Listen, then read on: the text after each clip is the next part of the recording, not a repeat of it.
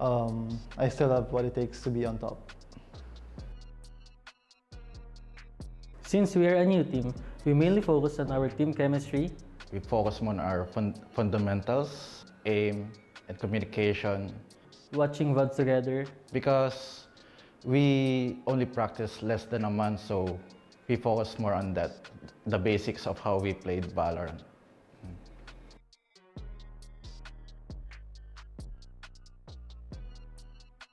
Less than a month kami nag-form. So yung mga struggles namin is yung paano namin na-execute yung mga strategy namin. Tapos yung previous tournament namin is parang medyo pumalpak kami kasi since hindi kami experienced sa pagsasama naming lahat. So parang nagkakamali kami. Pero at least napansin naman agad namin yon before mag-VCT. So na-polish naman namin.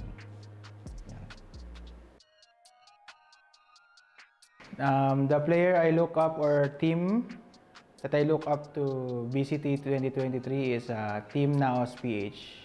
It's more of the Naos core trio of Wits, Ja, and Papi Chulo because they have been my teammates for a long time, and I'm just excited to be in the same server with them again. Thank you for your continuous support in Action PH. We will do our best individually and as a team. Please continue to support us in VCT 2023. Thank you.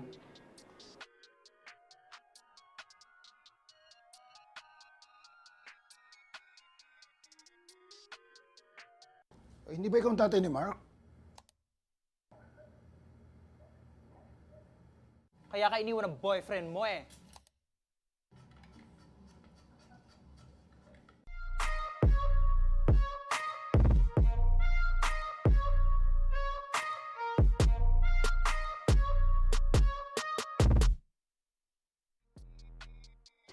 Hi, I'm Blurred. Hi, I'm Derek. Hi, I'm Micro. Hi, I'm Kevzi. Hi, my name is Yanagi and we are Action PH. I just feel excitement more than anything. I feel so thrilled to compete against with the other teams. So much has changed throughout the many months I've missed, and I just want to prove that despite being inactive for so long, I still have what it takes to be on top. Since we are a new team, we mainly focus on our team chemistry. We focus more on our fundamentals, aim, and communication. Watching VODs together. Because we only practice less than a month, so we focus more on that, the basics of how we played Valorant.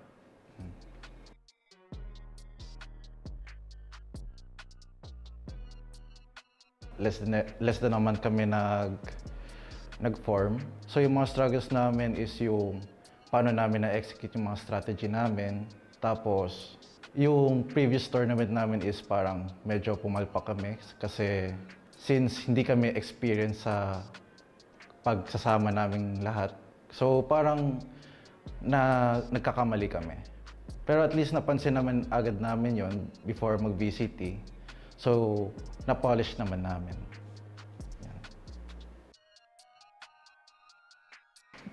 The player I look up or team that I look up to VCT 2023 is Team Naos PH. It's more of the Naos core trio of Wits, Ja, and Papi Chulo because they have been my teammates for a long time, and I'm just excited to be in the same server with them again. Thank you for your continuous support in Action PH. We will do our best individually and as a team. Please continue to support us in VCT 2023. Thank you.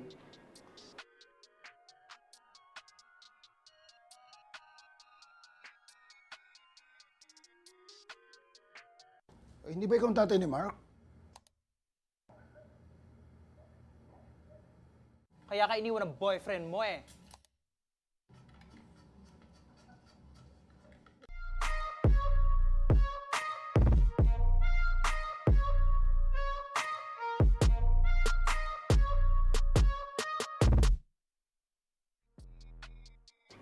Hi, I'm Blurred. Hi, I'm Derek. Hi, I'm Micro. Hi, I'm Kevzi. Hi, my name is Yanagi and we are Action PH. I just feel excitement more than anything. I feel so thrilled to compete against with the other teams. So much has changed throughout the many months I've missed, and I just want to prove that despite being inactive for so long, I still have what it takes to be on top.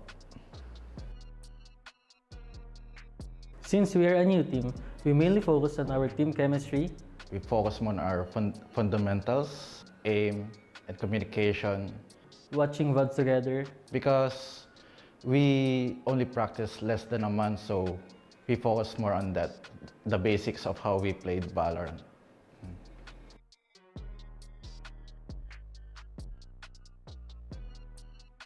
Less than a month kami nag-form. So yung mga struggles namin is yung paano namin na-execute yung mga strategy namin. Tapos, yung previous tournament namin is parang medyo pumalpak kami kasi since hindi kami experienced sa pagsasama naming lahat. So parang nagkakamali kami. Pero at least napansin naman agad namin yon before mag-VCT. So, na-polish naman namin.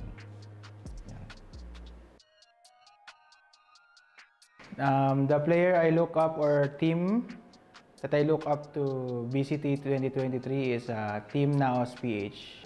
It's more of the Naos core trio of Wits, Ja, and Papi Chulo because they have been my teammates for a long time, and I'm just excited to be in the same server with them again. thank you for your continuous support in Action PH. We will do our best individually and as a team. Please continue to support us in VCT 2023. Thank you.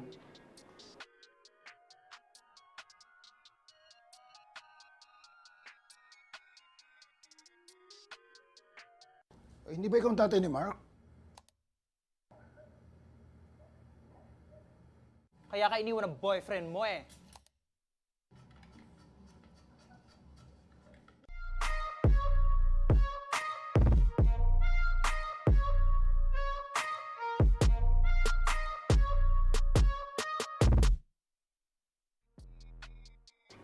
Hi, I'm Blurred. Hi, I'm Derek. Hi, I'm Micro. Hi, I'm Kevzi. Hi, my name is Yanagi and we are Action PH. I just feel excitement more than anything. I feel so thrilled to compete against with the other teams. So much has changed throughout the many months I've missed, and I just want to prove that despite being inactive for so long, I still have what it takes to be on top. Since we are a new team, we mainly focus on our team chemistry, We focus more on our fundamentals, aim, and communication watching VODs together, because we only practice less than a month, so we focus more on that, the basics of how we played Valorant.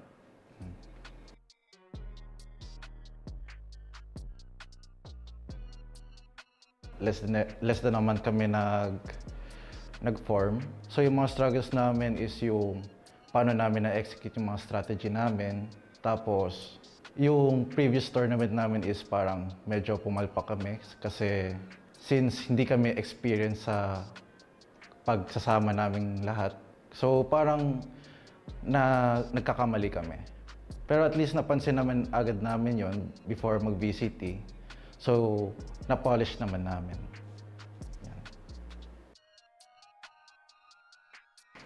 The player I look up or team that I look up to VCT 2023 is Team Naos PH.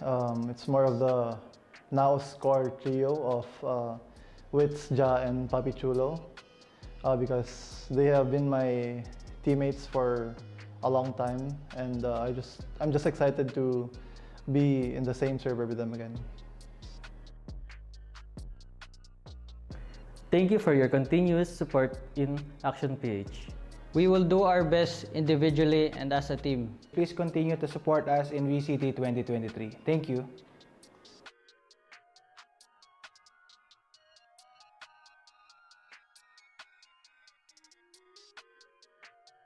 Hindi ba ikaw ang tatay ni Mark?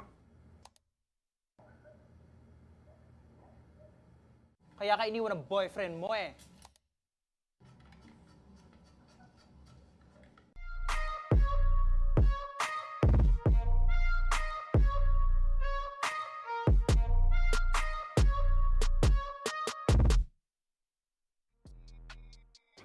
Hi, I'm Blurred. Hi, I'm Derek. Hi, I'm Micro. Hi, I'm Kevzi. Hi, my name is Yanagi and we are Action PH.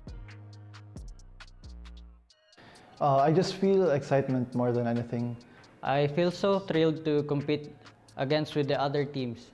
So much has changed throughout the many months I've missed, and I just want to prove that despite being inactive for so long, I still have what it takes to be on top.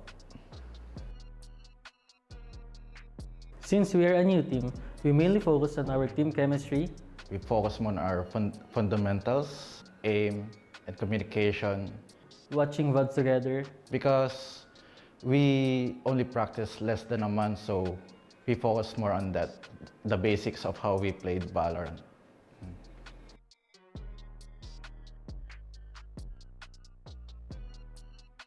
Less than a month kami nag-form. So yung mga struggles namin is yung paano namin na-execute yung mga strategy namin. Tapos yung previous tournament namin is parang medyo pumalpak kami kasi since hindi kami experience sa pagsasama naming lahat. So parang nagkakamali kami. Pero at least napansin naman agad namin yon before mag-VCT. So na-polish naman namin.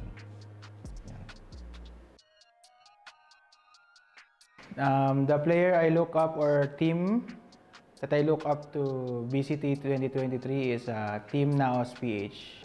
It's more of the Naos core trio of Wits, Ja, and Papi Chulo because they have been my teammates for a long time, and I'm just excited to be in the same server with them again. thank you for your continuous support in Action PH. We will do our best individually and as a team. Please continue to support us in VCT 2023. Thank you.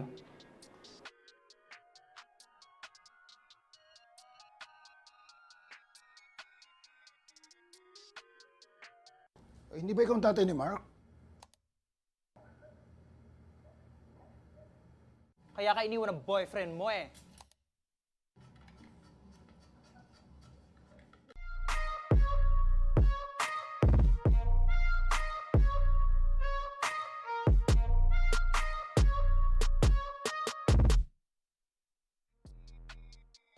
Hi, I'm Blurred. Hi, I'm Derek. Hi, I'm Micro. Hi, I'm Kevzi. Hi, my name is Yanagi and we are Action PH. I just feel excitement more than anything. I feel so thrilled to compete against with the other teams.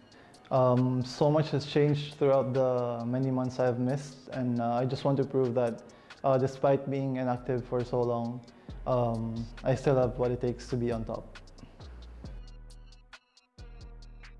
Since we are a new team, we mainly focus on our team chemistry, We focus on our fundamentals, aim, and communication watching VODs together, because we only practice less than a month, so we focus more on that, the basics of how we played Valorant.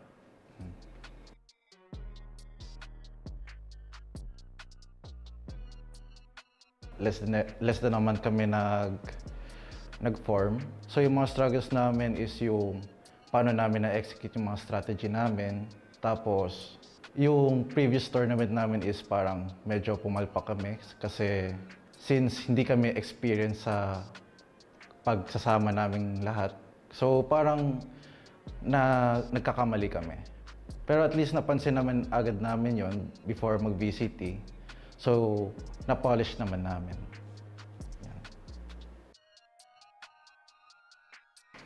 The player I look up or team that I look up to VCT 2023 is Team Naos PH. It's more of the Naos core trio of Wits, Ja, and Papi Chulo because they have been my teammates for a long time, and I'm just excited to be in the same server with them again.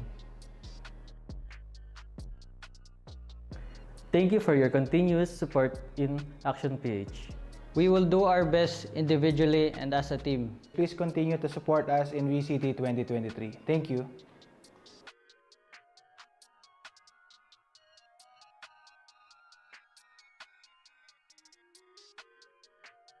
Hindi ba ikaw ang tatay ni Mark? Kaya ka iniwan ng boyfriend mo eh.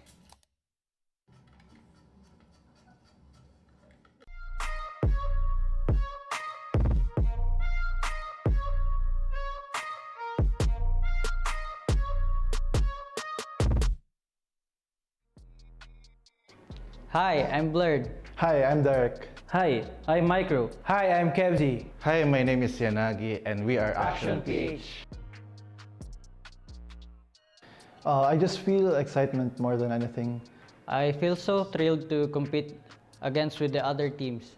So much has changed throughout the many months I've missed, and I just want to prove that despite being inactive for so long, I still have what it takes to be on top. Since we are a new team, we mainly focus on our team chemistry, We focus more on our fundamentals, aim, and communication watching VODs together, because we only practice less than a month, so we focus more on that, the basics of how we played Valorant.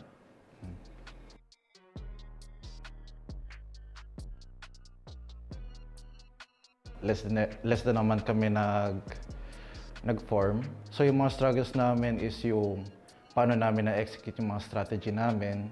Tapos yung previous tournament namin is parang medyo pumalpak kami kasi since hindi kami experienced sa pagsasama naming lahat. So parang nagkakamali kami. Pero at least napansin naman agad namin yon before mag-VCT.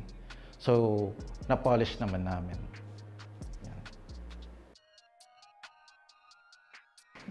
The player I look up or team that I look up to VCT 2023 is Team Naos PH. It's more of the Naos core trio of Wits, Ja, and Papi Chulo, because they have been my teammates for a long time, and I'm just excited to be in the same server with them again. thank you for your continuous support in Action PH. We will do our best individually and as a team. Please continue to support us in VCT 2023. Thank you.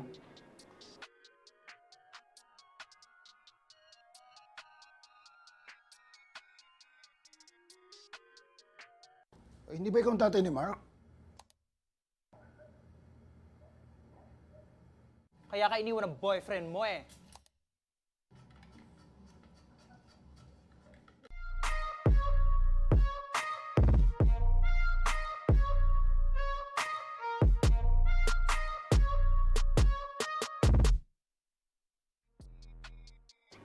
Hi, I'm Blurred.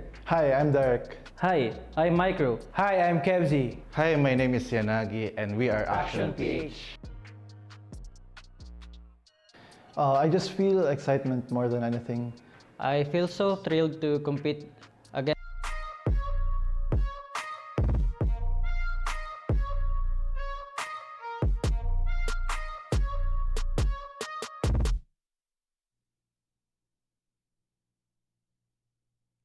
If you're looking for action, camaraderie, and perseverance, then you've come to the right place. This is the home of Philippine talent showing what they've got. The best of the best in the Valorant scene here in the country, battling it out to see who comes out on top. It's time. This is VCTPH.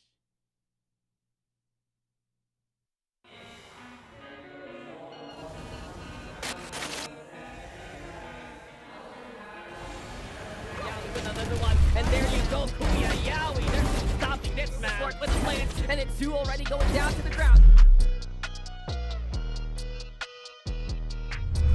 Great, look at this reflection, Reno! Thinking it, he's just gonna go for it, and Nate Flicks crawls his way to the clutch.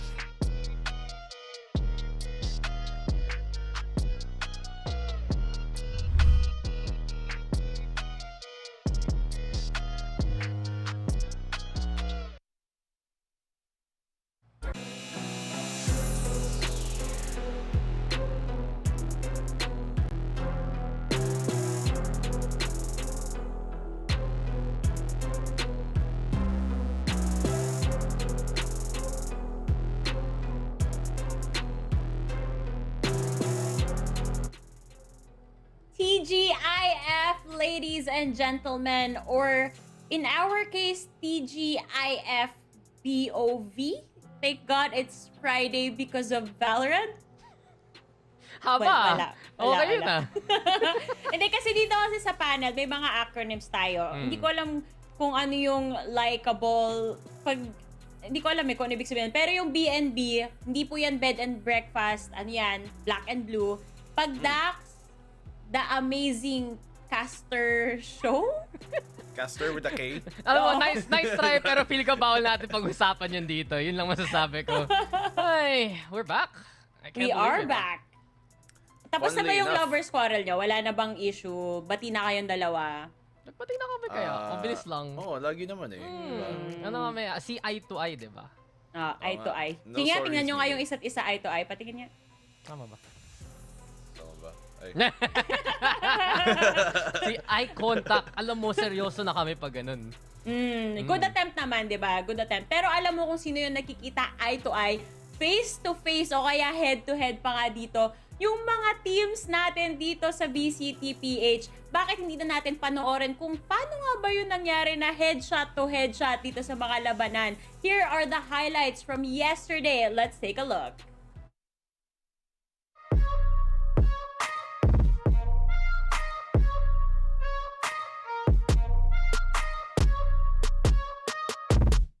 There's always that opportunity for SI Nakage, and that's what gives them stability in these post-ban scenarios. But now, even in the shadows, even in the darkness, Bolex opens up his eyes and is able to find a takedown. Desperate though to catch out Sid, can't get the job done. It's Chase instead, they line up for him, and that's enough to get the round. Very low at this point. Single Spectre can literally shred this entire team. Batman makes contact here with the rest of the team, and yeah, they fall down like dominoes. Like, What was right in front of them, and now here you go. You don't even see that one coming, courtesy of Zin. Good start to shut Fall X down. If he can't even start the round, man, he can't play it. Nakage, they're just so much more understanding of what to do in these situations. Eco round, Maxi's gonna farm them at this point. Garage is gonna where he's gonna keep him, spams through, and yeah, 4K. I love the sightlines from from the Owls here. They just know that APH is just somewhere at B. There it is. Recon Dart pointed out.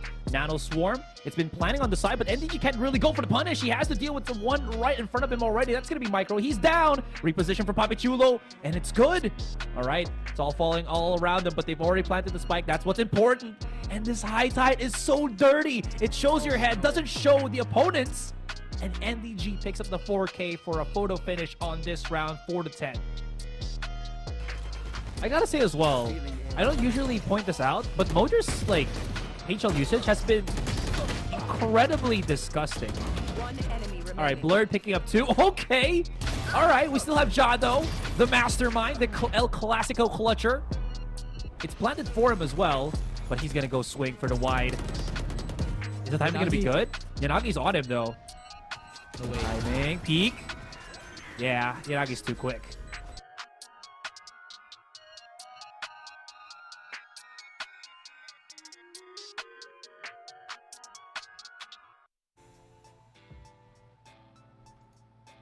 Pew, pew, pew! Bang, bang, bang!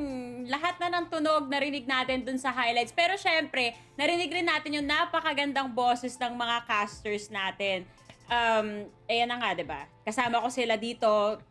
Parang chillings pa tong dalawang to. Pero anyway, bago pa ang lahat, gusto ko munang magpasalamat sa mga sponsors natin. Kasi syempre yung mga highlights na yun, hindi yan mangyayari if it weren't for the help of our sponsors. So dahil dyan, maraming salamat sa Riot Games as well as Mineski Philippines for making this possible. And let's also give thanks to our official sponsor, Grab Unlimited. Celebrate great wins with great food and enjoy free delivery every day. Subscribe to Grab Unlimited now for only 9 pesos on your first month. And last but not the least, this tournament is officially sanctioned by the Games and Amusement Board. Yan. Nico, natawag na naman kitang Nico. Black and blue, rather. Oh, There yeah. we go. Kaya nga tayo may mga acronyms na pinag-usapan kanina. Ano bang masasabi mo dun sa laban na kinast mo nga kahapon? Rinig na rinig ko yung boses mo dun. Hindi maipagkakait na ikaw talaga yun. Well, it was certainly, pagtingnan nga natin dito, diba, yung match na kinasama ni Dax, to be fair, pareho kami kahapon. It was one na, nakala kong pwede pang tumakas natin yung SR medyo medyo shaky at some moments, and then Game Labs medyo bumawi nga no map number 2, pero in the end yung pinaka dito ng SR na kage yung bumalik nga sa kanila, which is their rated. Paano sila bumawi when they are also in a losing streak on terms of rounds. So yeah, I think it was a pretty good series, all things considered. Dalawang 2-0 kahapon, but it didn't feel like it. Tayo pala yun. It certainly did not feel like it. Ayan, si Dax, feeling ko may gusto rin sabihin si Dax. Siyempre bilang co-casters, di ba? Gusto ko makibanat dyan. I'm surprised though na, uy, ako pala yun? English speaking? I see. Boses But, mo yun? boses ko yun. Pero meron naman isa pang series dun sa kabila, di ba? We had Naos Esports versus Action PH. At doon naman, overall, it just felt like na Naos was just as dominant as can be. They had the standard Icebox fanfare. Dinala rin nila patungo na sa Haven. And it just really feels like we're getting one of the more aggressive teams dito sa ating regular season in Naos Esports. So bantayan talaga natin yung top part of the bracket especially because that's gonna get really tight and really close moving forward sa playoffs natin eh. Saktong-sakto yung sinabi mo kasi i-reveal na natin kung ano nga ba yung current standings natin dito. And like you mentioned, makikita natin tong Naos Esports at the top dito, Dax. Later on, meron tayong game with Oasis Gaming. Sa tingin mo ba, sila na ulit yung mapupunta dito sa number 1, Dax? Or do you think na Naos Esports will retain this spot and possible pa na mag-tie itong dalawang to? Actually, pag matalo naman Oasis Gaming dito, technically tied sila in the first place, right? Pero depende pa rin sa map differential. I'm just looking right now at this stretch of Oasis Gaming. Just to correct myself from yesterday, ang Oasis Gaming, 2 na out of the 3 direct invite teams ang natalo. Pinakahuling matchup nila down the line will be SR Nakage. But from this point on muna, puro mga open qualifier teams yung mga papalagan nila. So it feels like it's more of a test of strength rather than experience. Doon natin makikita nga kung paano magka-size up yung the rest sa Oasis Gaming. And moving forward, I feel like yun yung magiging standard in the first place dito sa regular season. I wouldn't be surprised to see Oasis Gaming take these victories down the line. Pero para sa mga teams na makikipaglaban sa kanila, it will be very important how they gauge themselves against this all-star squad. I mean, yun naman yung tamang sagot, Dax. Pag pinag-isipan mo talaga, pag pareho silang naging 3-1 here at the end of the day. Pero gusto ko malaman, ano ang sagot ng puso mo, Dax?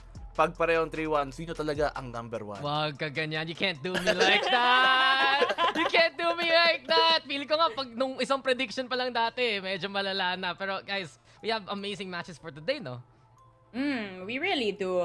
Actually, pag tinignan mo dito, 'di ba, Oasis Gaming yan nga yung magiging defining natin dito kung sino ba yung magta-top 1 sa standings natin. Pero dito, Black and Blue, mas interested ako right now dito sa game number 2 natin because it's Puggers versus Sky. And I think at this point, medyo madugo talaga tong series na to, lalong-lalo na alam naman natin na hindi pa well off sa current standings natin etong dalawang teams na to. Oh, masala na itong Sky, 'di ba? Sila ang by far so far dito nasa pinaka ilalim talaga ng ating leaderboard. These teams really nag-qualify into the playoffs kung patuloy pa din ang performance nila dito. You see both of them 7th and 8th place respectively, and you have to be top 6 para lang makapasok sa playoffs. So they're really fighting for here in this matchup. Katulad ng pinag-usapan natin actually kahapon ng panel, the reason why this matchup is entertaining and so exciting is because this is basically a match for them to try and qualify just by winning this. Puggers can make it if Abaddon and Abyss lose their game later. Yeah, it's a very important matchup. Feel ko nga, it's not about being in last place or not by this point. It's about making it to the top 6 para sa playoffs, and it'll be a big win for either side.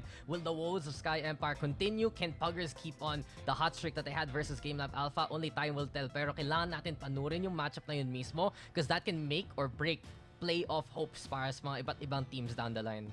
Yun na nga eh, make or break talaga, and down the line pa yan kasi second series natin yan for the day. Going back to our first series of the day, magkakaalaman tayo kung saang direction ba papunta etong series na to. Will it be going to the Oasis or will it be going to the Abyss?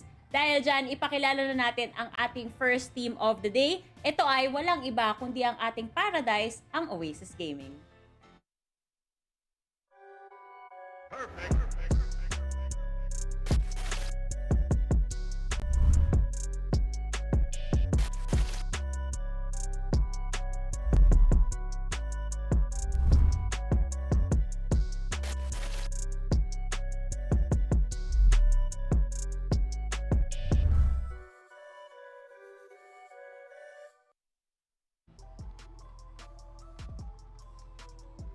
Marami na kumanta basically nung mga hopes and hymns and praises of Oasis Gaming. At kita talaga natin with this roster, it's all-star supremacy yet again. Nexi, Savvy 8K, Georgie, Marky, Wild, Oreo, Draxi, they're also in rotation.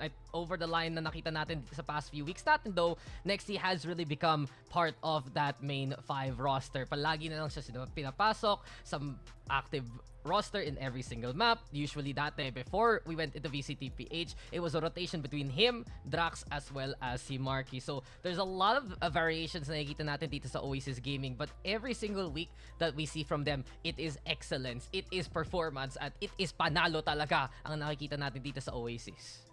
Malaking bagay din yun, the fact that they are able to, really finally look like the best shape that they've ever been, Dax. Ever since nung year 1, ang parang best configuration ng Oasis. I totally agree na si Nexty ang parang lagi mong by far for me. This is an all-star lineup. I think separates himself as also being one of those players talaga na you can always rely on no matter what map, no matter what role. And for Oasis to keep him in the rotation is a big thing, but more importantly for Oasis to have fielded here dito sa VCTPH stage 1 natin, I think that they have a real good chance in this home run. Oh, I completely agree with you there. And tulad nga yan, pinoint out mo pa si Nexi dito. One of the most consistent players that we've seen throughout the stages of VCT talaga. Never absent but also never failing talaga. Sabi mo nga, di ba, reliable talaga. And I think that's one of the factors why Oasis Gaming, the current roster, just really works for them as well as a whole. Pero moving on to their opponent for the day, sabi ko nga kanina, we went to Paradise, we went to the Oasis, pero ngayon alamin natin saan kaya nagtatapos ang Abyss. Meron nga ba? Ito na, alamin natin with Abaddon Abyss. Perfect.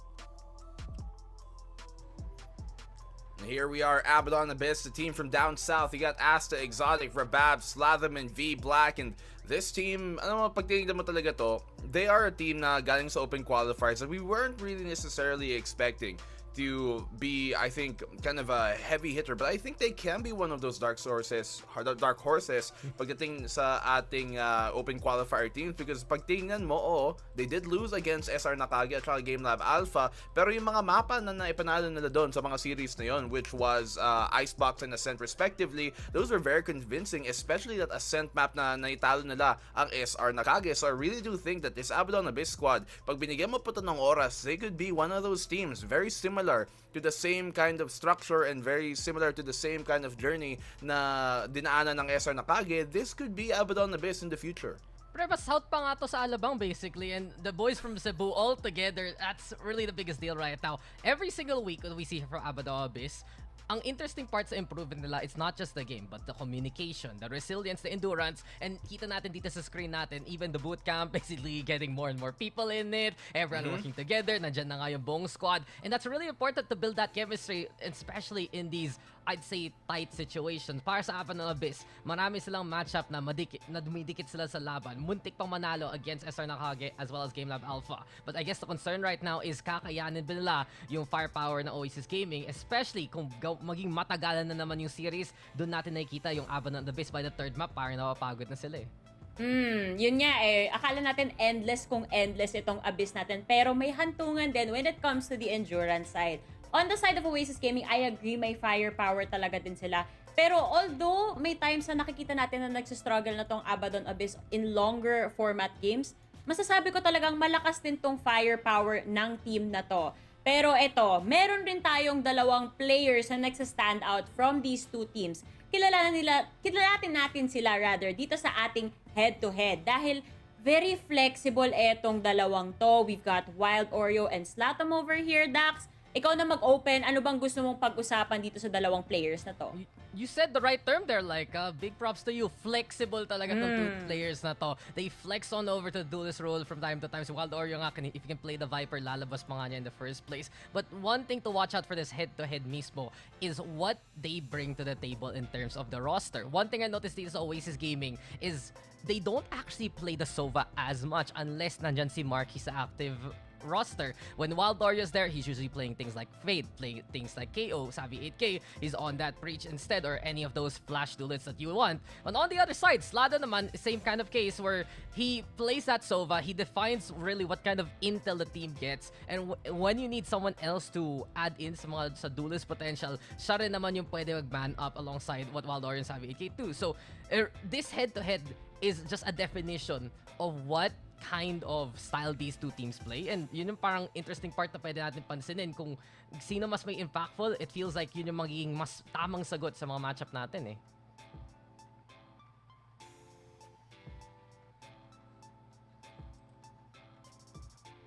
Hello!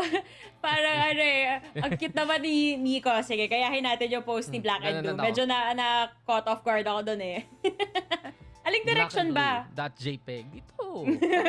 Ganun na nga yung nangyari. Okay lang yan. Casting partner mo naman yan. It does happen. Pero to add to the point that you just mentioned, ito kasi talagang dalawang players na to, tulad nga na sinabi mo, I would say, parang yung comparison natin kahapon sa mga initiator natin, meron talaga dito na initiator na makikita mo na more on the team play talaga yung purpose nila. And then meron tayong ditong iba na nag-e-enable ng aggression for the team. At masasabi ko siguro, more on the side of Zlatan, sabi mo nga, more on the intel initiators kapag yun yung flex role na ginagampanan niya. Pero pag dito naman kay Wild Oreo, more on support yung nakikita ko eh. Pero what's funny is, pareho sila from time to time, they really jump into that sentinel role, which I find is a huge jump in terms of role. So would you say, Dax, na kapag ganun ba, nagkakaiba ba yung dynamic talaga when you jump from that initiator role, tas biglaan na lang depending on the map, kailangan magampanan mo itong sentinel role na more on anchoring the side? It's more like the playstyle mismo. I don't recall really kung gaano kadalas mag-sentinel to mga players na to, except if you count Viper as one in terms of Wild Orio's side. Pero it just really goes to show na sila yung nag-fit in para sa team, and they also fill in yung mga mga kailangan talaga ng Oasis Gaming at Abaddon Abyss respectively. One thing to watch out for is kung lalabas ba ni Wild Oreo at ni Sladom yung Neon, lalabas ba yung Raze ni Sladom, lalabas ba yung KO ni Wild Oreo. Those kind of important aspects really changes the dynamic, and having them on the rosters for both Oasis and Abaddon Abyss enables a lot more of these compositions and a lot more of these styles to happen para sa mga roster nila eh. Yeah, I mean, you look at these two teams, and just to touch upon the point that you talked about a while ago, I think the roster talk about this team is really important, because the flexibility is something that remains to be in question if that's something that, Abaddon Abyss should continue the same way Oasis are, because Oasis, they're really effective in that case. But to be fair, when we do look at, some of the more variations that the roster of Abaddon Abyss have tried to do, they kind of look better when they stick to what they know. You have saw them kind of flex on over to that duelist sometimes. You have Exotic come over to the Sentinel on the Cypher on Fracture, but even though they've gone some rounds with it, it never was too convincing every time they do, and it always seemed like that their game plan wasn't just diverse enough to make that happen. So I do think that these players do have flexibility to play, but I'm just not too sure, especially against Oasis, if trying out and diverting to new things is exactly what you want to do in this specific matchup when you've got your back against the wall in terms of the standings. Yes, I have to agree with you there, kasi this isn't the time to be experimenting, knowing na Oasis Gaming is definitely one of the teams that you absolutely have to look out for, especially here sa VCTPH. You have to approach it with more caution and more planning talaga. And as we head on over to our map, Vito, boys, I just want to ask you, let's start with Black and Blue, since you're back here in the, ano ba tawag dito? MP4 universe? Gumagalaw na tayong lahat with audio. Yeah, in the living world. Na ano sa tingin mo yung mapa na kailangan maging cautious talaga itong Abaddon Abyss, especially going up against a contender like Oasis Gaming? I mean, nakita naman natin na Oasis, katulad ng sinasabi lagi ni Dax, they are one of the best teams pagdating sa Haven. Nakita naman natin yon na many times on over. Although, to be fair, idinala nga sila ng action ng malayo ng overtime pa nga, and Oasis ban Ascent, and this was the map veto, the first opening ban that I figured Oasis were gonna go to kung hindi sila nag-default dun sa mga permaban sila, kasi so far sa lahat ng mapa na inalaro dito sa VCT ng Abaddon Abyss, this was the most convincing by far nung in overtime nga nila kalaban ang SR Nakage, and I think that was a map that really actually napanalo nga nila versus SR Nakage, and that was a map that I think could be where pwede pa silang makabawi or pwede pa silang makakuha ng isang punto dito sa series na to. Abaddon Abyss, Breeze, okay, that makes sense, nakita naman natin yon, but for Oasis to open up dito sa map picks nila, they could pick Fracture, I think, kasi ito ang isa sa mga mapa na nakita natin malakas ang Oasis pero medyo nahirapan ng Fracture nung nakita natin kalaban ng SR Nakage. Yeah, Fracture, I think it's something that Oasis can really consider. Pero we look at those bans again. Oasis has been banning Ascent versus, I believe, Action PH as well as now Esports. And in all honesty, it might be a little bit spicy here na baka may pa tayo makakuha ng bind because Abaddon Abyss isn't really afraid to bring out bind of all maps. Oasis hasn't played bind in so very long. Pero to no surprise, Haven talaga para sa Oasis. This has been one of their most successful maps. I think the only time they have lost Haven over the past few months has been on a LAN finals. Besides that, basta online, basta buhay na buhay dito ang Oasis Gaming. I'm really excited though for this second map pick because Abaddon Abyss can throw such a big curveball para sa map pool natin eh. I'm a little bit worried about the first map pick on the side of Abaddon Abyss. Bakit nila iniwang nakabukas yung Haven dito? Hopefully, maganda yung plano nila dito. Pero picking Pearl over here, Black and Blue, I think that is very strategic, especially since maganda naman yung naging run nila, specifically against Puggers, diba? I mean, statistically, this is the best map pick that you can right now, right? And considering the fact na tinanggal nga ang Ascent, yun yung opening ban, Pearl by far has been the worst map dito ng Oasis in the past few months. Natalo sila versus Action, nanalo sila versus Action, yes, but natalo sila versus Sky Empire right before, and that isn't saying much, to be fair, because Oasis haven't been losing many maps, period, altogether. But this is one of the at least slightly more probable maps na pwede pang ipanalo ng Abaddon Abyss, but it still isn't saying much. There's a lot for them to go for, na nanalo nga sila versus Puggers, but it wasn't super convincing as well, 13-9. And so Abaddon Abyss, I think they're just kind of grasping at straws here to try and find any map that they can put together. Bind itinatanggal nga dito, and so that still leaves Fracture in that pool na pwedeng laruin.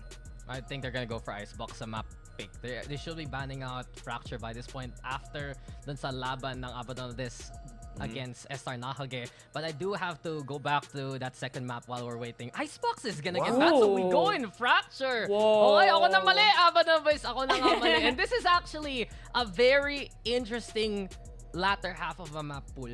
Kasi para sa Oasis, the odds are with them. Let's be real. They have finally gotten that success sa Pearl. They were able to beat down Naos. Pero may weakness pa rin eh. Like Black and Blue has mentioned dun sa bago sa matchup versus Action PH, hindi nila ma-figure out ano gusto nila gawin sa Pearl. And coming into Fraction naman, in that matchup versus Naos, that looked to be such a sure win until bumalik yung Naos sa kanila near the second half. So there might be openings dito na ma-figure out ng Abaddon Abyss. But on the other side, kung dun ka naman sa Oasis camp, ito na yung magsasabi sa lahat na tama na yung ginagawa namin sa Pearl at tama na yung ginagawa namin sa Fracture. It's a bit of a make or break for Oasis, even though that these have been successful maps for them. Kasi dito natin malalaman kung back to the drawing board ba yung mga comp nila or okay na ba yung mga lalaroin nila down the line. I'm gonna be honest with you. I'm fixated on Fracture. I want us to reach game number 3 kasi gusto kong makita tong si Wild Oreo or nailabas tong Neon. If I'm not mistaken, ito yung map na nilabas niya yun, and I want to see more of that. Very exciting. I know we talked about him being a more of the flexible role dito, pero yun nga eh, to be a more forward role, nakakatuwa talagang makita. So excited ako. At dahil dyan, I am hoping na mag 2-1 tayo, but my prediction for this series is gonna go with Oasis Gaming. Mad respect to Abaddon Abyss, pero alam ko kasi, nakikita ko yung record talaga nitong Oasis Gaming, and I just feel like Abaddon Abyss is not yet ready to take on this monster of a team as well. But you guys could have different opinions from me. What is your prediction over here, Dax? Gotta agree with you. Oasis Gaming looking very much to be the team to beat, at especially yung masa-start tayo dito sa Haven. doon pa lang mahirap na ang magiging labanan para sa Abaddon Abyss. They have so much work cut out for them in the long run, especially if we move into Fracture pag maging decider pa nga. So magiging delikado dito para sa Abaddon Abyss. We have to go for OASIS this one. OASIS din si Dax, which leaves you, Black and Blue. Are you gonna join the bandwagon here on the panel, or do you have a different opinion about this? I definitely agree dito kay Dax, and maybe possibly to you as well, na OASIS dito talaga ang dapat manalo. They're gonna be my prediction for this one, pero katulad ng sabi ni Dax, this is gonna be kind of a test dito para sa OASIS because it has to be convincing, and we have to see kung anong gumana nung huling beses na naglaro sila sa Icebox and Pearl respectively, if those things still stick, if napatuloy pa nila dito, and at least for them, they get a slightly, maybe lesser high-tiered opponent to try and, you know, really work that out on. So for this, I think OASIS 2-0 even. Ooh, okay. So, dun tayo magkakaiba. Hala, bakit ganun? Anyway, OASIS Gaming yan, guys. Unanimous yan. Narinig nyo naman yung mga sinabi natin. Anyway, eto na nga. Alam nyo naman si Black and Blue nagiging JPEG from time to time. Kaya siguro napag-iwanan din. Pero ayun, naka-lock and loaded na yung mga predictions namin dito sa panel. And excited na ako makita how this series is gonna end up. Like I said, I am excited for Fracture. Hopefully, we get to that point. But if we don't, it just goes to show na meron talagang mga teams dito na super dominant. And we're about to find out which team that's gonna be as we head on over to the games. So casters, I'm tossing it to you guys.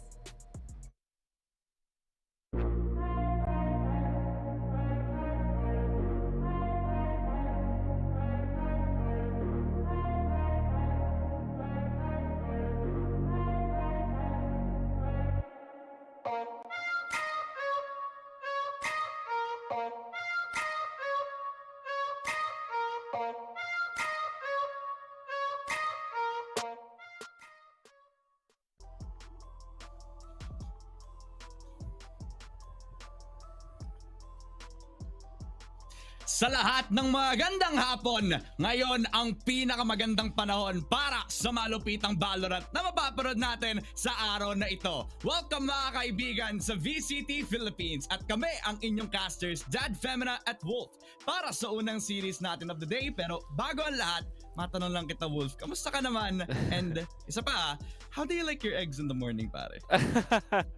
Well, boiled egg tayo ngayon kasi for some reason ng mga sinasabi ng mga dietitian dyan ay ito yung healthier version kasi you don't use oil or whatever. I'm trying to be healthier but sobrang pretentious ba ng tono ko to? But yeah, I think that's an interesting question and I wonder kung ano ang breakfast din ng mga players natin because they have to be really on point. Kung susumahin nandito na tayo sa mga crucial moments kasi week number 3 na, so the points are starting to reflect already kung sino yung susunod dun sa or mag-a-advance sa ating playoffs eventually, so much needed series win for both. Sobra. Lalo na para sa ating underdog. Ito ang OASIS Gaming versus Abaddon Abyss para sa first series natin. Ang battle of the top team versus the underdog para sa ating laban mga kaibigan. Wherein nakikita natin na sobrang different ng paths ng pareho nating teams. Whereas OASIS Gaming, sila yung is mga direct invited habang ang Abaddon Abyss, sila yung kailangan mag-grind na knockdown sa lower bracket from the open qualifiers. Tapos pagdating sa lower bracket, undefeated sila papunta dito sa ating regular season. Pagpasok naman, yung expectations, they were very high naman. Pero when it comes to like the tightest of games, nakakapag-perform ang Abaddon Abyss. Now, dito tayo sa Haven magtutos at nakapag-usapan natin kanina, Wolf, na pag pumunta sa Haven ang OASIS Gaming ay napakahirap nilang kalaban. Kaya sobrang sobrang curious ako sa decision making ng Abaddon Abyss today. Kasi imagine mo, they have all the chances to veto this out.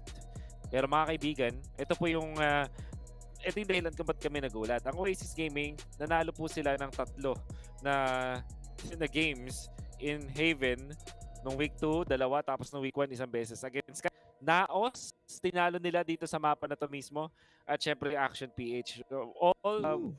yung dalawa doon dominant, isa lang yung naging close. So, bakit tayo nagulat? Kasi hinayaan ng Abaddon na na mangyari to, di ba? When it comes to their performance, surely, nanalo naman ang Abaddon Abyss sa Haven before. Actually, hindi pala. Talo sila against Game Lab Alpha. So, even all the more na parang nakakapagtaka itong decision ng Abaddon Abyss to let Haven go. At syempre, yun nga, all odds are actually favoring Oasis dito. Curious to see kung paano siya no? Beasts. Actually, gusto ko sana magulat dito sa team comp ng Oasis Gaming. Kasi nung last time na nakita natin sila, they were having itong si Nexi on Killjoy. But now they switch it up. Nakita nila na since successful si Nexi as a Sentinel, edi ibigay natin siya kung saan siya known before as a Sentinel on a chamber na ibinalik nila ngayon even though it is nerfed heavily. Kaya ngayon, babalik si Nexi sa mga comfortable picks niya. There was a time back when Nexi was on RRQ where he has been carrying so many games na naka-chamber siya, pre. He had one of the most stable headhunters. Tapos, napakalakas niya when it came to using yung kanyang ultimate, which is yung Tour de Force. Kaya ngayon na ibabalik niya, nako, napaka-exciting na throwback ito para kay Nexi na napaka-sexy. As for Abaddon Abyss, they go back to their comfort picks. Asta now, he is on the breach kasama tong sa Exotic para makapag-aggressive push. Pero hindi masyadong aggressive now that Oasis are on the attacking side. Konting clear lang doon sa may garage. Konting presence made over at made. Nexi trying to exchange shots dito papunta kay Asta. Pero wala pang opening picks dito. Especially since hindi nag-over-aggress ang mga players natin from Abaddon other than yung silong push dito. Pero heavy 8K, sobrang lapit dito kay Exotic. Changing fire, getting one. Pero si Draxi ang kukuha ng 1-for-1. Yeah. Crucial one. So, ito na yung pag-open ng mapa. Pero sa seat na natin lugar, joke lang. Nexi ang makakuha ng kill kay Slatom. At ito yung hinahanap natin. At ang maganda dito, dahil paubos na yung headhunters niya, in fact, ubos na yung headhunters niya, yung pinakawaling bala pa ang nakakuha ng kill. Eventually, nakapulot siya ng isang ghost.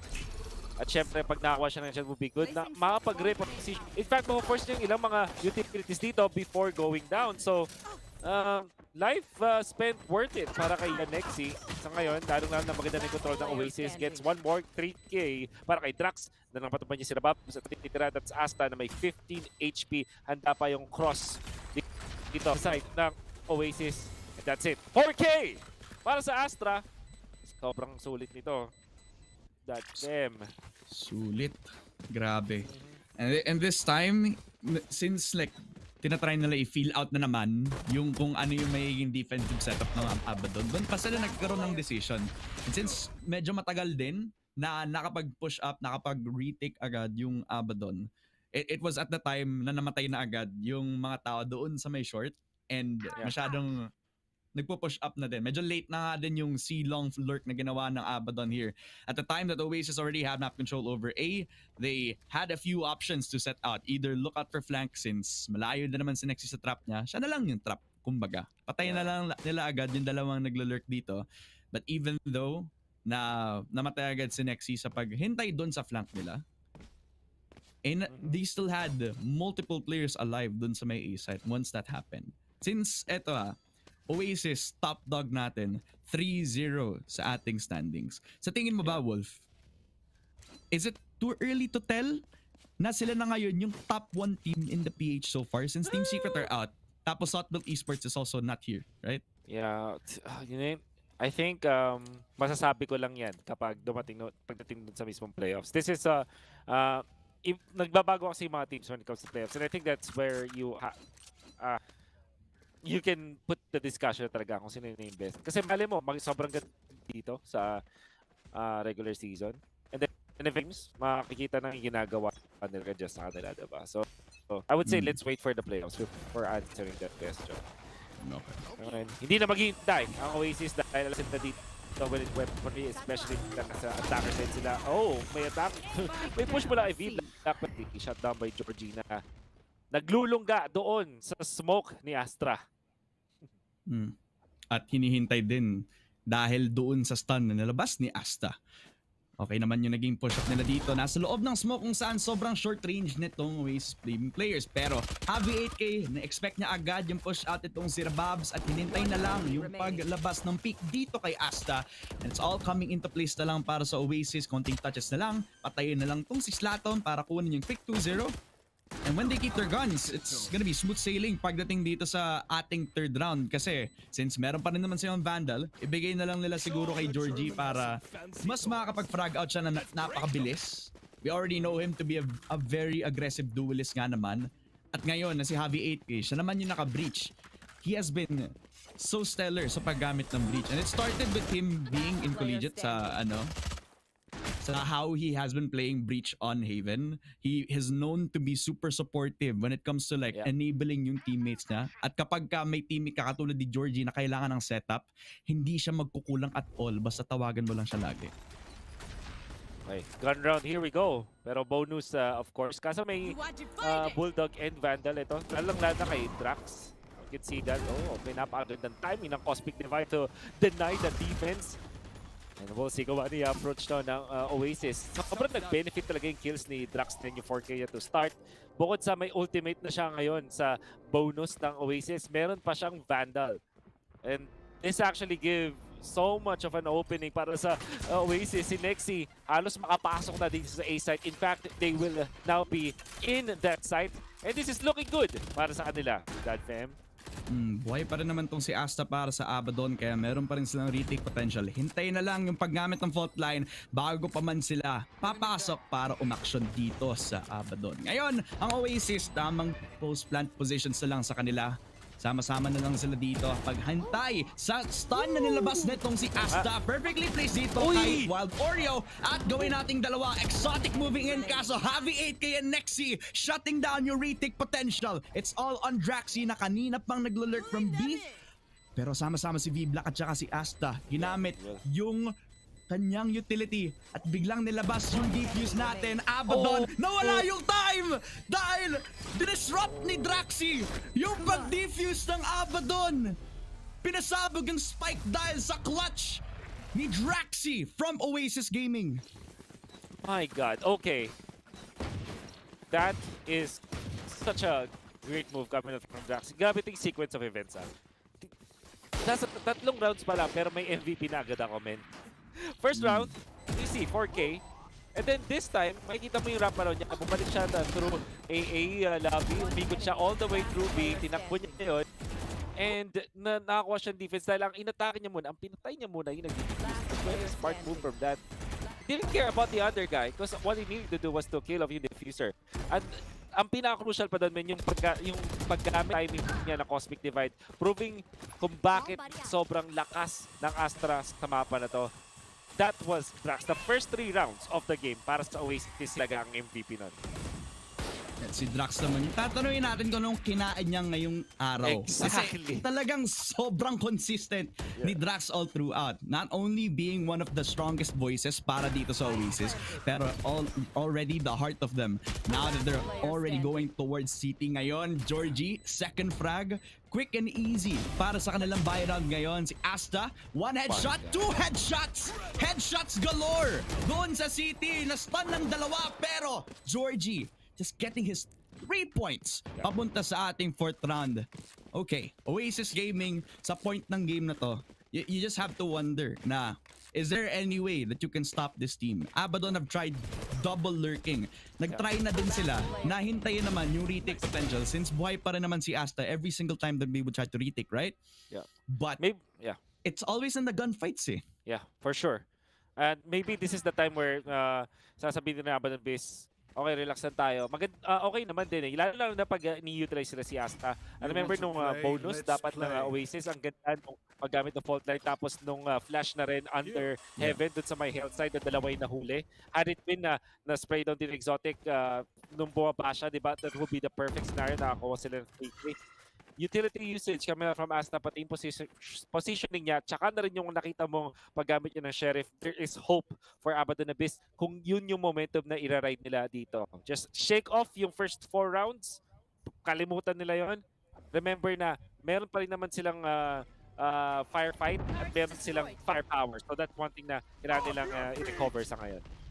You know, at this point, anong first 4 rounds? Nakalimutan ka na yun. Kasi ngayon, yung buy phase para dito sa Abaddon. At least na-shutdown nila tong si Georgie. At nakuha pa rin din ni V-Black yung dalawa. And that's Nexi, Wild Oreo, Georgie na tinanggal bago sila makakuha ng plat doon sa may C-site. They also have control over A long, pero ngayon na nagpupush tong si Exotic na may operator.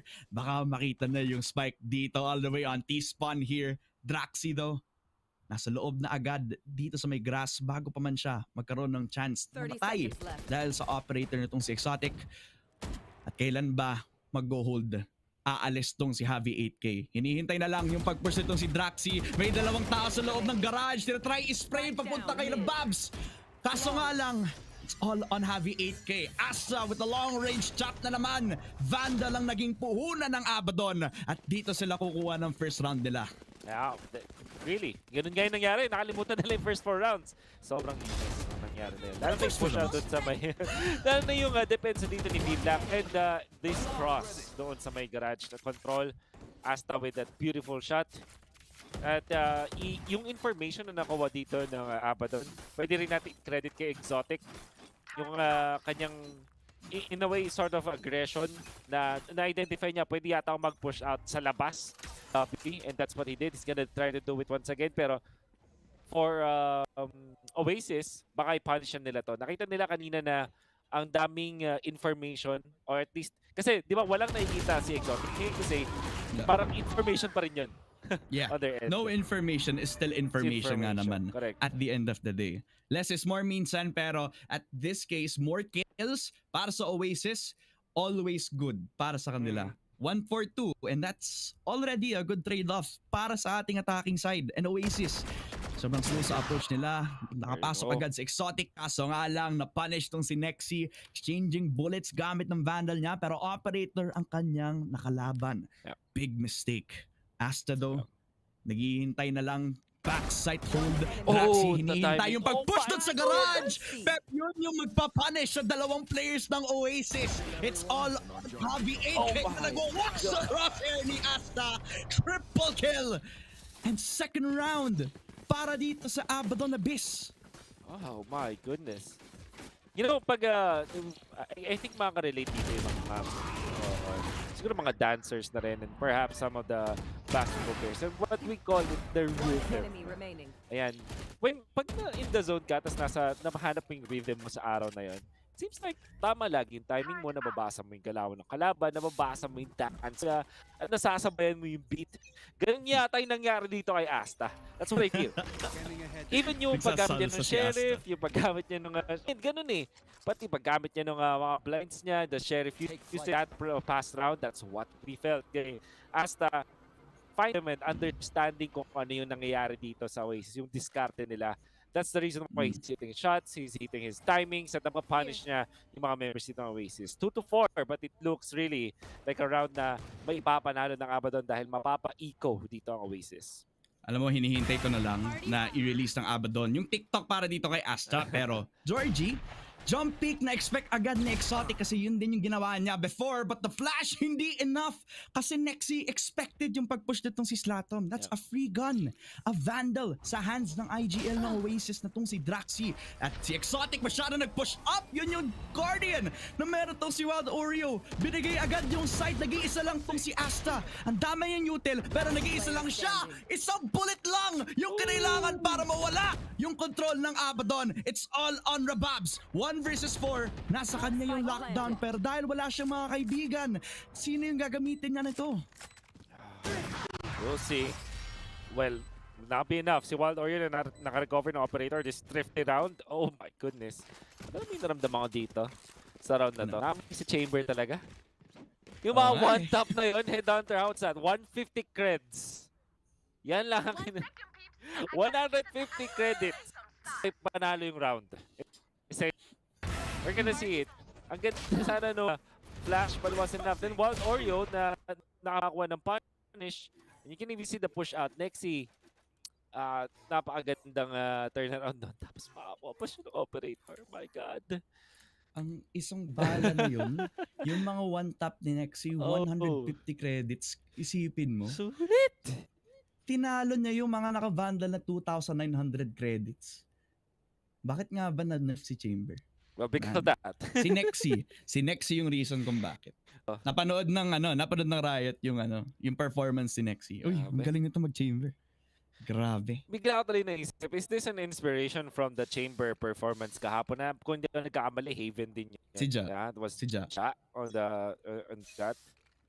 But not as this. Parang sabi ni Nexi, uy, ginamit ni Raymond team ko. Coach, gamitin ko kaya. Ayan, pinapakita niya. Ito, dahilan, coach. Ito, bigay mo sa akin to. My God. Ano killjoy, coach? Killjoy, tama na yan. Ito na tayo. Back to Chamber. Sentinel to, di ba? Ayan, sige. Tama. I wouldn't mind if naka-chamber ulit yung mga maglalaro sa Haven. As long as they do it right. So far, Nexi has been doing it reliably. Hitting yung shots niya when it matters. Tapos, it still provides din naman na meron silang flank watch kapag malapit si Nexi sa trap niya. It's not as strong as before na hahayaan mo na lang yung trap tapos dun kayo sa kabilang side ng mapa papasok, diba? It's not as strong as that. Exotic though, he's on top doon sa may B. Gamit ng operator.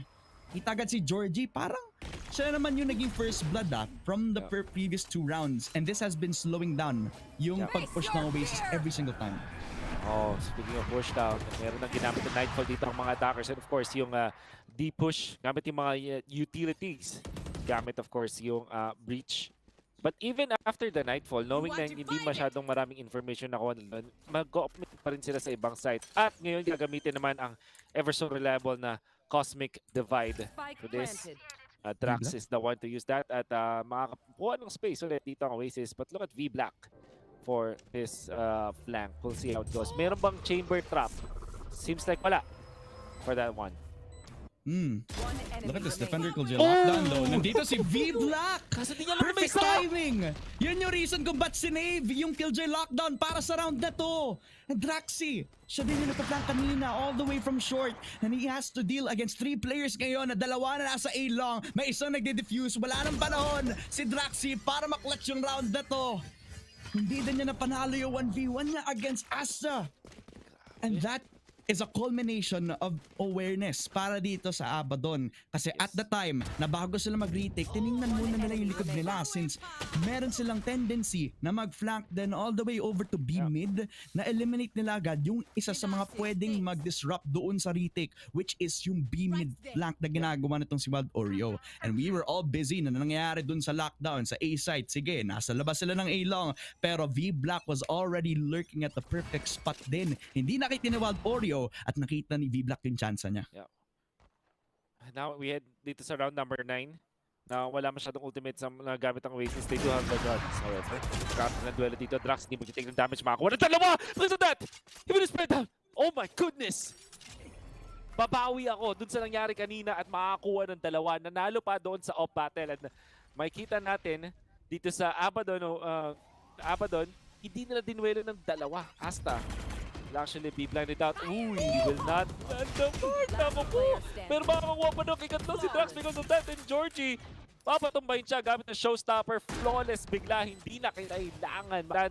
As OASIS punishes yung C-long push wala sa Abaddon Abyss. Slow and steady wins the race, ika nga, para dito sa OASIS dahil kinikick up nila yung tempo every single time that Abaddon play yung passive game nila. Binabato lang yung utility sa isang side tapos babalik agad sa site para madepensahan against OASIS. Pero this time, sila naman yung nag-hold for pushes. Yung Abaddon naman yung papasok. And they have had yung tendencies na yun. Kahit doon sa may A lobby, nakita mo sa Exotic, he has been pushing A lobby from a few straight rounds now. Ngayon, pwede siya mapunish ulit.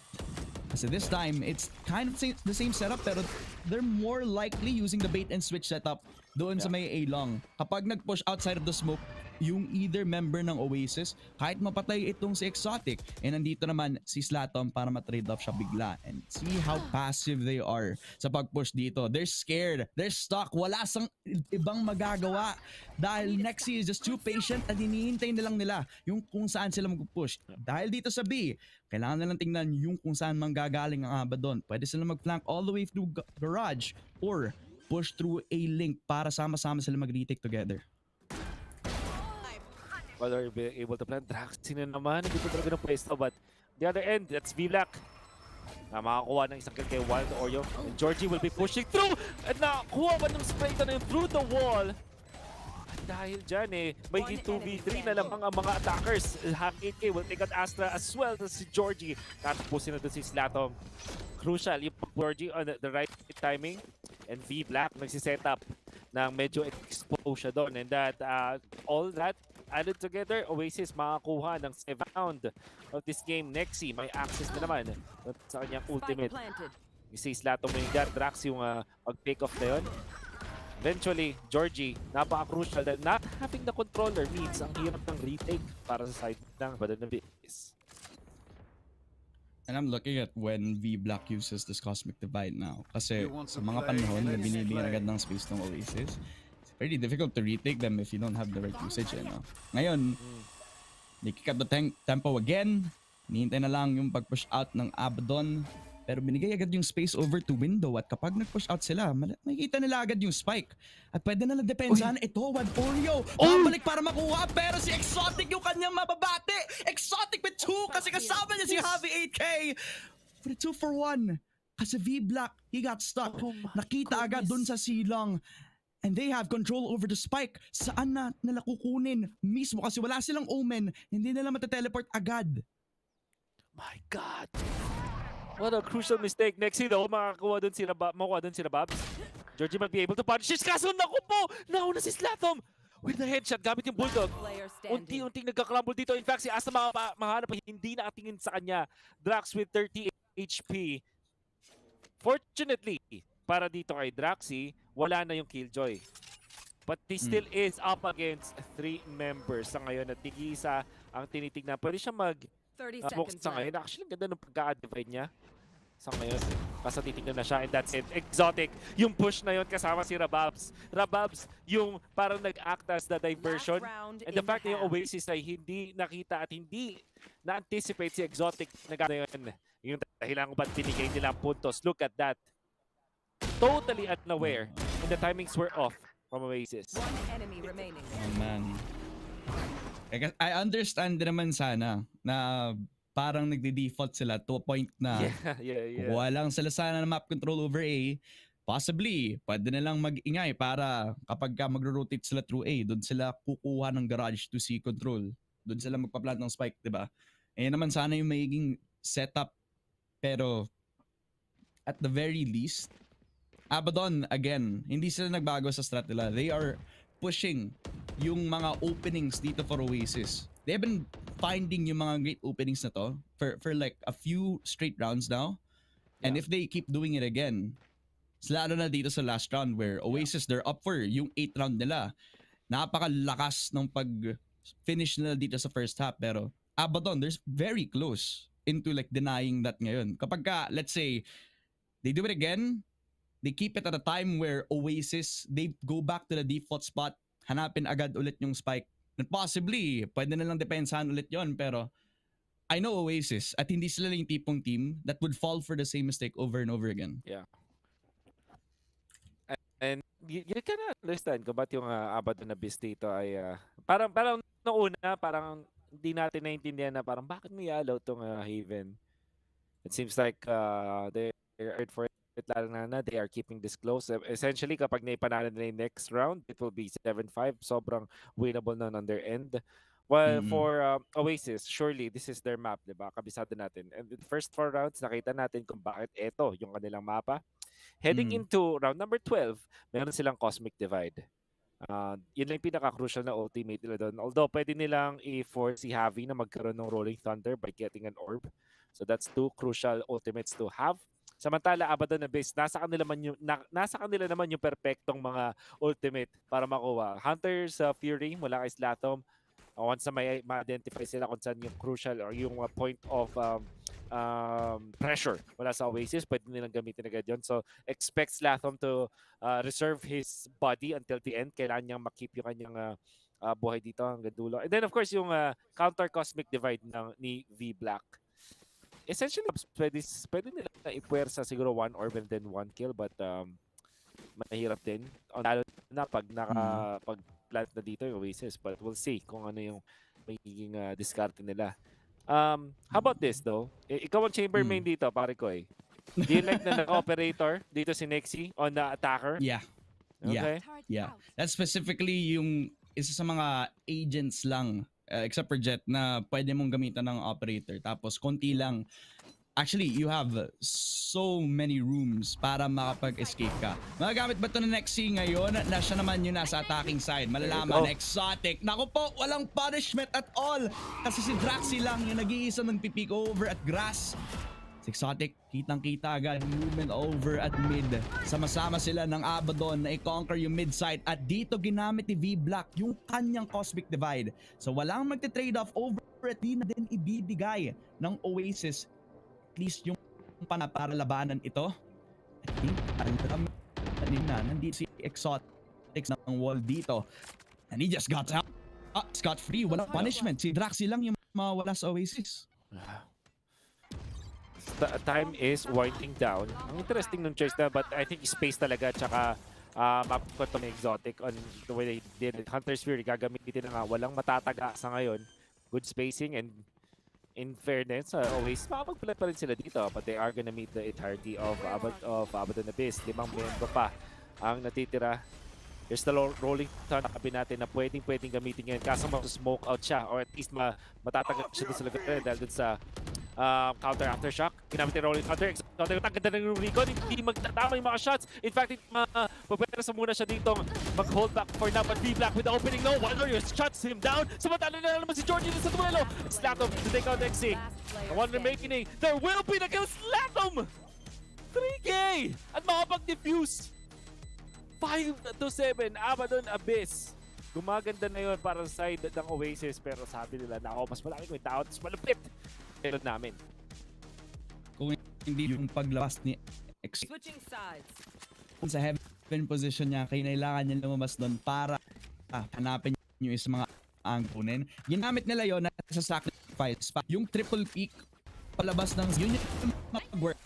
Even though it started para sa Abaddon, it looked like they were giving yung sa Oasis agad doon sa A para may space sila makapag-take as 5.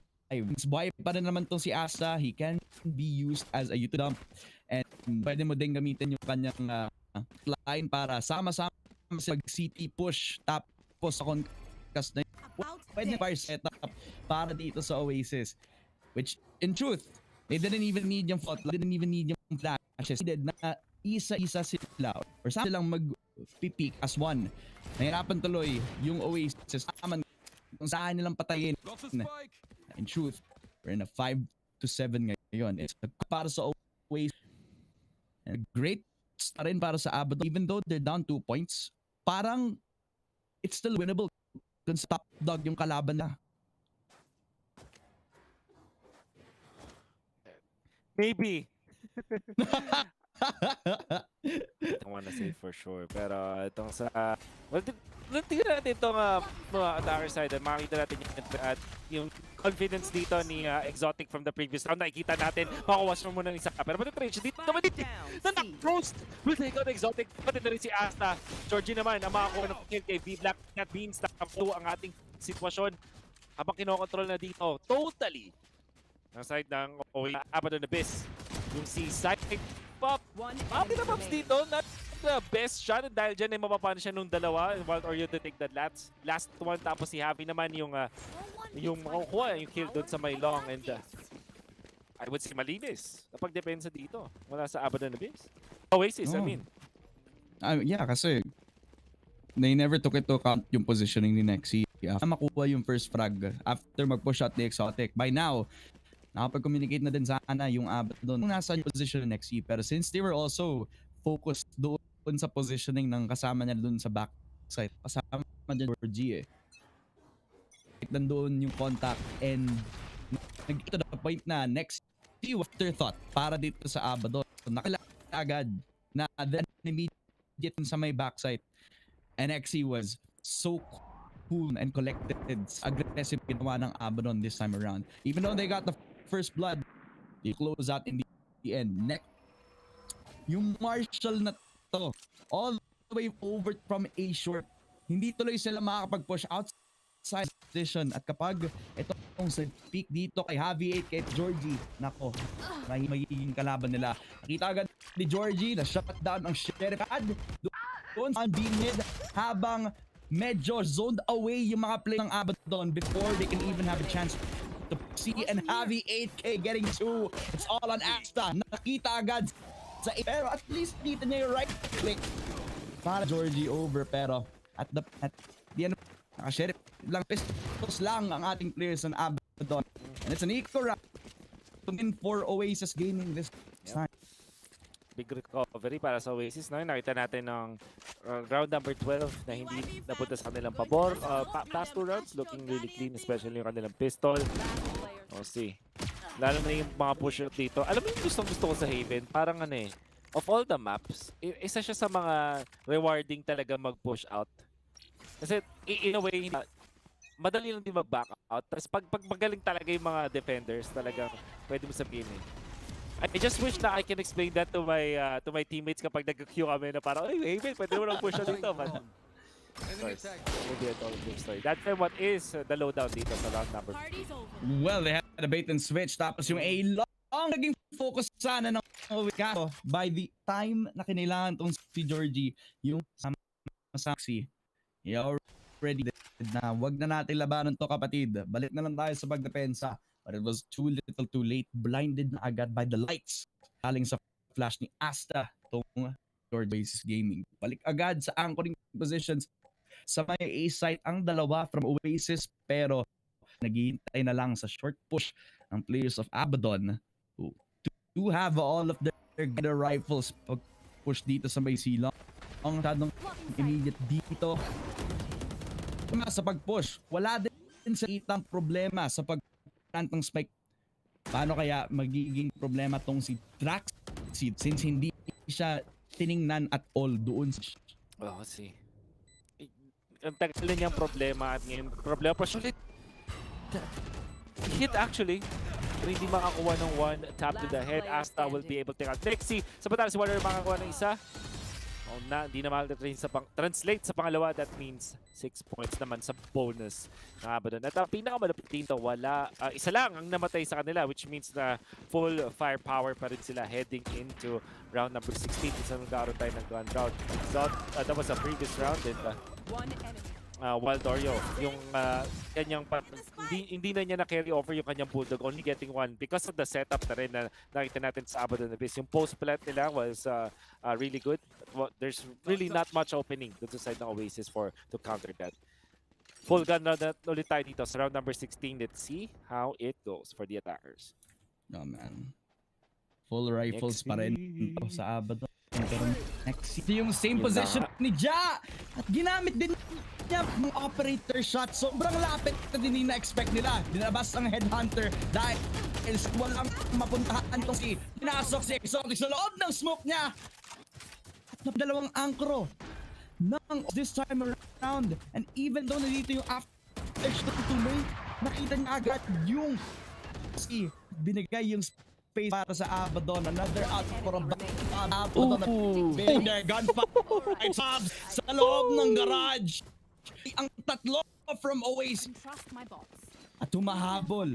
Dalawang round.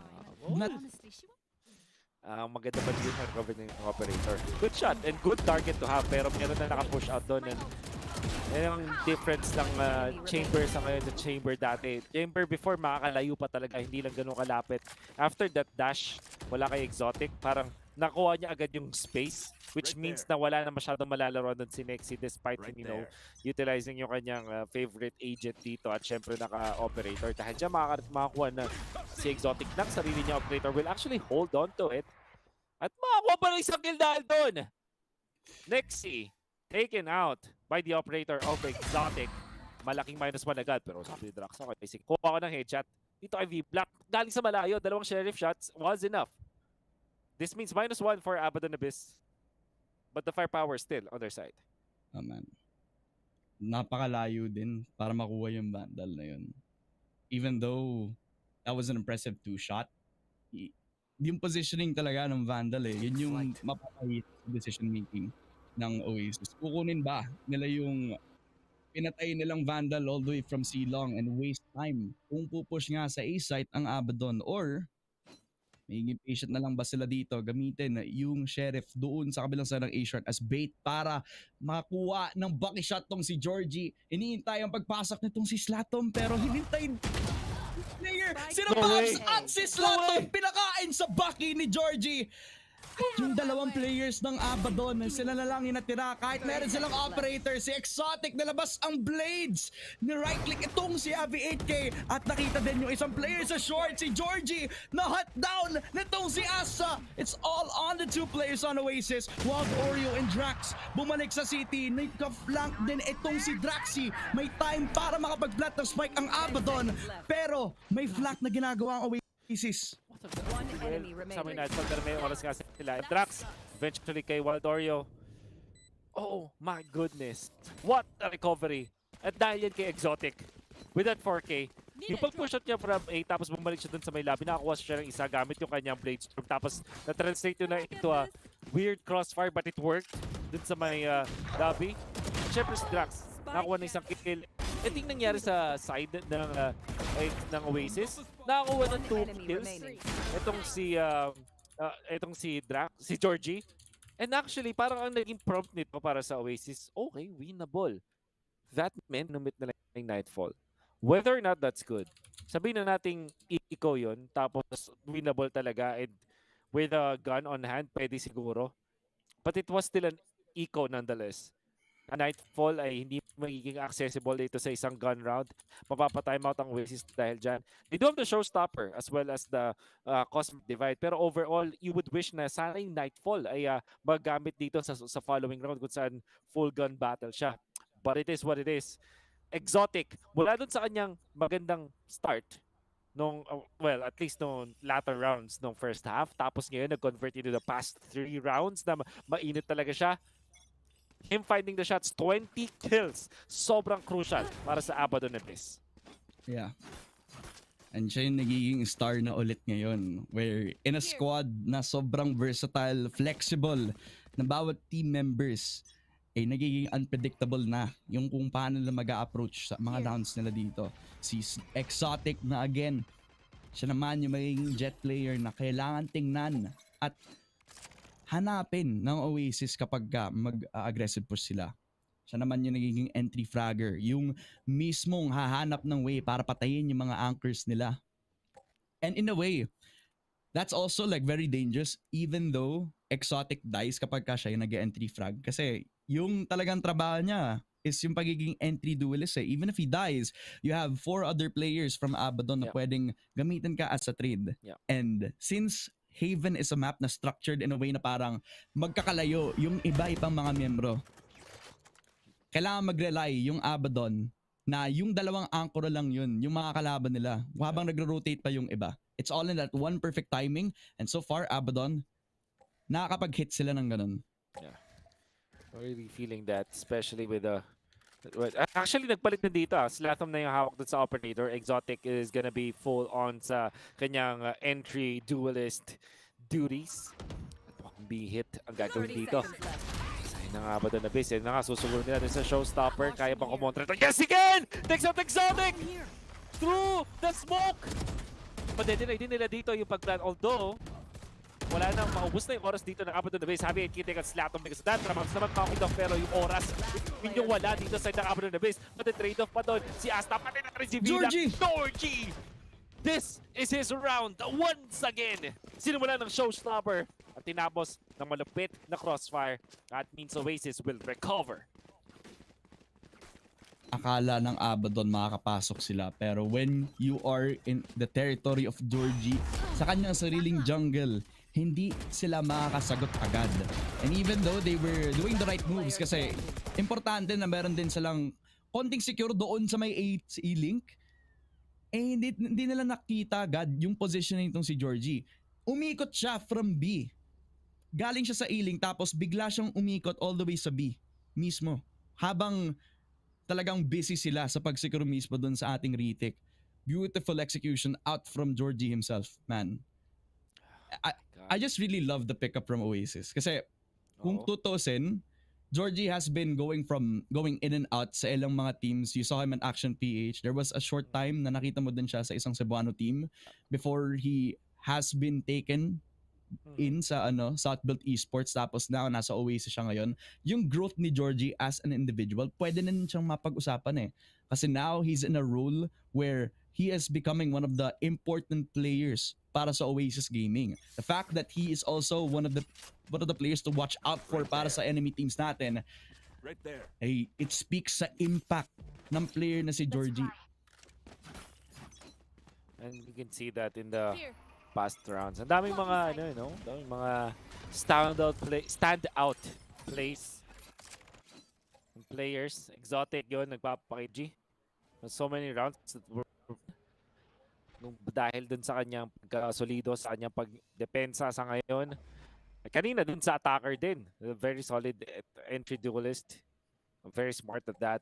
And showstopper.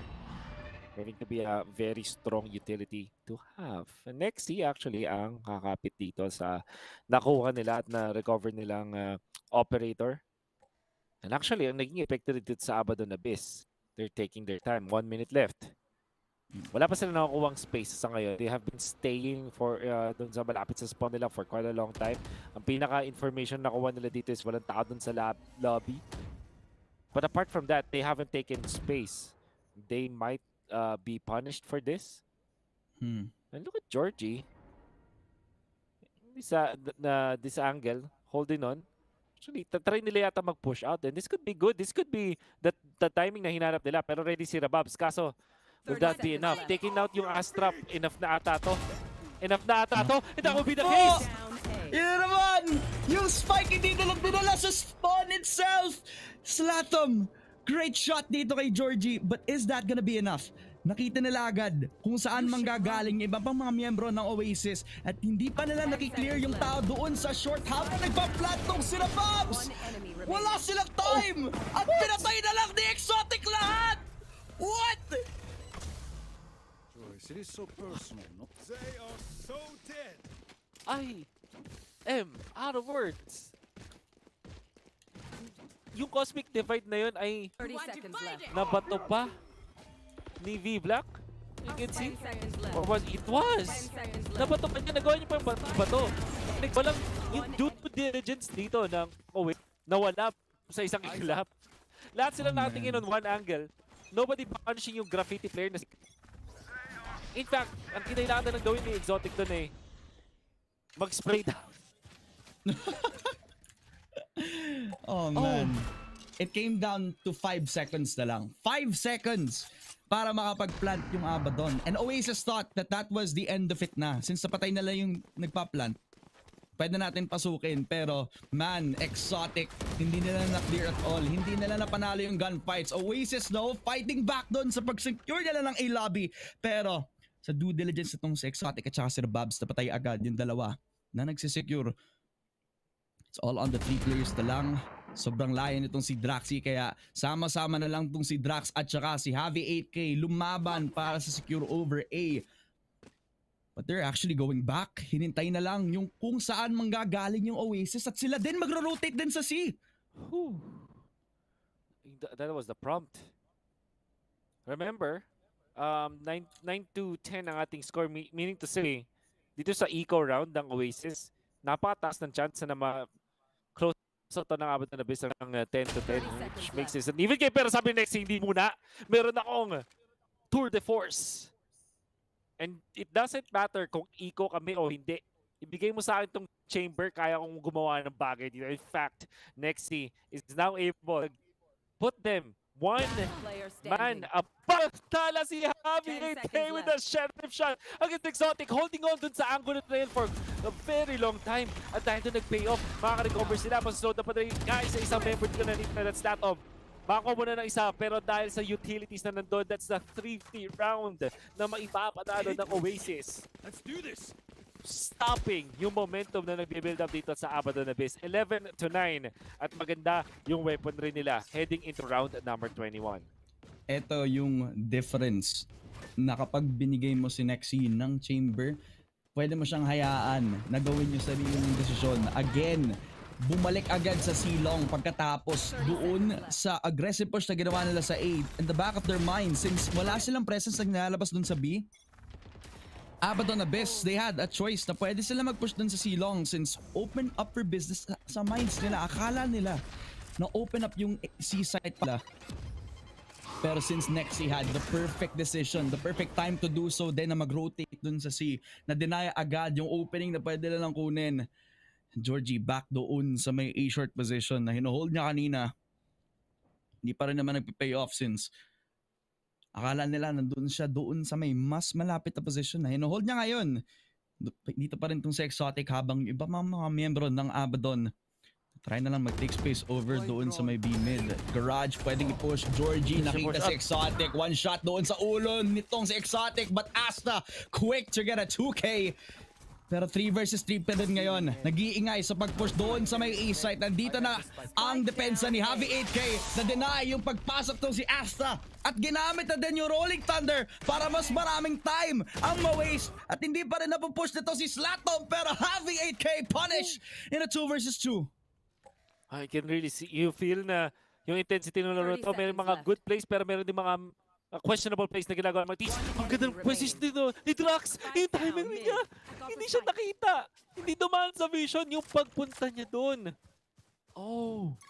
Sobrang crucial in Rababs. The only one left. So sinabi natin, this is round number 22. We're going for a stretch. Alam mo yung nangyari dito, na-feel natin na may fatigue or may mga may fatigue at intensity na nangyari. Rababs, may kita si Drax. Will take him out one. Can get the second. Nexi try to win this duel. Pero sabi ni Rababs, by time Nexi nga na makakuha ng kill. Rababs taken out.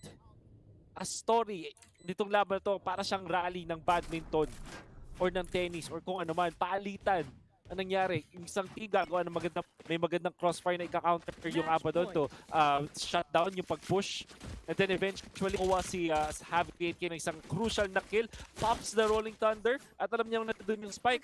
Pero magpo-push out siya bigla at makapunish ng kalaban. And then Drax, makahanap ng magandang opening. Labas, makapag-plant, makakuha ng skill. And then next eventually, what a ping-pong match we're seeing dito.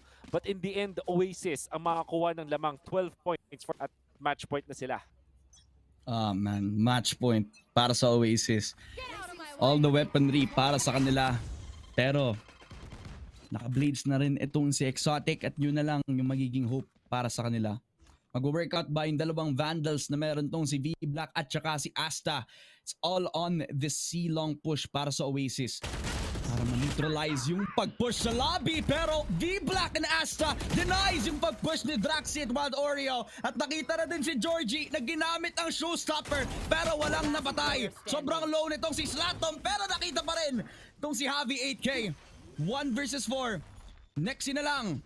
At kayang-kaya pa rin ito ng Abaddon. If Oasis can keep doing this, if kayang i-clutch ni Nexi ang lahat sa 1 versus 4 na to, possible. 1 on to Rababs. Pero may tatlo pa ring buhay para sa Abaddon Abyss. Hinohold pa rin yung CT. Si Exotic ang unang contact at napatay din si Nexi. 10 to 12. Dalawa para mag-equalize against Oasis Gaming.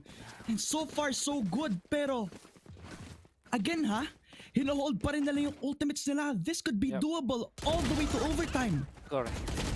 And kung titignan natin yung economy, we'll see later. Tingnan mo natin yung mga highlights dito kung paano nakapasok yung Abaddon. Again, Exotic. Makikita natin yung pagkainit. 26 frags all throughout this round para kay Exotic.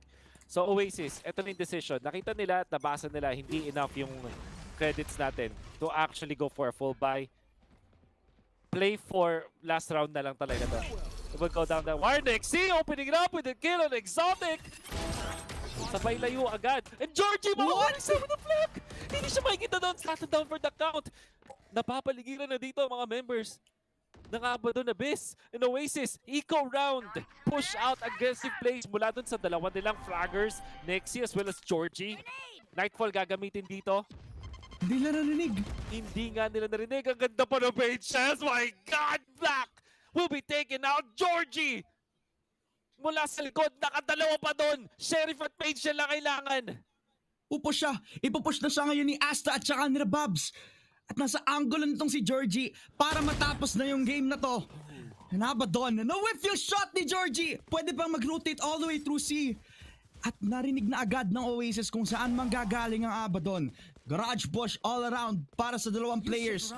Si Rababs at saka si Asta na lang, pero dahil dito sa lockdown, kapag hindi ito na-destroy agad ng Oasis, may time para makapag-reposition yung dalawang players ng Abaddon. Rababs can just go doon sa may C. Pwedeng mag-C-long itong si Asta para makover siya agad. Pero sa Rolling Thunder, pwede itong mabayong time. Nakapag-push agad dun sa CT para mapatay yung dalawang nakastun. Pero na-flash dun sa B. Wild Oreo shuts down Asta and Nexi, yung headhunter na naging difference maker all around para sa Oasis Gaming. 13-10. Sa sobrang nail-biter ng Haven game na to, this is exactly how Oasis wanted to play their game. Can you believe what just happened? Nexi, opening pick. Nang likod si Georgie. Nakakita ng nakatalikod na Sova. Nabasag pa yung turret afterwards. Then meron siya paint shell usage. After knowing na meron nga talaga saktong-sakto dun sa kabilang part ng kabilang parang pocket or copy dun sa may A. Nakakuha ng isa. Then eventually, hinintay nila. Sige, hinayaan nilang gumamit ng ultimate. Yung lockdown, para siyang smoke signal mula dun sa kabilang team na sinasabing, oy, dito kami. Magsiset up kami dito, pero sige, pwede rin kayo mag-set up. And that's exactly what happened with 4v2 situation. Tig-dalawa, body-body system. Ginamit din yung flash for that one. Eventually, winning that battle.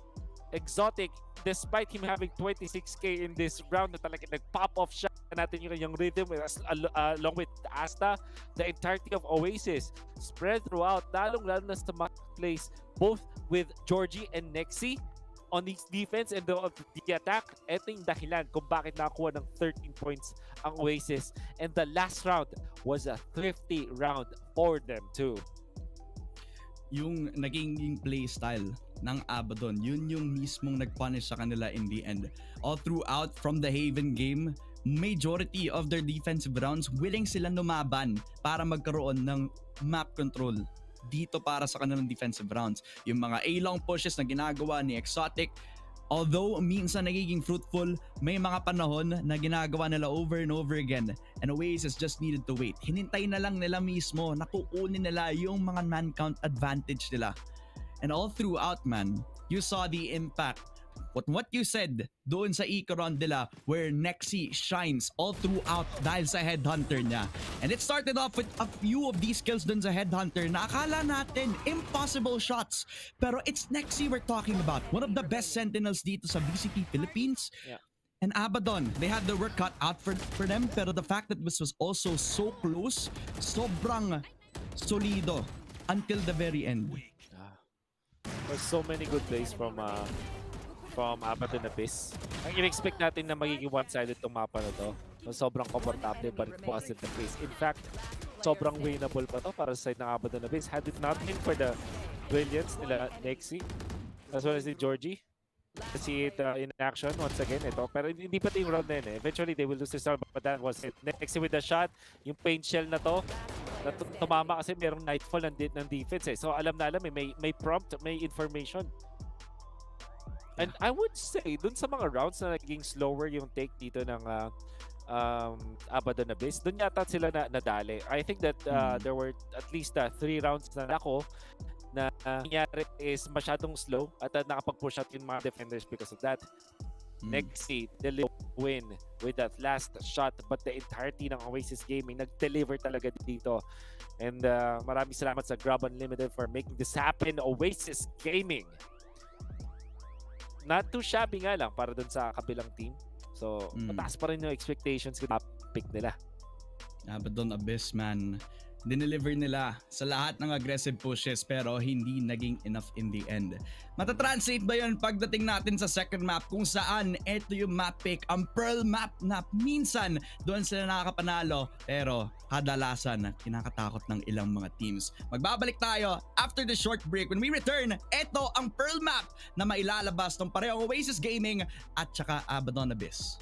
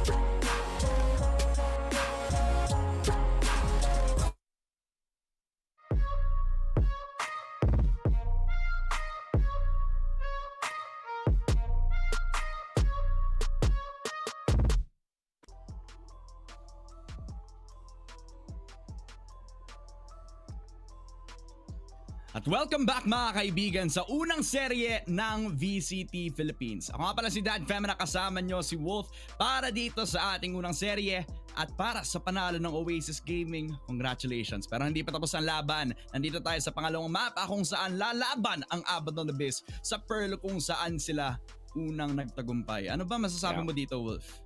Yeah, lalong-lalo na pag dinala nila yung momentum from map number 1 at just shrug it off at matutunan nila kung paano mag-operate or dumiskarte yung kanilang kalaban, which was Oasis Gaming. This could be a really winnable map for them. Pero sinabi mo, ito yung isang mapa na naipanalo nila. They're looking very confident nung game number 1. Kung pag dinala nila yung momentum na yun, apply it at game number 2, sabay i-study kung ano yung mga tendencies ng kalaban nila na Oasis Gaming kanina. So much winnable itong mapa na ito. Could be a potential game number 3. I'm just saying this kasi talaga na-impress ako dun sa pinakita nila dun sa Haven. Sobra. Kasi ngayon, parang nabasa na nila yung mga pushes ng Abaddon Abyss, diba? Parang hinihintay na lang, bro, hintayin natin sila pumasok, labanan lang natin sila mamaya kapag sila na mismo yung lalaban. Kahit nandun sila sa city side, sila naman yung willing na makipaglaban doon sa T-spawn para dito sa Oasis Gaming. Basado na at kahit si kuya mo Georgie, yung mismo na naghihintay bago pa man sila makapasok sa site mismo. Man, the growth of Georgie for Oasis Gaming has been very fruitful so far. And Oasis have been thriving, undefeated ngayon sa ating round robin. Itong si Georgie, they only lost 2 maps ngayon mga kaibigan.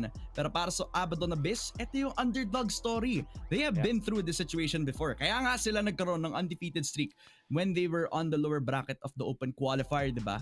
Makakaya nila ito, pero how long, diba?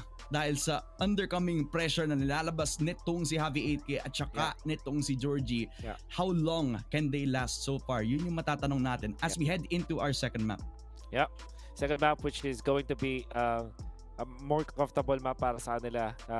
I think na overall, sinabi natin na parang yung map dito, medyo curveball talaga siya, parang kakaiba kasi hinayaan nila na mapili yung Haven tapos mag-decision din sa mapa nila. Then eventually, instead of picking up yung or allowing your icebox fracture, yung kanilang napili. So, kung mabasa ko lang dun sa Vito, parang mapapaisip ako, ay nako, yung Abaddon Abyss parang nasa lugi But judging them dun sa kanilang performance dun sa Haven, na ibinigay nila yung parang comfortable map, tapos na pa 11 to 13 nila, almost at 12-12. Actually, napaka-taas maging 12-12 yung mapa na yon. It was really eye-opening for me na parang okay, kaya pala ganito yung naging itsura ng map dito kasi may pinaghandaan dito yung Abaddon Abyss. Lalong-lalo na dahil sila yung second pick, parang makukuha talaga nila yung pinakahuling para matitiktan nila yung pinakahuling map pick natin. I think there's a lot of preparation na ginawa dito ng Abaddon Abyss. That's why I think na magiging maganda itong map number 2 para sa kanila. Magiging maganda din dahil dito sa Oasis kasi they have played this map for a lot of times now. Ito, nakita mo yung lakas ng nagiging puwersa ng kanilang duelist, pero you have to give credit din kay Marky kasi he has always been giving room para makapag-thrive yung Oasis players. And now that he is put into a role na kailangan suportahan yung dalawang duelist, mas madadalian yung trabaho nila ngayon na nandito tayo sa ating Pearl Map nga kaibigan. You have to give credit nga naman dito sa Abaddon kasi sobrang lapit nga ng laban na yun, diba? And we've been talking about it in the break that it was so winnable. Sobrang lapit. It only took 1 shot na lang doon sa match point ng Oasis para makabawi ang ating players on Abaddon Abyss. And we were rooting for them too, man. They were so close to conquering yung top dog natin dito sa PH. But man, sa second map natin, baka makapag-reset na sila dito. Lalo na the last time that we saw Oasis play here, naka-Phoenix, I believe, itong si Georgie. At kalaban nila yung Naos Esports ng time na yon. Will he pull it out again? Palaban ang ating Abaddon Abyss, man. I think so. I think kung titingnan ko na yung mga past Pearl matches dito na Oasis, parehas yung kanilang team composition. Although there was a change-up na biglang nakita tayo ng Neon and Phoenix all together. Siguro pag they weren't, I believe hindi sila naging successful doon sa game na yun, ng pinili na yun. But when it comes to like yung standard pickups, like yung sinabi mo nga yung the race na pwedeng gamitin from Oasis. If they do and go back to sa standard pickup na yun together with Breach na napansin naman natin maganda yung performance ni Avi from the previous round, and then eventually dun sa laban nila against kung hindi ako nagkakamali, it was against Action PH na successful nga sila doon with the Breach. So yun, kung pag ginamit nila yun, but at the same time, gusto ko rin yung sinabi mo na what if merong kakaibang agent ang kanilang composition na gagamitin. Yeah. Kasi parang curveball na din yun eh. Yep. Sa Phoenix na pwedeng ilabas itong si Georgie. Kita mo yung joke ko doon, pre? Na pwedeng ilabas natin para sa Oasis Gaming. Pero para sa Abaddon, ang dami din nilang pwedeng gamitin dito eh, since may flexibility yung kanilang team. As in, pwedeng mag-duelist si Slatom, pwedeng mag-duelist tong si Exotic, tapos kahit sino sa kanila pwedeng magsuporta. I do like what they're doing with Exotic kasi with his jet, you do allow yourself na i-lockdown yung mga long angles, specifically yung A-long doon sa Haven, tapos B-main doon sa may Pearl. Gamit niya yung operator at hindi kayo makakalabas kapag ka na-hit niya yung shots niya, di ba? Ganito si Exotic kapag ang init niya sa laban natin, mga kaibigan, at kapag talagang na-display siya ng Oasis, eh hindi siya magiging komportable kapag siya yung pinakamalaking threat, di ba? Ang dami nating pwede pag-usapan dito, pero mag-shoutout nga tayo konti, mabilisan, sa mga tao that have made this event possible. Starting with Riot Games at Mineski Philippines. Yeah, and of course, maraming salamat din sa ating official sponsor, ang Grab Unlimited. Celebrate great wins with great food and enjoy free delivery of every day. Subscribe at now for only 9 pesos first month. Wag natin kalimutan na last but not the least, this tournament is officially sanctioned by the Games and Amusement Board. Thank you so much for making this event possible, but tapos na ang paghintay, mga kaibigan. Papunta na tayo sa Agent Select. Pearl Map, ang map pick ng Abaddon Abyss. Dito babawi ang mga api natin from the first game. Pero makakabangon ba sila ngayon na ang Oasis babalik din sa mga mapa where they closely won sana dito sa Naos, pero natalo sila ng time na yun? Yeah. Okay. That's a Phoenix na hinahanap din natin. Yan. I personally like it. Kung ako lang papapiliin, mas inclined ako dyan. Pero kasi yung Jet din eh, parang di mo rin talaga ma-deny yung value na pwede siya maging, para siya yung operator talaga na holder which holds on dun sa B site na sobrang haba na talagang magiging impactful ka dun. Ang Abaddon Abyss, they don't have that luxury. Instead, yung Phoenix yung kanilang pipiliin dito. And they are actually on the attacker side first. Talaga din naman nagbibigay ng maraming rewards as a Phoenix. Para sa akin dito, ang difference ng Jet and Phoenix, pag pinili mo siya dito sa Pearl, ang sinasabi mo kapag ikaw ay nag-Phoenix, you really wanna control mid first. One on the other side, kapag Jet yung pinili mo, you wanna control the longer angles also first. So, makita natin big emphasis dito mula sa Abaddon Abyss on their map, yung paggamit nila sa Phoenix, and sobrang lakas ng control dun sa may gitna. On the defense naman, Joy tsaka Sage, ang laki din ng defense nila dun sa mid section ng mapa na to. And same could be said din kapag nilagay mo yung Killjoy mo doon sa may B main. Kasi even if wala dun si Georgie, the fact that you also have yung info kung saan manggagaling yung attacking side natin is crucial sa pag-respond mo. And when you respond is also like a very important way kasi saan ka manggagaling, di ba? Sa mga links kung saan pwede kang mag-control na map-control. So una, on mid. Tapos kapag walang mga tao sa mid, tapos doon sila magpupush doon B main at saka sa A, makakapag-connector ka para mas mabilis ka makakapag-respond, di ba? Yun yung responsibility for Oasis Gaming now that they're starting on the defense. How many times sila mag-mid control ngayon na naka-jet tong si Georgie? How much will it change kapag ngayon suportado siya ng dalawang initiator na pwede nga na makapag-control ng mid? And how well will this gel up ngayon na sinama na din nila yung Astra into the mix? Sobrang control heavy ng team comp ng Oasis Gaming, while if you compare that to Abaddon, reliant sila sa pagpanalo doon sa mga duels nila at saka sa mga setups nila dito. Absolutely. We're gonna be heading into the game pretty soon. Katulad ng sinabi natin ng Abaddon Abyss, ang mauna dun sa may attackers. I'm gonna be using exotic na nag-iinit mula kanina pa. I'm curious to see kung itutuloy niya talaga tong classic plus the light shields, top full utility. I would say maganda naman siya. Sobrang taas ng value ng pagkakaroon ng wall from the Phoenix for entry purposes, lalong-lalo na in this very long angle ng B. That means na pwede nilang i-rush to kung sakali. That's exactly what they are trying to do now. Exotic ang mangunguna, leading the charge. And of course, may power doon. Pero boosted dito si Georgie for the defense. Sama-sama yung mga pinaka-active na miyembro doon sa B-main. Nag-iingay agad habang meron din silang flank all the way over to mid. May isa ding tumitingin kung magpupush nga yung iba pang mga miyembro ng Oasis doon sa may A-main. And this is serving up really well para sa Oasis kasi they still have 3 players watching over yung B-main na pwedeng i-control ng defensive side natin. Kapag may contact all the way over towards mid, saka pipik itong si Nexy. Ito yung konting damage kaso si Exotic yung mismong kukuha ng patay at hindi din siya na trade off immediately. Pwede niyang i-heal yung sarili nila back to life. At sinesave up nila yung konti pa nilang utility para magkaroon ng push all the way over to the A site. Kahit nandito yung mid-control ni Asta na shutdown tong si Wad Oreo.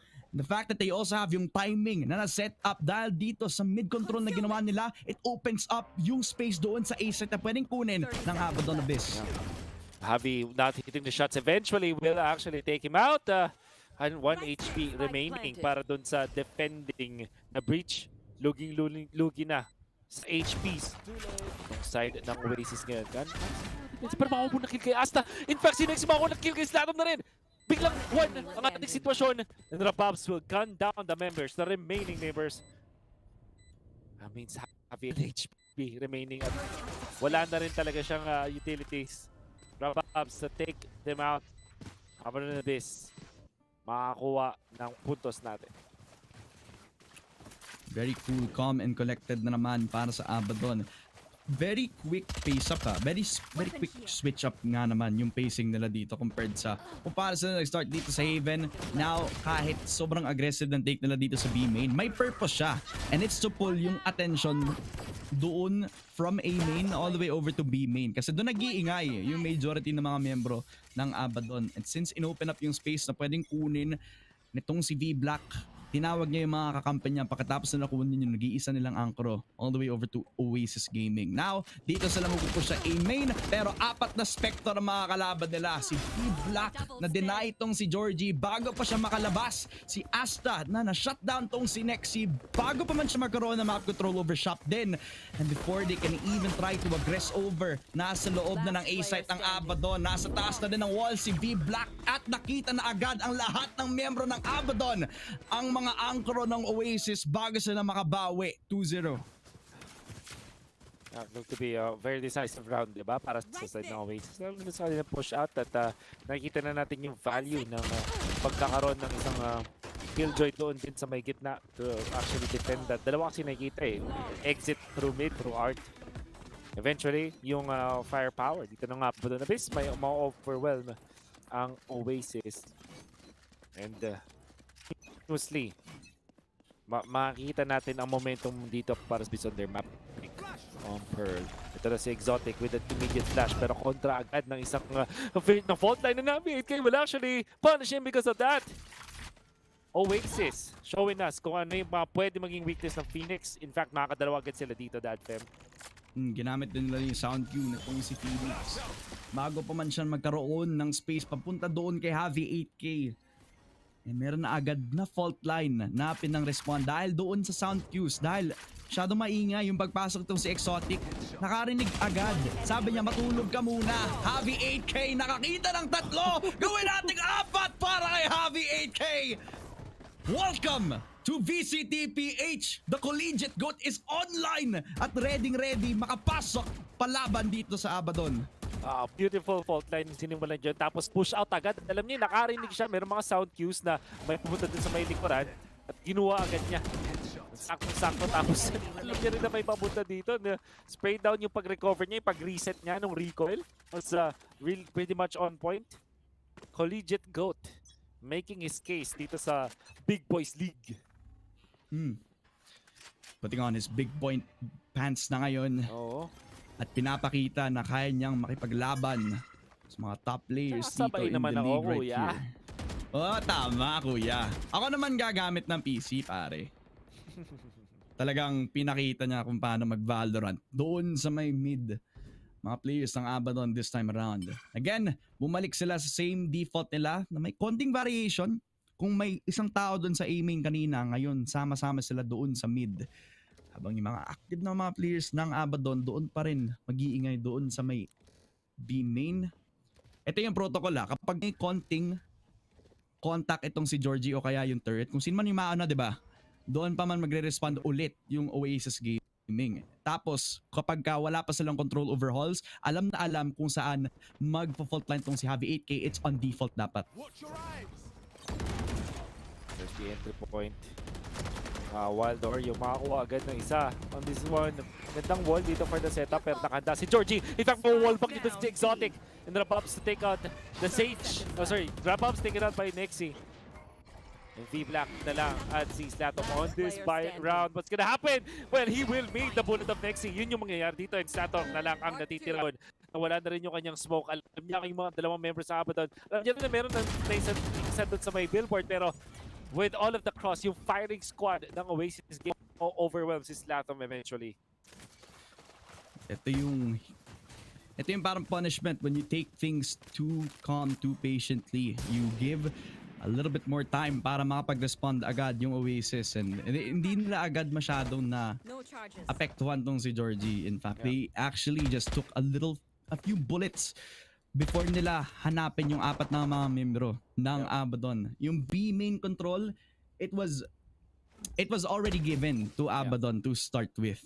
Pero yung pagdepensa doon sa default na even though may wall itong si Rababs, madali namang sirain yan, madali namang gamitin or hintayin yung magiging impact nitong si Javi 8 with the breach, and that is when they can crumble. Slatom, again a one tap over to Georgie, a first blood papunta sa mga membro ng OASIS Gaming.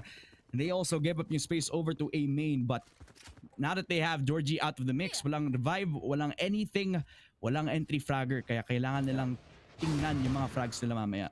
A beautiful usage of the curveball para dun sa flash. Oh, pumunta sana ng idea. Taking out yung smoke na yun. But speaking of smokes, yung smoke setup din na nakita natin from the nagamit pa ni Exotic to his advantage as he's able to rifle. Because of that, Nexi mas patat na yung commitment dito ng side ng Abaddon Abyss. Pag tumingin siya sa kaliwang sila, kaso hindi. Yung 5 HP na si V-Black, mabubuhay pa at makakuha pa na sarili niyang baril. In fact, lalamang pa dito ng tao ang Abaddon Abyss. When it comes to weapons, meron din sila mga rifles. Pero yung other mapapanish doon si V-Black, kaso mapapatay na Exotic yung dalawa. That's gonna be Slatom as well to help him out. Waldor, you take out the Babs, pero handa si Slatom because of that. And 50 round para sa Abaddon Abyss. Oh my goodness. Taking away yung weaponry pagkatapos nila i-secure yung B site itself. At inold nila yung mismong halls. At doon nagiging effective yung short range guns na meron na ang Abaddon. Before that, they had a very tough fight doon sa mid control na ginagawa ng Abaddon. And it was won beautifully by Abaddon. Sa lahat ng mga kinailangan nilang kunin before sila makapag-convert sa B, they did their homework. This time, ito na yung application. Since nasa kanila yung lead, nasa kanila ang lahat ng weaponry na kailangan para i-secure yung pang-apat na round na ito, kailangan mag-gel agad yung paggamit ng ultimate itong si Exotic para makapasok ang run it back niya. At kung kailan gagamitin yung lockdown itong si Asta. 3 players doon sa A main ang magkocontrol para may konting semblance of map control ang Abaddon Abyss doon sa A side itself. Pero sa paghintay ng pull ng trigger, saka kakandong itong si Asta bago pa man niya gagamitin ang kanyang lockdown. Pero nakapag-pick si Javi 8K, hindi tuloy nagamit ang kanyang fault line. Ginamit ang run it back para makapag-open up ng space tong si Exotic. At dyan, sa pag-pull ng trigger, gagamitin ang kanyang Cosmic Divide. Asta, walang matatakbuhan. Balik dun sa mid, pero na-shutdown ni Wild Oreo. 4 versus 4 retake for OASIS. Oh, the Cosmic Divide nakatulong ng sobra dito para sa mga attackers. There's gonna be a defender lockdown, however. Pag si Georgie makakahanap ng isa. That's Rabab's going down. The very explosive paggamit ng operator doon. Makapag-defuse na. At least makapag-start sila ng defuse. Ito na yung mga utility sniper. May mapa to. V-Black. Papatay na si Georgie na operator. That will be so massive. Pero magpupush out doon si Marky. In fact, makakuha siya ng isang kill. Nag-defuse pa rin! Nag-defuse pa rin at yun na nga. Nag-pay off yung aggression. Wala doon sa mga defender. Naxis will even it up. Costly, but a win nonetheless. Hindi pa rin nila, hindi nila napatay yung controller pa rin na OASIS. But they still went back to A main and they thought that it was enough na iping nila kung nasaan yung spike nila. But OASIS were just too calm. They already took into account yung iba pang mga angulo doon sa A. And they already knew na since patay na yung lurker, wala na silang kailangan tingnan pa kundi yung A main mismo. Kaya Operation Protect Wild Oreo na lang sa pag-defuse. Kaya may panahon sila na ma-even things up against Abaddon Abyss. Again, the same setup over towards A lobby na naman para ma-pressure itong si Marky. Pero hindi pa rin siya nakaalis sa posisyon niya mga kaibigan. Lalabanan pa rin ng A lobby pero pagkatapos ng fault line, saka siya babalik sa A. Bring them down. Looking real good for them. But actually, tinitingnan ko dito yung mga barrel. Parang broken ba yung ginawa ng Abaddon Abyss. They will want to commit to this at mapapan ni Nexi. Si Asta, malaking dagok agad to. Pero yun nga lang, may magandang flash doon kami na for the Phoenix. There's the counter Nightfall. And this 4 versus 4 na round natin. Starting in 45 seconds para sa mga attackers. Which is Abaddon. Na, like we said, naka-broken by. They do have resurrection. At yan ang minamata dito ni Rabab. Gusto niya mag-trade. May nakahanda nga lang doon for the close quarter combat while they're to gun him down in the ultimate down for the count sa Abaddon Abyss. At least napatay nila tong si Wild Oreo pagkatapos, diba? Yun yung mismong reason kung bakit may res doon. Georgie bumalik agad. Alam na alam kung saan manggagaling ang Abaddon. Ang nag-iisang frontline para sa OASIS na kailangang i-shutdown yung nag-iisang pwedeng mag-plant ng spike. Pero sa paggamit ng kanyang Vandal, hindi nag-hit yung shots. Ang ganda ng Phoenix Wall pero happy 8k with 2. Walang panahon para makapag-plant ng spike ng Abaddon. What? Again! The second map in a row na nakapag-disrupt ng plant itong OASIS. This time, nag-work out, nag-pay off in their favor. Kung kanina sa Haven, dinisrupt nitong si Wild Oreo yung pag-plant ng spike, nabawi ni Exotic. Pero walang nakabawi at all dahil napakalayo ni Javi 8K at saka ni Marky para tulungan itong si Georgie. Even though he dies, as long as hindi nila na-plant yung bomba, panalo ang OASIS. And this is mainly because of the space na nakuha nila doon. Katulad natin ng sinabi natin, nagkaroon na parang buy itong Abaddon Abyss. Well, they do have enough weaponry pa rin naman heading into round number 8. But yung kanina, yung previous round na yun, it was a little bit costly as well. Lalo na kasi napakamit sila doon ng Red.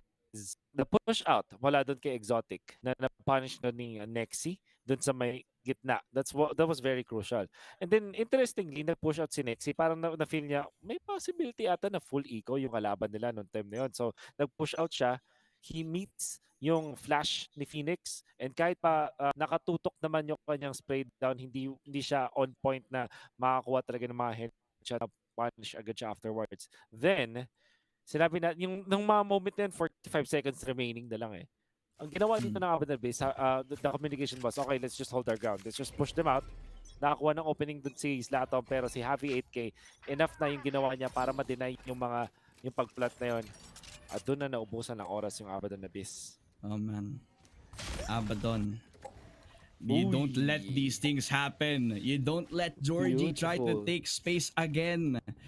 And they're doing their due diligence din kasi V-Black has always been yung nag-iisang tao na mag-hold ng mga flanks all the way over to a lobby. Pero now, they're giving Georgie a lot of time to shine sa pag-hold doon sa may main. And now, they conquer every single hurdle para makuha yung B-site plant. May lockdown na pwedeng i-buy yung time.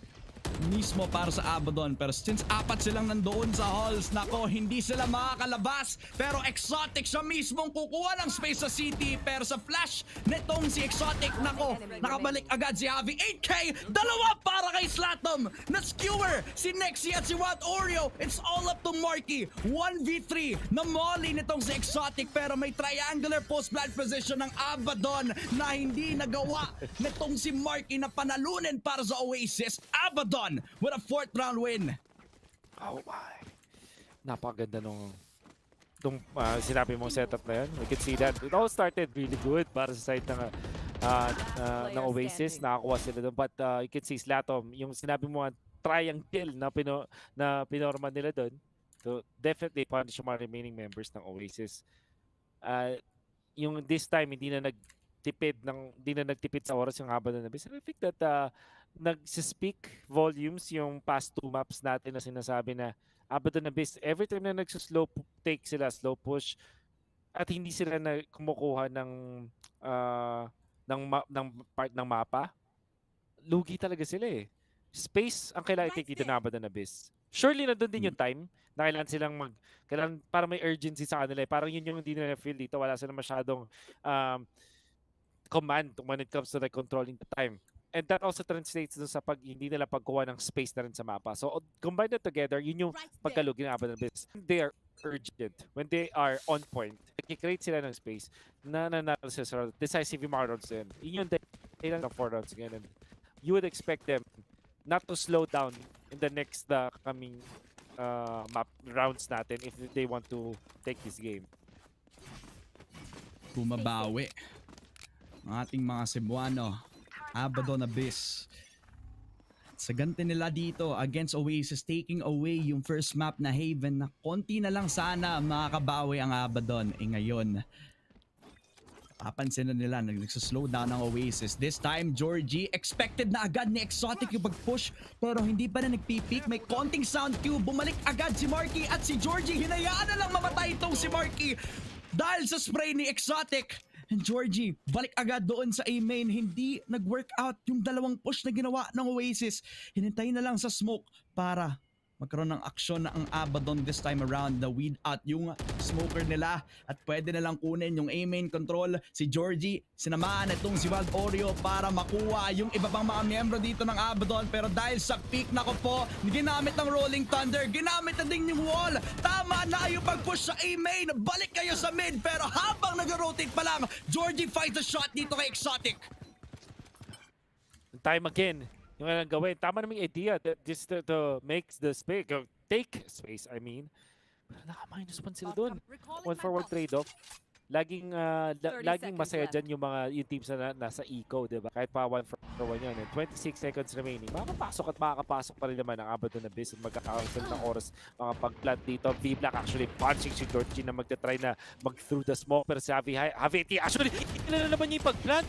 Kaya pa niya gawin to ng back-to-back, hindi na. Pag-plant dito. Abaddon Abyss. Tama na daw. Tama na. Mas kalina ka pa. But 3v3 pa rin to. 3v3.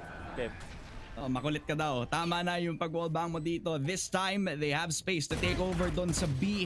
At ang mga players ng OASIS lababan. Palabas dito sa Heaven tong si Javi 8K. Pero Slatom sa loob ng smoke. Na-expect agad si Wild Oreo. At na-shutdown si Javi 8K at si Nexi. Abaddon, yung lead na hinahanap nila from Haven na kanina pa. Ngayon, nakuha nila sa Pearl. Bumabawi against OASIS. Ito yung e-round nila. At ngayon pa lang sila nagkaroon ng advantage wherein binigay agad yung map control over B site this time towards Abaddon. But when they were eager na makapag-push again, ang mga players ng OASIS na bait sila agad dahil sa one-way smoke na nilabas from Heaven na nakita ni V-Black bago sila makapagbalik. Georgie now holding on dun sa operator. Tama kayo ganda nung one-way smoke na yun.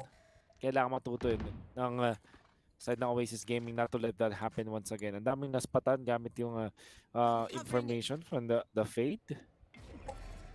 Mag-slow down ulit yung Abaddon Abyss dito with their tempo for now. Unless makakuha na space dito. Si Asta on this Killjoy. But they deny dito yung turret ni Nexi. Mga formasyon agad dito yung nagigain. Ang side ng Oasis. Oh, Marky, ang ganda ng gravity well usage niya dito. To be able to para exhaust mangyayari. Sabay crowd. Trying to get out. Will actually see the Sage pero mamamatay muna siya because of that. And Rababs will keep himself alive. Hindi na siya tinamaan doon. Counter. And, this is the attackers. Cosmic Divide. And in comes the plant. Oh yeah. Binigay na agad yung space dun sa B main yet again for the third time in a row. Abaddon are gonna be able to have themselves yung plant dito sa may B site dahil dun sa B main push again. Habang nagra-rundown yung Cosmic Divide, naghihintay na lang sa retake potential ng Oasis. Can they do it? Kailangan labanan tong si Slatom at na-shutdown ni Wild Oreo. Pero 1-for-1, Javi 8K nakita agad. Triple kill for a Bobs. Asa with 1. It's all on Javi 8K. Napakalayo niya sa B-main. Pero Asa, quick shots sa collegiate goat ng Oasis. 4-6. At hindi na-expect na napakalayo na pala ni Asta. Pero nasa kanya ang panahon at yung kanyang angle. Dahil na-plant all the way over from B main. Yung mga players ng Abaddon, napaka-open. Tuloy nang pwede nilang kuha na objective at napakadali lang para makuha ni Asta yung panalo. Ang ganda ng pwesto ni Rababs dito. Ginamit niya yung inclination ng wall na yun to get one. At ang hirap niya i-cross doon eh. Kailangan muna mag-dash talaga ni Jet. Eventually makukuha siya ng kill. Pero napunish niya muna yung isa na hindi pa nakakapwesto. Napwesto si Georgie na mag-dash in para lang makapag-set up ng cross against Rababs. Otherwise kasi talaga maganda yung isolation niya doon eh. So one of the weird chances na sasabihin nating maganda yung pag-push out doon sa wall. But Rababs' positioning kakaiba at really catching off guard yung mga members ng Oasis. 6 points na tuloy sila dahil dyan. At meron silang napakaraming weapons heading into this round. Eco naman para sa Oasis. All they have to do is to make sure na hindi sila mababawasan dito. Na-analyze na ng Oasis. Since hindi sila masyadong aggressive sa pag-take ng A, pwedeng ipalapit itong si Georgie at yun din yung naging trap na na-set up ni Slatom.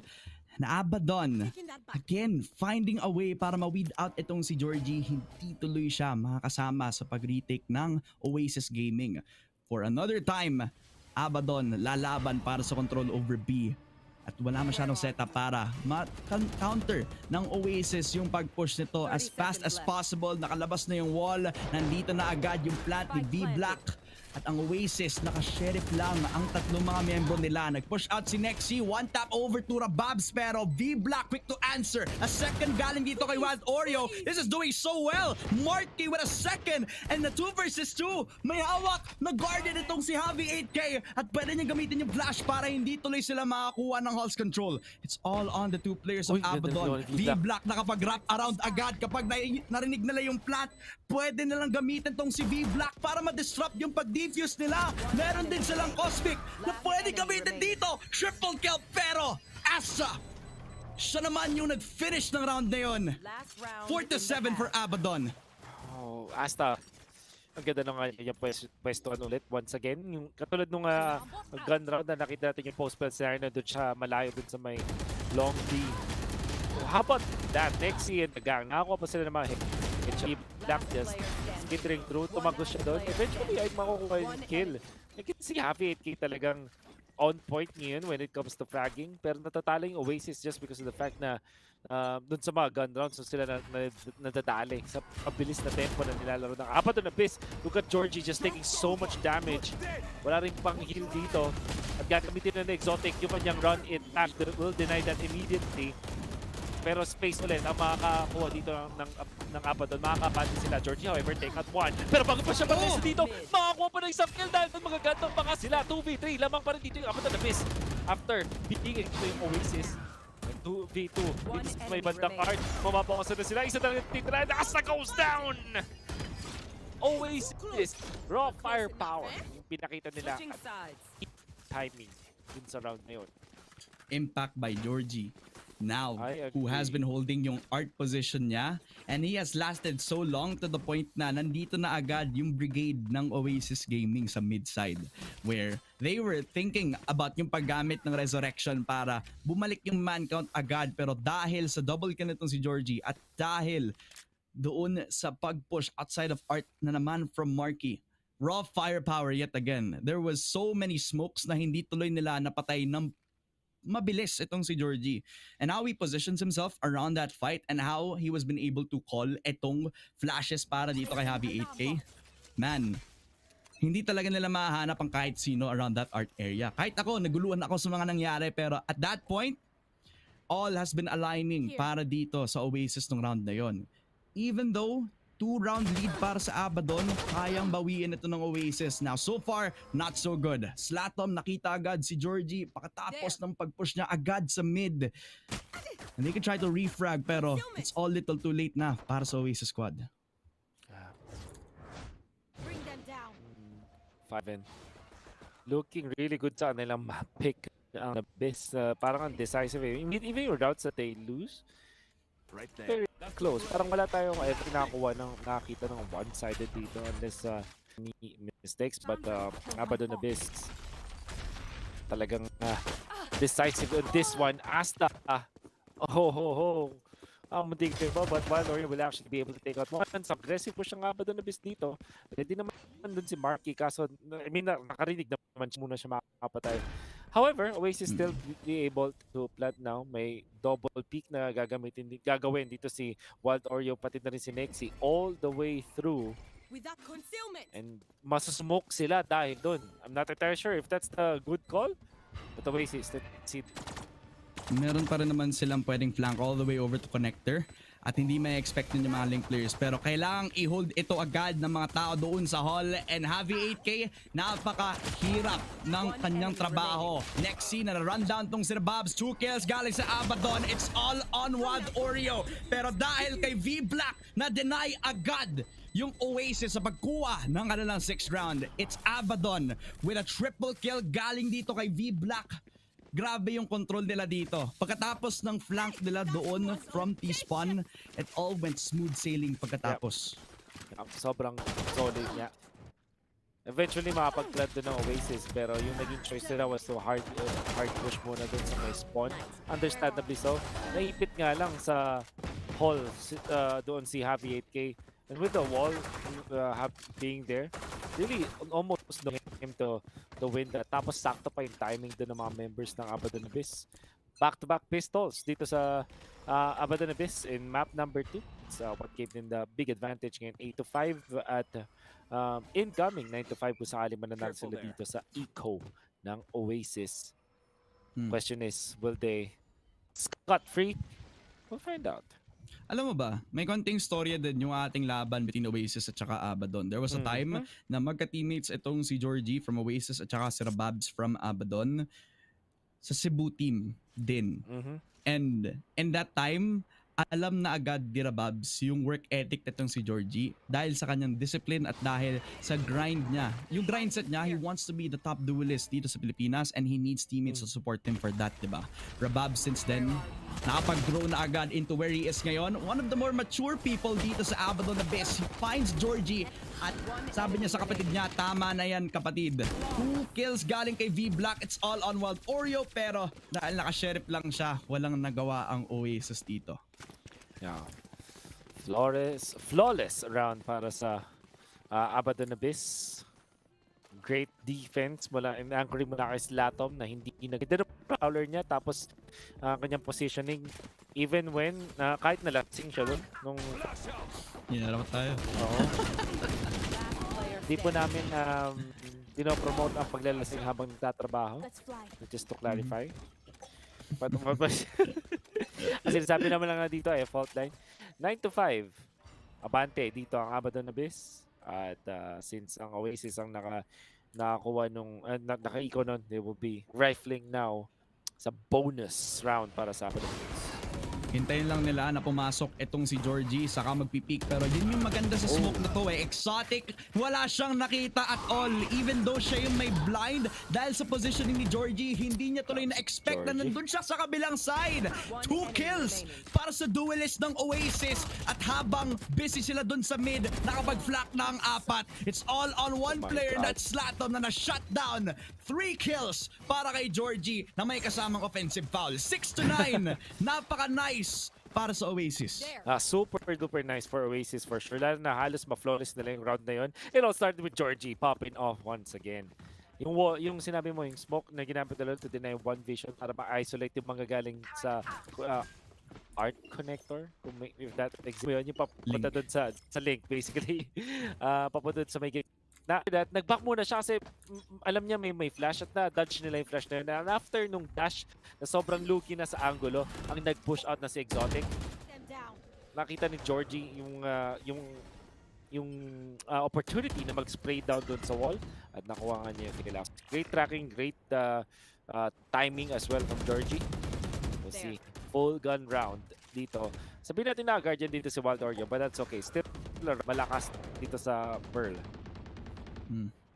Malakas kapag B main, no? Yung yung team saan nakahawak tong si Wild Oreo.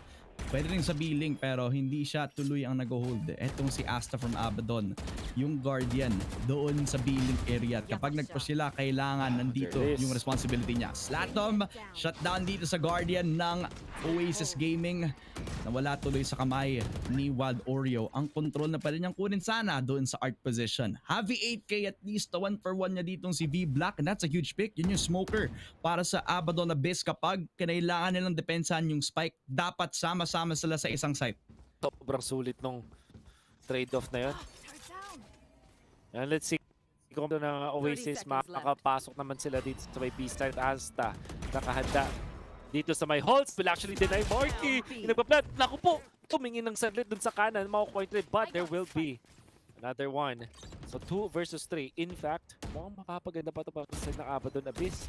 Mapipilitan mag-plant. Pwede pang mag-flash dito pero handa si Nexi for the cross. Exotic take out Nexi. Georgie naman for the trade. But Rababs pa. Siya yung kukuha ng pinakahuli. So trade for trade. At dahil huli, nauna kumil dito. Yung Oasis sila din ang makakalamang. Ang Abaddon, Rababs will close it out 6-10. Lamang na lamang ang Abaddon Abyss. Kaya hindi nila hinintay na kailangan pa nila mag-retake ay dahil dun sa death netong si V-Black. Kasi kapag nag-retake pa sila to the point na nakakuha na agad ng map control dun sa B site tung Oasis, lalaki yung value sana ni V-Black. Kaya at the time na wala pa rin yung plant dito para sa Oasis, kailangan mag-pull ng trigger na agad yung Abaddon at the time na hindi pa sila nagpa-plant. Kasi nandoon pa rin yung majority ng mga players. Ngayon na alam nila wala si V-Black, pwede sila mag-hold dun sa B main. Kaya kailangan labanan agad once or before they could get yung objective na yon. Since kailangan depensahan yung nag-iisa nagpa-plant, that end, they are forced to play short-range angles compared to them having to play retake nang nasa B main sila. Yeah. Kapag naka-plant na nga yung Oasis Gaming ng time na yun. Naka-eco round na sila because of this very risky play na ginawa ng Oasis. Even though they had V-Black, lost a lot of timing since they needed to secure yung spike as fast as they could. Yep. But at the time that they did, Abaddon already was there. Tapos yung player doon sa city, pinapressure agad yung player na doon sa default. Hindi na nga nakapag-plant dahil doon sa pressure na nilabas eh. Yeah. Nararamdaman natin na time is of the essence. Yung nararamdaman sa dalawang teams na to. And of course, yung mga trade-offs ang galing eh. Palitan yung dalawang teams. And the fact na -1 agad din yung Oasis Gaming. In the end, dun sa palitan, Rababs na lang yung nanaig. Wala masyadong firepower dito because they will now have to settle for another eco round. Although nabakamit dito si Mark, yung kanyang bulldog. Count Georgie though! Kung ganun kalayo, nakakuha ng isang headshot. Well, okay. Eco doesn't matter. And Georgie. Oh my goodness. Taking out yung secret player. That was Rababs. We're not talking about Team Secret. We're talking about Wala sila dito. Wala sila dito. Nasa Brazil, sarap. Oh, V-Black. That was a quick timing. Crucial. At the time na kinailangan ng mid-control itong Oasis, na-eliminate agad yung lurker. And now they can focus all of their energy kay Georgie, pero nandito siya agad sa B. Hindi na account ni Asta na nandito na siya agad. Hindi siya nakapag-reposition. at hindi tuloy nabigyan ng pressure yung Oasis bago makapag-plant ng spike dito. Nightfall pa. Namit agad yung Nightfall para may pressure yung mga tao doon sa city, pero dapat hindi doon yung energy doon sa billing kung saan manggagaling itong si Exotic. Now that they weeded out yung kanilang mid-control player na para sa Oasis, they can all focus their eyes and energy doon sa may B itself. Cosmic Divide para short range angles lang, pero sa Sheriff ni Wild Oreo at yung aggressiveness ni Georgie, doon lumabas ang lakas ng Oasis. And that was an eco round nonetheless. Look at that. Beautiful shot. Makaka-follow pa. Ginamit yun. Tapos naka-recover ng bala. Then yung entry points either through tower or dun sa may connector or doon sa may mid. And with 2 members doon, dami nakarap. I think na-overwhelmed din talaga ng Abaddon Abyss dun sa time na yon. Only having what? Yung kanilang, they don't have good sentinel na to anchor the site dahil na -1 agad si Rabab. So Oasis really taking full advantage of that. Hindi mo na mag-upgrade yung iba. They're going in for the long haul dito, Oasis Gaming. Settling para sa Bulldog ni Georgie na napulot niya after niya mapatay yung enemy killjoy. Uy, Abi 8K, perfect flash. May dalawa na hindi na nakakita. Pero V-Black, bago pa ba siya makapagtakbo doon sa may art, deny agad ni Nexi. That was a quick setup. A trap na na-layout agad ng Oasis in the most perfect timing. All set up by Nexi at yung kanyang utility. Kapag nakapag-control na agad yung players dun sa mid, may dalawa silang kailangang i-consider. Yung dalawang connector area na dito sa mid-control lang makukuha. At saka kung saan manggagaling yung dalawang naglo-lurk dito at si Marky yung sasamahan ng Oasis ngayon. Dahil nakalagay na yung smokes dito mga kaibigan, it's at a point where they cannot contend them. Habang nandito sila nagkocontrol ng B, makapag-plant ng spike ang Oasis at Abaddon. Even though sama-sama sila, wala silang mga barel panlaban dito. That's true. And looking like 8 to 10 sa ngayon. Actually with Georgie na ang dami nang na-clear out na space. Alam niya na wala na talagang sa mid. Alam niya wala mag-flank. So mukhang B, Link, lahat ng panggagalingan dito ng Abaddon na business. I'll see how they execute. Time is running out. Eco din naman to para sa Abaddon na business. So really not that much that can happen. Georgie kailangan na lang niyang mag-ingat dito pero makakuha siya ng isa. Will be taken out by the Classic. In fact, magre-recover ng baril doon si Exotic at lalaban pa rin. Bulldog na lang yung nakita niya doon so hindi niya isasaban na lang din.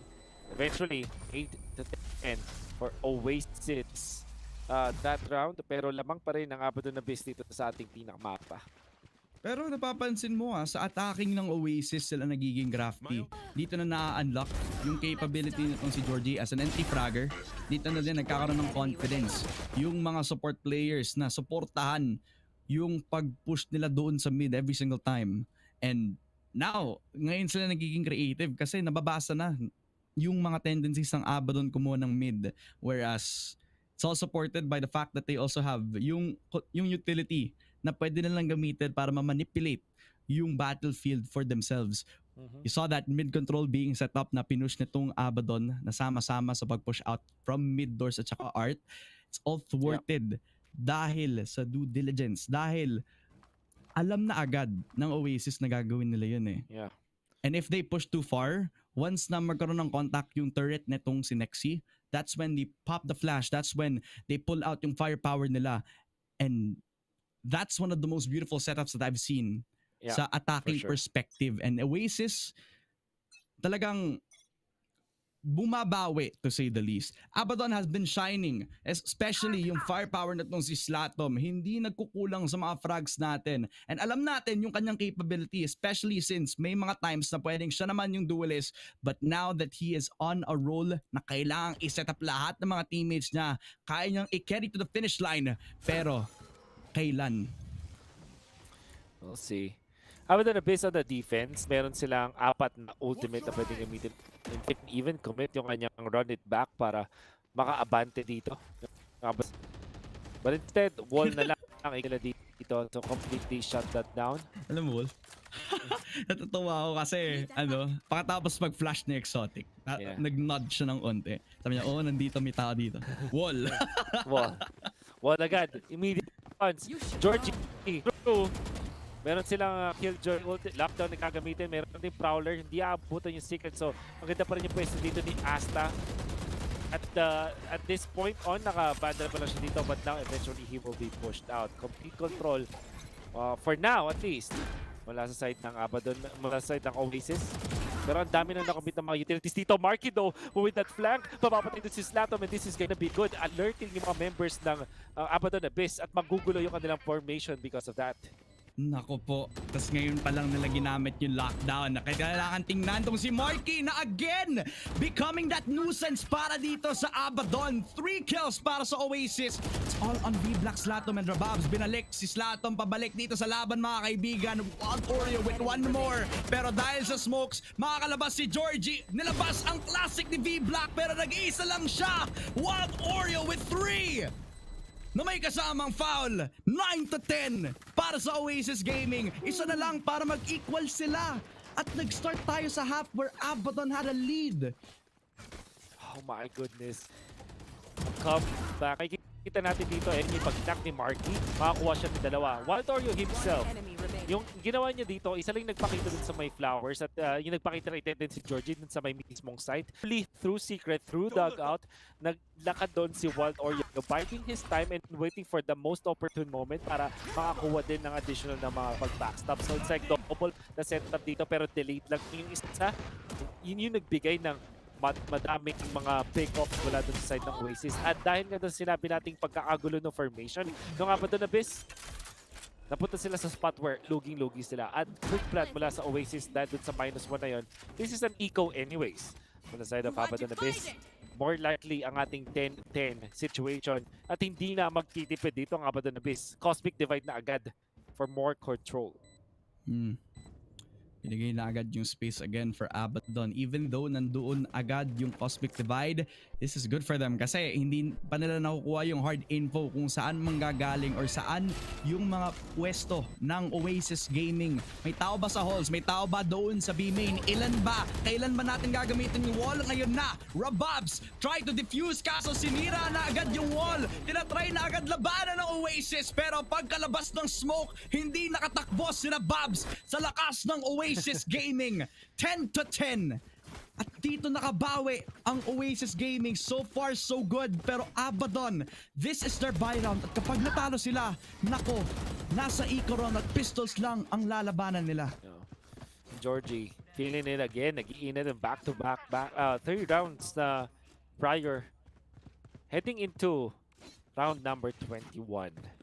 Dito na talaga magkakaalaman. But when it comes to ultimates, Nightfall lang ang available dito sa Abaddon Abyss. And having access sa Rolling Thunder, ito kay Happy 8K, sobrang crucial nito. They can really push it out. Buti na lang, kaya ready si Rababs with the wall. Kailangan ba sa akin nagagamit yung Rolling Thunder. Hindi na sila magtitipid whatsoever. Hindi na nagmamadali na sila sa ngayon. But identifying na may multiple na mga defenders doon, parang sabi dito ng Oasis, okay, sige. Nagamit natin Rolling Thunder, hindi ganun kasulit. Pero information naman yung nakuha natin afterwards. So they will be settling down for a moment and maybe attack the other side instead. Tapos depensa nito ni Asta of all people. And he's the guy na hindi masyadong pinag-uusapan, di ba? Kailangan kasi this guy has the biggest responsibility na ngayon. I-hold yung sarili niya at yung site niya against 4 people of Oasis na tinatry i-wall bang. Si Asta, buhay na buhay pa rin ang Killjoy at nakatakbo papunta sa city. Si Slatom ang mismong kukuha ng patay dito. Dalawa para kay V-Black! At the shutdown ni Wild Oreo, it's all on Javi 8K. Pero pagkatapos na mapatay si Asta, sabi ni Rababs, tama na yan! 11-10 for Abaddon. Rababs. Ginawa niya doon with the wall from B, sobrang crucial. And the decision was, okay, mag-rolling thunder pa rin. V-Black, however, holding his ground. Tapos yung depensa ng nila Asta and the gang. This allowed the Abaddon Abyss to get so much dun sa mapa na, dun sa round na yun. And then eventually, nakuha nila yung momentum back to their side. Mayaman pa rin naman ang Oasis dahil dun sa kanilang panalo kanina. So, they will still be able to buy full this time. But Abaddon Abyss, naka-recover na nga talaga. Meron pa bang Nightfall? No?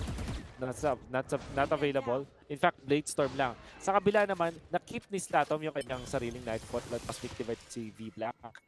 Looking to be very good round. Unless ma-minus 1 sila Babs, and that will be the case. Georgie, dash out agad. Making sure na yung -1 na yun ay hindi matitrade.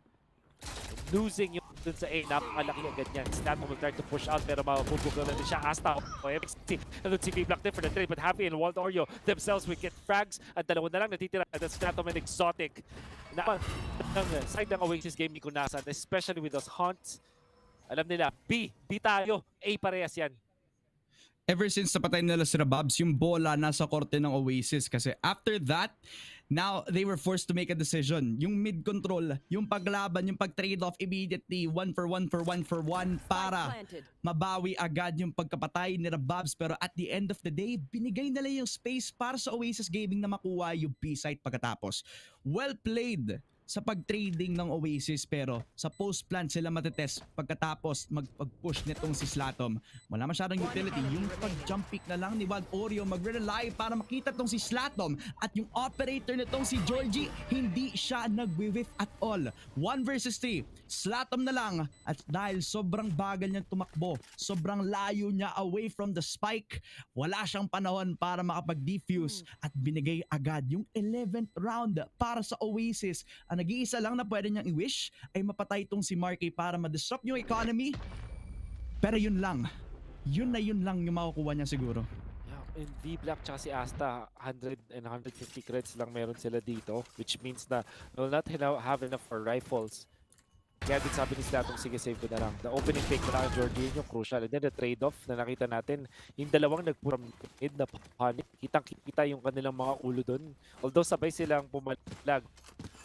Firepower coming out from Oasis, yung trade-off ay lumamang para sa kanila. Magsisettle sa Stinger. Etong si Rababs, full armor. At Bulldog naman para kay Asta. Biglang must win to para sa Abaddon. Kasi sobrang dami pa rin pera ng Oasis. Despite, even when they will lose this round, and for to play for overtime. Abaddon Abyss, wala na. This is their last shot at it. Fortunately, that Fem, meron silang 3 ultimates to work with. And if they get pickoffs, it could be the start of them regaining control of this round. Sobrang far apart na mga membro ng Oasis! At yun yung magiging punishment dito kay Georgie. Yun yung ginawa niya doon sa A-main. Nagtatry maghanap ng pick-off because of that operator. Pero dahil na-expect agad ni Exotic, dahil ang bilis din na nag-peek palabas doon sa halls, ay hindi na-expect ni Georgie agad-agad. Dahil sa quick counter-strafe din, nako hindi siya napatay agad nitong si Marky. Sama-sama yung iba mga miyembro ng Oasis doon sa mid. At nakapasok at least itong si Nexi sa loob ng pwede niyang kunin yung link para ma-backstab itong si V Black. Ang ganda talaga ng pwesto niya. Kung papasok doon sa mid doors, itong players ng Oasis, hindi na mangyayari dahil Nexi, ino-open na yung lahat ng pintuan para dito sa push on a link.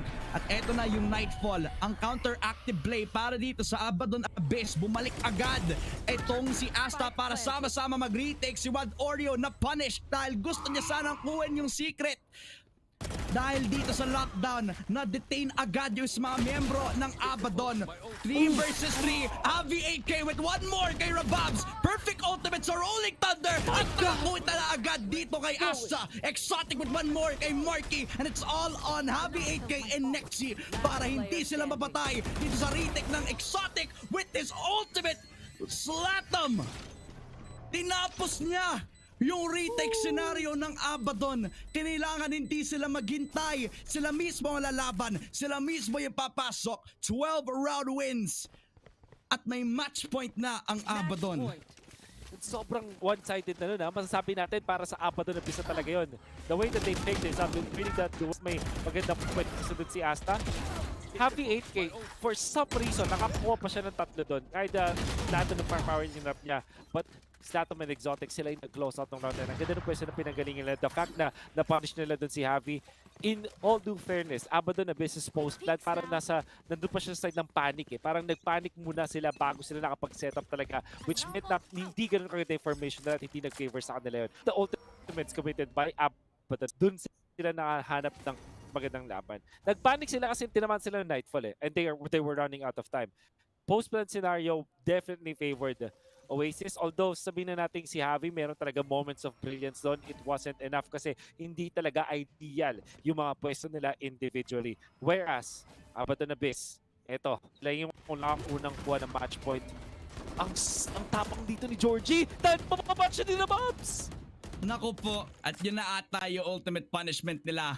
Mapupunta ba tayo sa Game 3 mga kaibigan or mapupush ba into overtime ng Oasis Gaming? Napatay na agad yung entry fragger ng Oasis at yung isa sa kanila naka-operator so kailangan mag-hit yung shots ni Marky. May isa na pagkatapos masira yung wall dito. Makikita agad si Exotic at kailangang handa itong si Marky na i-dodge yung flash. Pero habang nandito yung atensyon sa B main, kita mo kung nasaan yung dalawang initiators ng Oasis. Nandoon sa art, nag-iingay sila. Tinatry na hindi sila tingnan doon sa B main. Agad-agad na kay Exotic yung kapangyarihan. At sa flash na yon, nakita si Nexi at napatay din si Marky. Nandun yung spike. Wala silang makuhang agad. Sonic!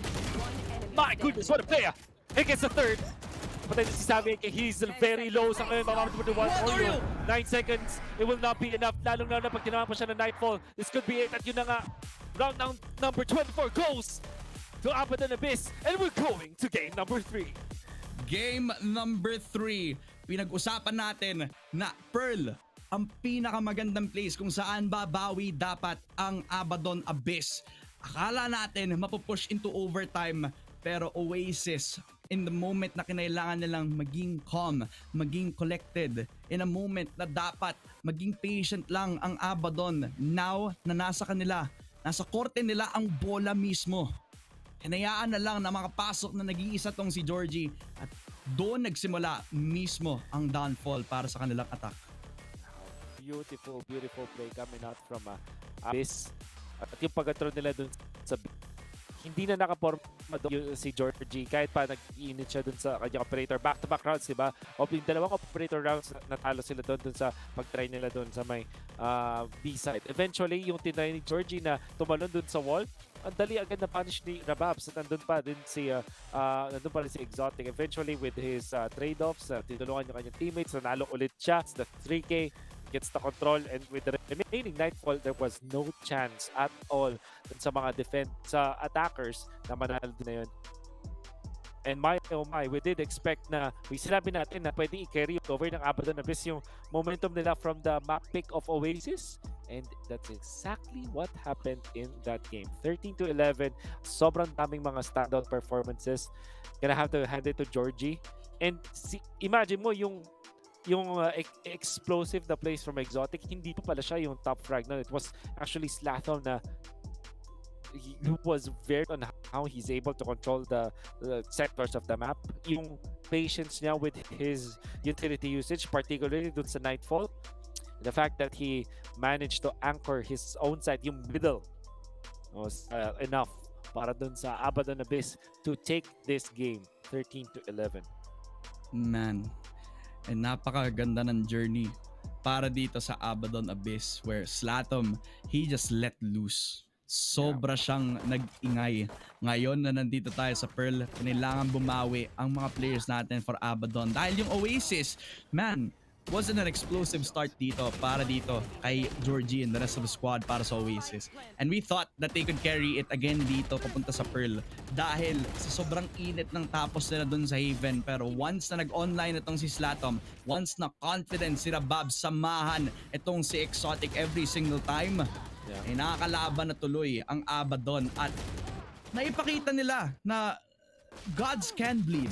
At even though top 1 ang Oasis, beatable sila. May mga times na natatalo sila sa kanilang second map at doon nagkakaroon ng confidence yung team na nakatalo sa Oasis. Ngayon ba magkakaroon ng enough confidence ang Abaddon? Well, sa Pearl map nila, sobrang convincing ng tapos. Beautifully done. On the rest of Abaddon Abyss and Rababs, ang pinakahuling ang makakuha ng kill, and he will be delivering the victory para sa Grab Unlimited. Abaddon Abyss takes us to game number 3. And we're more than happy for that. Ang ganda na kanilang ipinakita doon sa first map natin, Haven, despite the loss. Even better, ipinakita nila dito. Both teams, in fact, really showing up. Pares na close matches natin, 13-11 yung recent one. And I'm excited to see what Fracture can bring to the table, di ba? Alam mo, uulitin ko yung sinabi ng panel natin. Heading into Game 3, it will be an exciting game. Kasi dito na matetest kung eto ba talaga yung bahay ng Oasis or makakonquer ba ng Abaddon ang ating top 1 team. Malalaman yan pagkatapos ng break. But when we return, eto na ang final map para sa serye ng Oasis Gaming versus Abaddon Abyss. We'll be right back.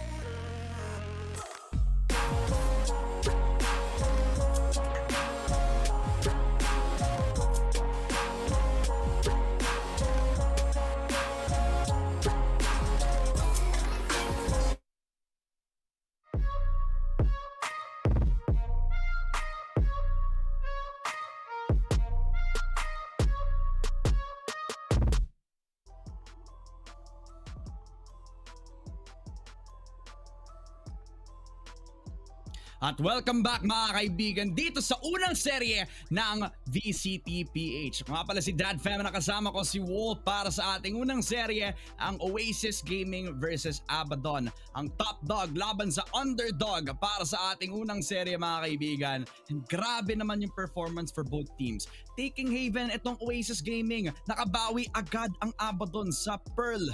Pero ngayon, na nasa Fracture tayo, na sinasabi natin, ito ang bahay ng Oasis. Dito ba sila magkakaroon ng 2-1? Oh, ito na yata ang definitely decider, but ito na yata yung hinihintay ng Abaddon Abyss for them to kick off at talaga magpakilala na sa eksena. Where for Oasis, this is a test kung gano'n na kaganda yung resilience nila all throughout the season, right? Because it wasn't, kailangan, lagi natin sinasabi na sila talaga yung team to beat, but when it comes to like facing the teams over and over dahil naka-round robin tayo, matetest din talaga yung resilience mo sa team.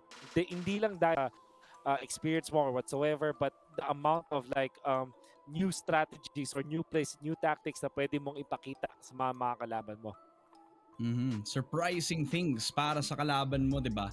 And Oasis, they think na alam nila lahat, di ba? Na-conquer na nga nila ang Naos at nasa taas sila ng leaderboards natin, mga kaibigan. Pero Abaddon, ganito sila kalapit para man-knockdown nila sa kanilang standing ang Oasis Gaming.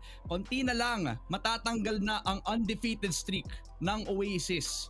Pag natalo nila ito na ang pinakamalaking statement para sa Abaddon. And even if they had a slow start, ito yung pinakamagandang pambawi para sa ating Cebuano squad. Whereas Oasis Gaming, kakasabi mo nga lang, it is a test of endurance all throughout sa series na to. At ito since sa map veto nila, nagpe-favor talaga para sa akin ng Oasis Gaming because of how they shaped and manipulated yung mga bans natin. Since natanggal nila yung best map ng ating Abaddon, which is yung Bind, tinanggal na nila. Tapos yung Ascent, hindi din nila binigyan ng panahon para gamitin yon ng Abaddon.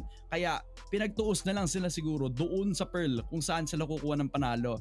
Whereas since they got their Haven tapos their Fracture as their decider map, it's all smooth sailing siguro dito. Pero yun din sinabi ko kanina, nandito na tayo sa 1-1 man.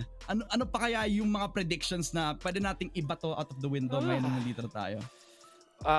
Well, yung fact na one-sided to, yung entire series natin para sa Oasis, yun yung mga nasabi din nung nasa panel natin, and I cannot blame them dahil dun sa performance nung Abaddon Abyss before, ng Oasis before. But now, seeing as how they are being slowly na napipigilan dito ng Abaddon Abyss, yun yung mas maganda rin talaga na ibato na natin. No, yung one-sidedness nitong map series na to, not map, itong series na to, it's thrown out the window, man.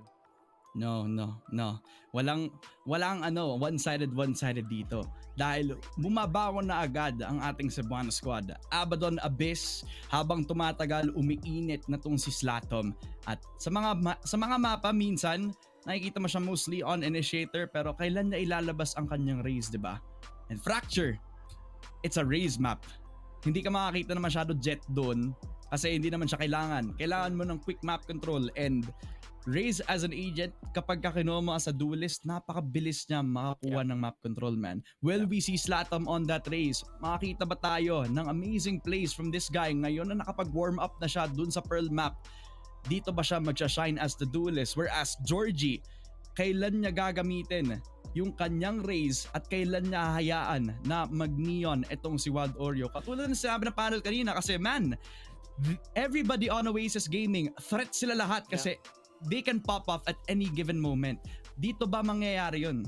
Yeah, you know, Fracture is a map that allows for that kasi napansin natin yung mga trend kapag nagkaroon ng Game 2 or Game 3 na Fracture yung napipili, nagkakaroon talaga ng shift in the dynamics wherein yung ibang mga former duelists biglang napapa-cypher or biglang fade or Sova or kung ano man, not Sova really, but yeah, fade, paano napapalipat doon, tapos minsan nagki-killjoy na yung mga former duelists, tapos yung mga Sentinel mains biglang nagiging Neon. Party Neon siya, but all things considered, I think that this will be the map that could be changes. Fracture allows for that.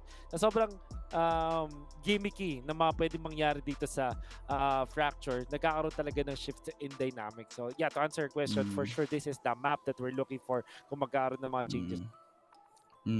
As an exciting series at napakainit na laban natin so far. Pero sino ba yung kailangan natin i-thank para mangyari ang lahat ng ito? This event has been made possible by Riot Games together with Mineski Philippines. And maraming salamat din sa ating official sponsor, Gab Unlimited. Celebrate great wins with great food and enjoy free delivery every single day. Subscribe to Grab Unlimited now for 9 pesos on your first month.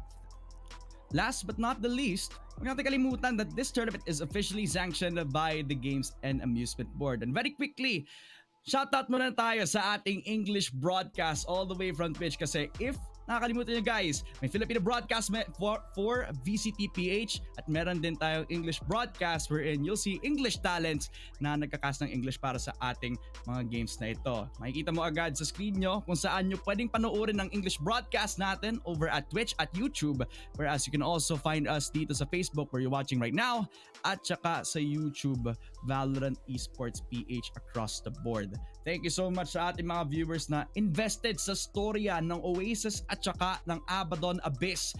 At hindi pa tayo tapos man. We're treated to one more game kung saan matatopple ba ni Babs ang kanyang former Leon Esports teammate na si Georgie? Man. Well, see. Ganda nung ano no? Duel ng mga players natin with the stories din. There's also like the discussion. Matagal na natin nakikita si Georgie pero si Exotic is making a case for himself, especially with that. Last 2 maps, in fact, last 2 maps, ganda ng kanilang performance. When I look at the stats though, sa fracture ng dalawang teams natin, mukhang at least when just involving itong Challengers League ng split number 1, 2 beses pa lang nag-fracture dito yung Abaddon Abyss whereas once pa lang yung OASIS Gaming. At in fact, yung isa pang fracture ng Abaddon Abyss was actually during the qualifier, right? So, when it comes to their composition, yan nga, yung Cypher tsaka yung Neon na pwede nating expect. Para naman sa OASIS, Neon lang. They don't go for Cypher, but they do pick up yung Killjoy. So, I think yung dito na Neon, makikita natin yan. But in exchange, yung paglipat ng mga duelist to Cypher, yan ang gusto ko makita. Paano ka ba nilalaro ng mga duelists ang Cypher? Alam mo, natatawa tuloy ako kasi 'di ba hinahype up ko yung matchup na to na okay, OASIS nakuha nila yung fracture nila at sinasabi ko na hindi pa sila natatalo at all. Kasi isang beses pa lang pala sila nakalaro ng fracture tas doon pa lang sila nanalo. Undefeated pa rin naman. Hindi pa rin ako mali, 'di ba? Technically, undefeated pa rin, wala pa rin nakakatalo sa kanila. Yeah. Pero touchdown line. it does still mean na may experience pa rin yung Abaddon maglaro dito. Yeah. And I think the last time that we saw them play Fracture, naka-sentinel lang itong si Exotic. At the time na mainit na si Exotic, do you risk na ibigay sa kanya ulit yung Cypher like how you saw him doon sa last time naglaro sa ng Fracture, or magduduelist ba siya ulit? Yeah. Man, ang daming storylines na pwedeng mag-catch up, pero bago ang lahat, kailangan natin mag-short break muna. Kailangan mag-ready ang lahat ng players at ang lahat ng mga viewers natin para sa banger na third map natin. Kaya magbe-break lang ulit ang VCT Philippines. Ako si Dad Fem at saka si Wolf. We'll see you guys later.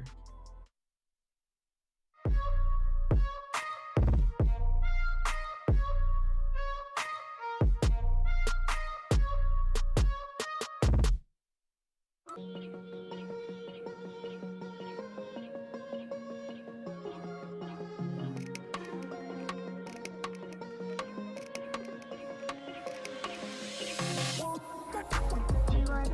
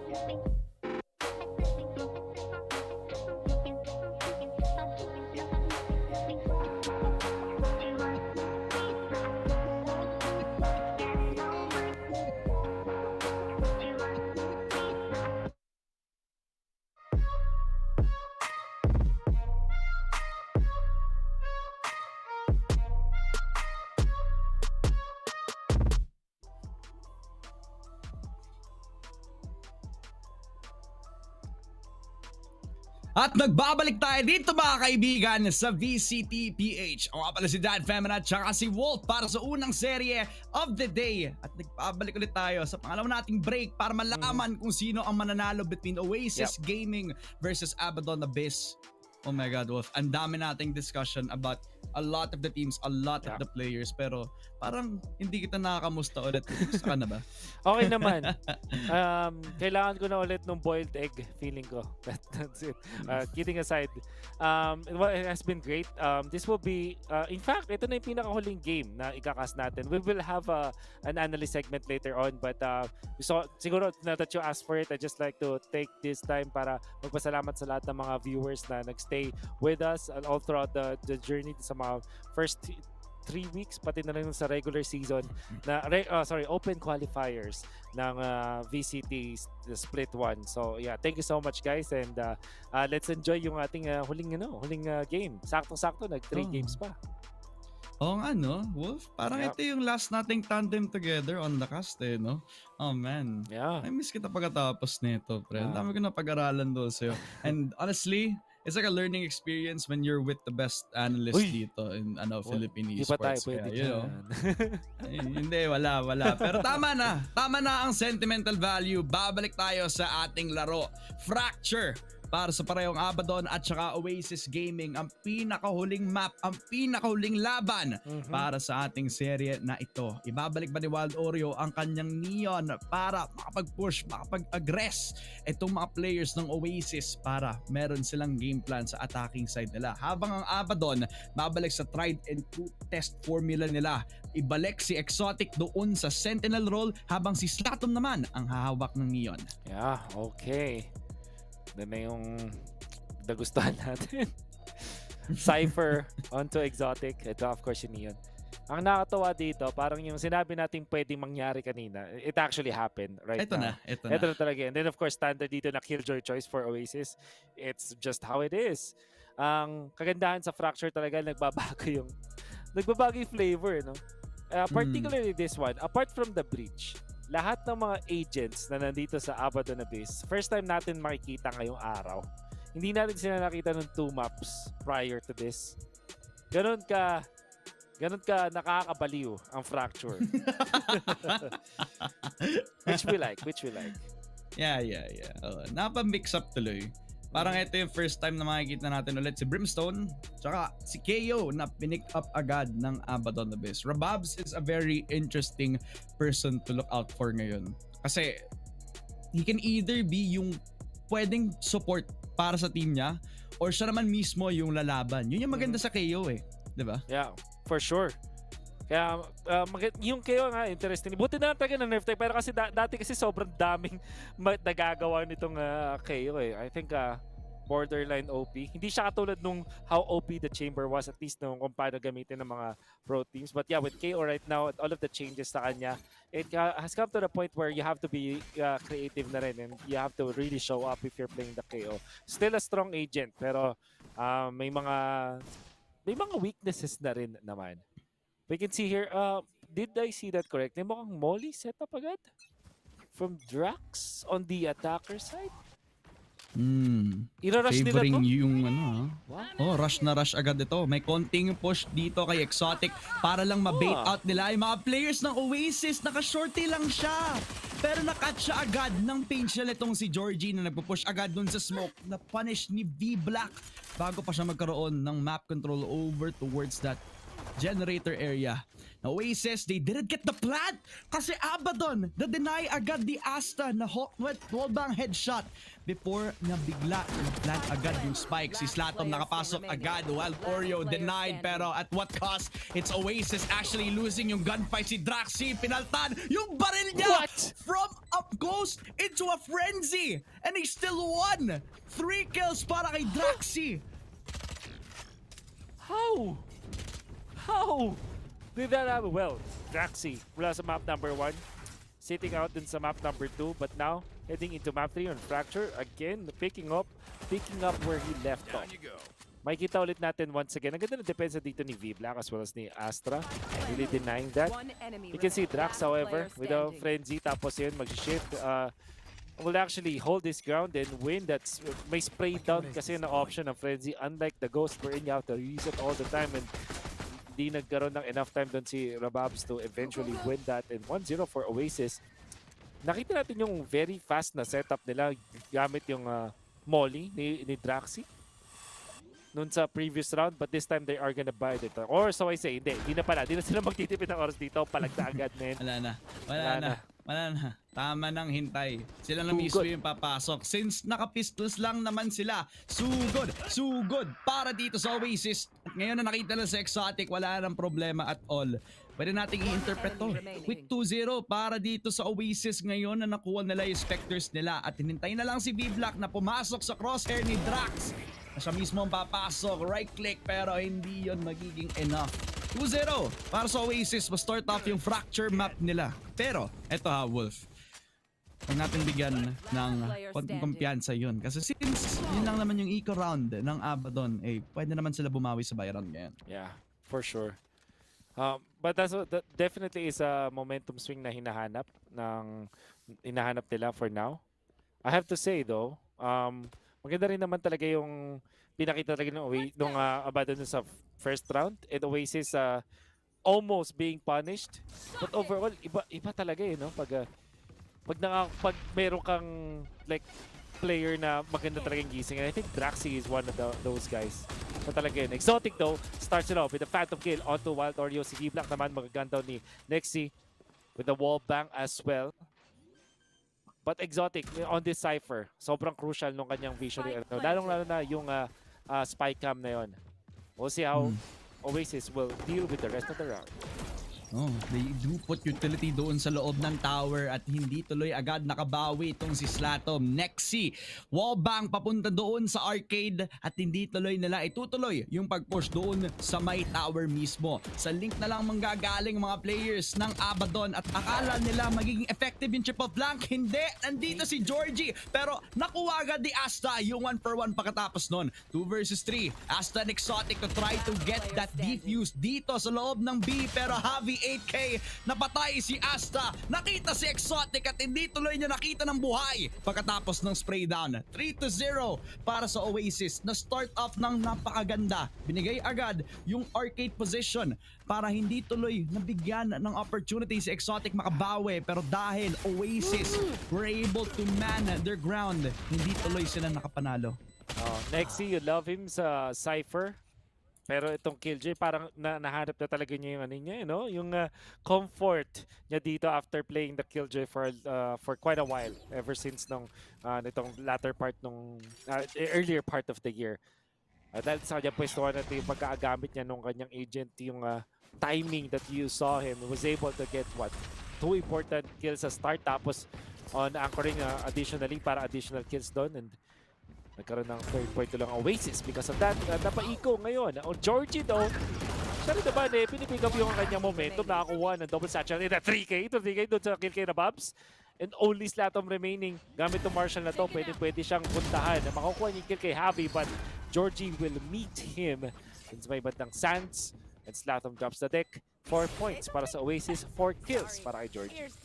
Sa ganitong panahon, dapat may timeout na ang Abaddon kasi dapat i-consider na umiinit na ulit si Georgie.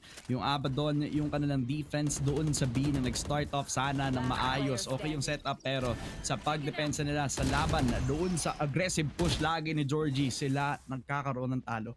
Napapansin mo ba na si Georgie mismo yung parang sineset-upan ng Oasis, and every time na he would call for a smoke, a flash, Javi 8K lagi nasa likod niya, that gives Georgie a lot of confidence para makalaban against aggressive setups like this by Abaddon. And now that he called na ibalik si Wild Oreo before siya makapasok, hindi siya tuloy na watch doon sa may drop. Nabigay agad yung space sa Oasis on the A site itself. May tatlo na ginamit na kalampag ng papag pero Asta nakatatlo sa Oasis Gaming. Georgie and Draxi naka-shutdown ng dalawa. It's all on Exotic na kanina pang nasa B site. What a play from Asta! Eventually doon may dalawang mga teammates siya na nawala pa rin afterwards. Yun yung medyo masakit doon. Tapos na trade off siya afterwards. Damage din doon Exotic. Kaso dalawang angle yung kailangan niya tignan. Masyadong open ang A site for him to take, and wala na siyang mga utilities din noon. Eventually gunned down, and makikita natin ulit Wild Oreo hindi tinamaan Rolling Thunder, kaya nakakuha pa siya ng 2 kills. Look at that. Nakita natin 2 beses back to back dahil sobrang ganda. Asta with a 3K eventually being punished, and Drax holding the best angle, holding Sands to cover for his teammate, at nakakuha na ng 5 points yung Oasis. Kung hindi sila nag-timeout kanina, eto na talaga. Inescapable. Kailangan na nilang pigilan yung adrenaline na nandoon sa Oasis. Nako. Man, kasi hindi sila nagkukulang sa pag-hold sa isang side. Pero dahil fracture yung mapang to, kailangan tingnan din yung kabilang pwedeng opening. When you're defending, hindi lang A main, meron ding A drop na kailangan tingnan. Yun yung opening nitong si Georgie. At doon din sila lahat nag-commit all the way through A site. Kasi wala naman silang lurk attempt from B site itself eh. Kasi nobody from Oasis Gaming is willing to go for the lurk anyway unless Nexi wants to risk na tanggalin yung flank watch nila, di ba? Yeah, they will all commit together para sa Oasis Gaming. And that's, feeling ko yun yung parang pinakamaganda about this roster eh. The fact that you can have a split push going pero sama-sama pa rin yung kanilang gameplay executed really well. Oasis are a top dog for a reason. Kaya ang Abaddon, pagkatapos ng timeout na to, kailangang hanapin ng opening itong Oasis. Yeah. See how it goes. Georgie. Aggressive push mula dun sa Oasis with Exotic as well as V-Black. And they know for sure na meron tao dito. There is the fault line na gagamitin na rin. Ganda ng angulo ni Georgie dito na papasukan through the smokes. Makakuha rin sila. V-Black will take out Georgie, however, sa paglikod niya. But Nexi, of course, for the trade-off. Still, a -2 for 1 para sa Oasis in this gun round. Masaya sila sa trade-off na yun. Pero buhay pa rin naman tong si Slatom. Kapag na-set up siya agad ni Rababs at ni Asta, magagamit yung kanyang electric finger. At kapag ginamit niya ito dito kay Slatom, naku po, wala siyang panahon! Namatay siya agad sa 4K ni Wild Oreo! At hindi niya na-prove na mabilis ang daliri ng Pinoy dahil mas mabilis yung iglap nitong si Wild Oreo sa kalaban niyang Abaddon Abyss. Oh, he popped yung ultimate ng nasa gitna ng lahat. Nakita-kita siya. We are going to see it again. Wild Oreo, tingnan mo naman yung pwesto niya doon. Covered na covered yung angulo niya. Yung kaliwa niya, okay. Tapos nung yung sinugod na siya, after killing yung target doon sa right, nakakuha agad doon, naka-transfer siya doon sa left. Incredible tracking mula kay Wild Oreo. Holding his ground. Kaya naman nakuha niya yung 4K na yun. Welcome to TikTok talaga, sasabihin ng mga kampi mo pag nagawa mo yun. Na-imagine ko na eh, pero feeling ko si Wild Oreo hindi niya na-expect na nandito din si Slatom. What a setup! Kasi hindi na nakita na nandoon sa city pala all along itong si Exotic. Dahil dun sa traps, hindi tuloy agad nakatakbo papunta sa default. Pero at least meron silang 1-for-2. Na napatay agad ni Draxi. May rolling thunder na nilabas ang Abaddon palabas ng city, pero Nexi hindi siya naapektuhan. 3 kills para kay Nexi na napaka-sexy. 1 versus 1 and it's all on Slatom na naman. Sobrang low on HP ni Nexi pero lumalapit si Slatom. Hinahanap si Nexi at napatay siya agad.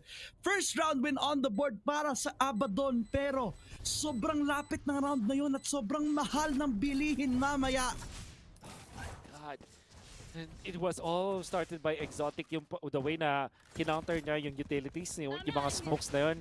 Very urgent, ang ganda ng kanyang pwesto to get 2 against Oasis. So, -2 agad sila.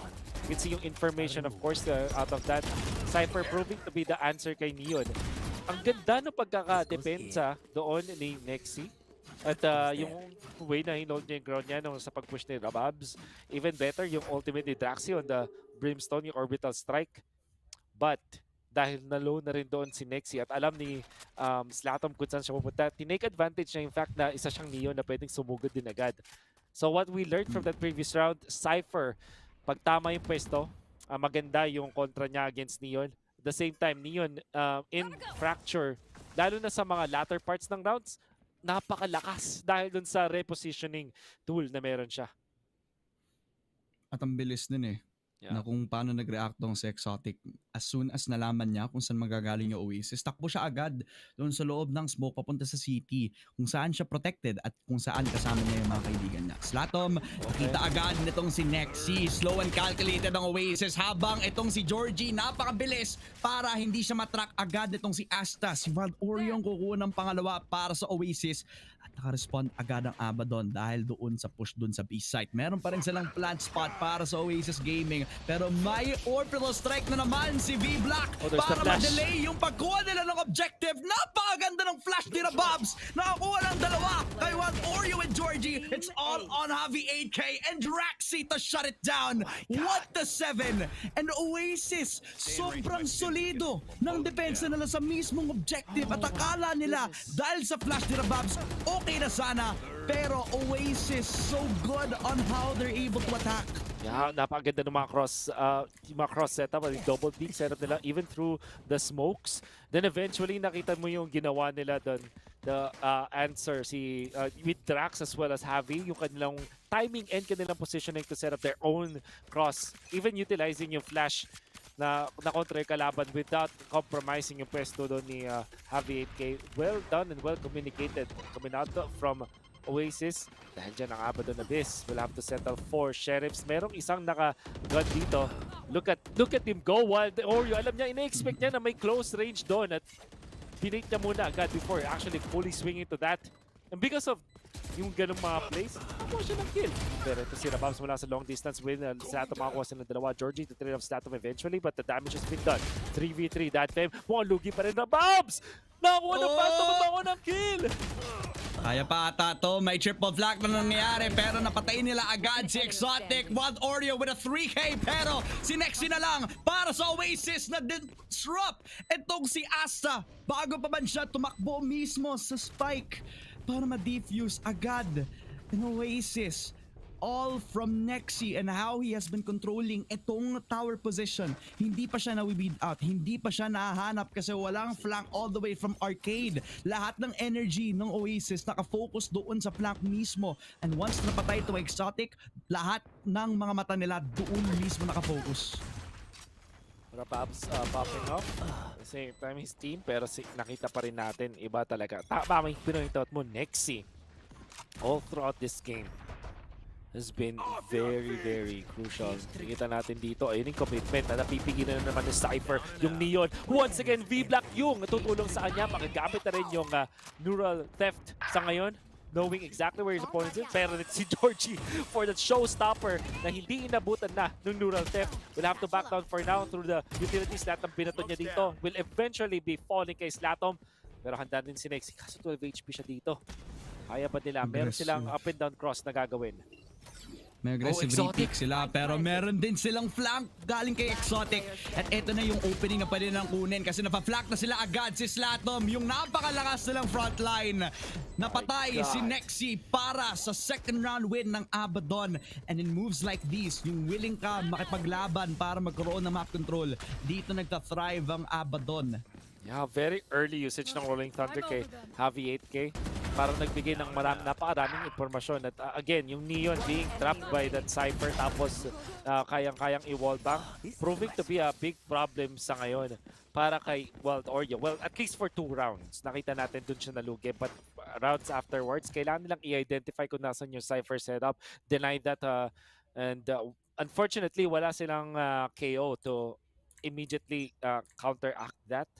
So they have to really be working on raw instincts dito. Oh, look at that. Firepower. Oh my! Lahat sila nag-push. And Slatom, isa lang yun napatay. Si Wild Oreo lang. So worth it ba ang lahat? Kasi napatay yung mga ultimates na meron ang Abaddon Abyss. Habang ang OASIS bumabalik sa underpass.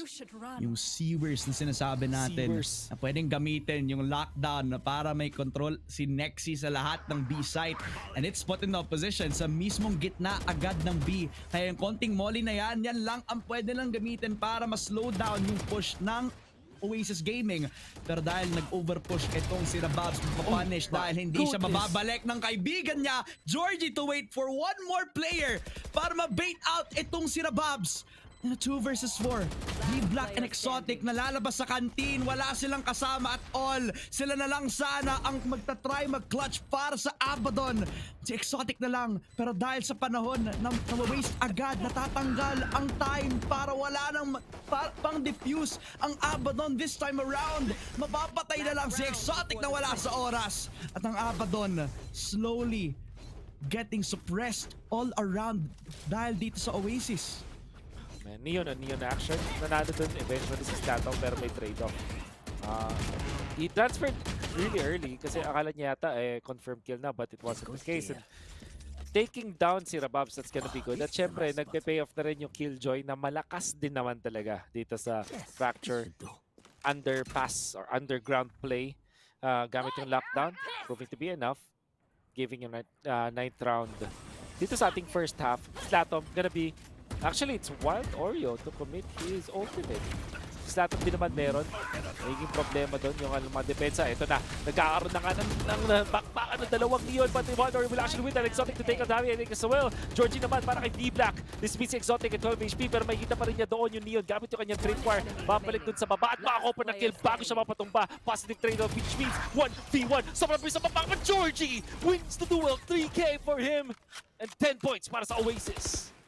Yun yung flank na ginagawa ni Rababs habang naglalaban sa loob ng mga smokes ang barehong Abaddon at Oasis. At sa chaos na yun, si Georgie yung nag-thrive. Si Georgie naman yung naging cool, calm, and collected.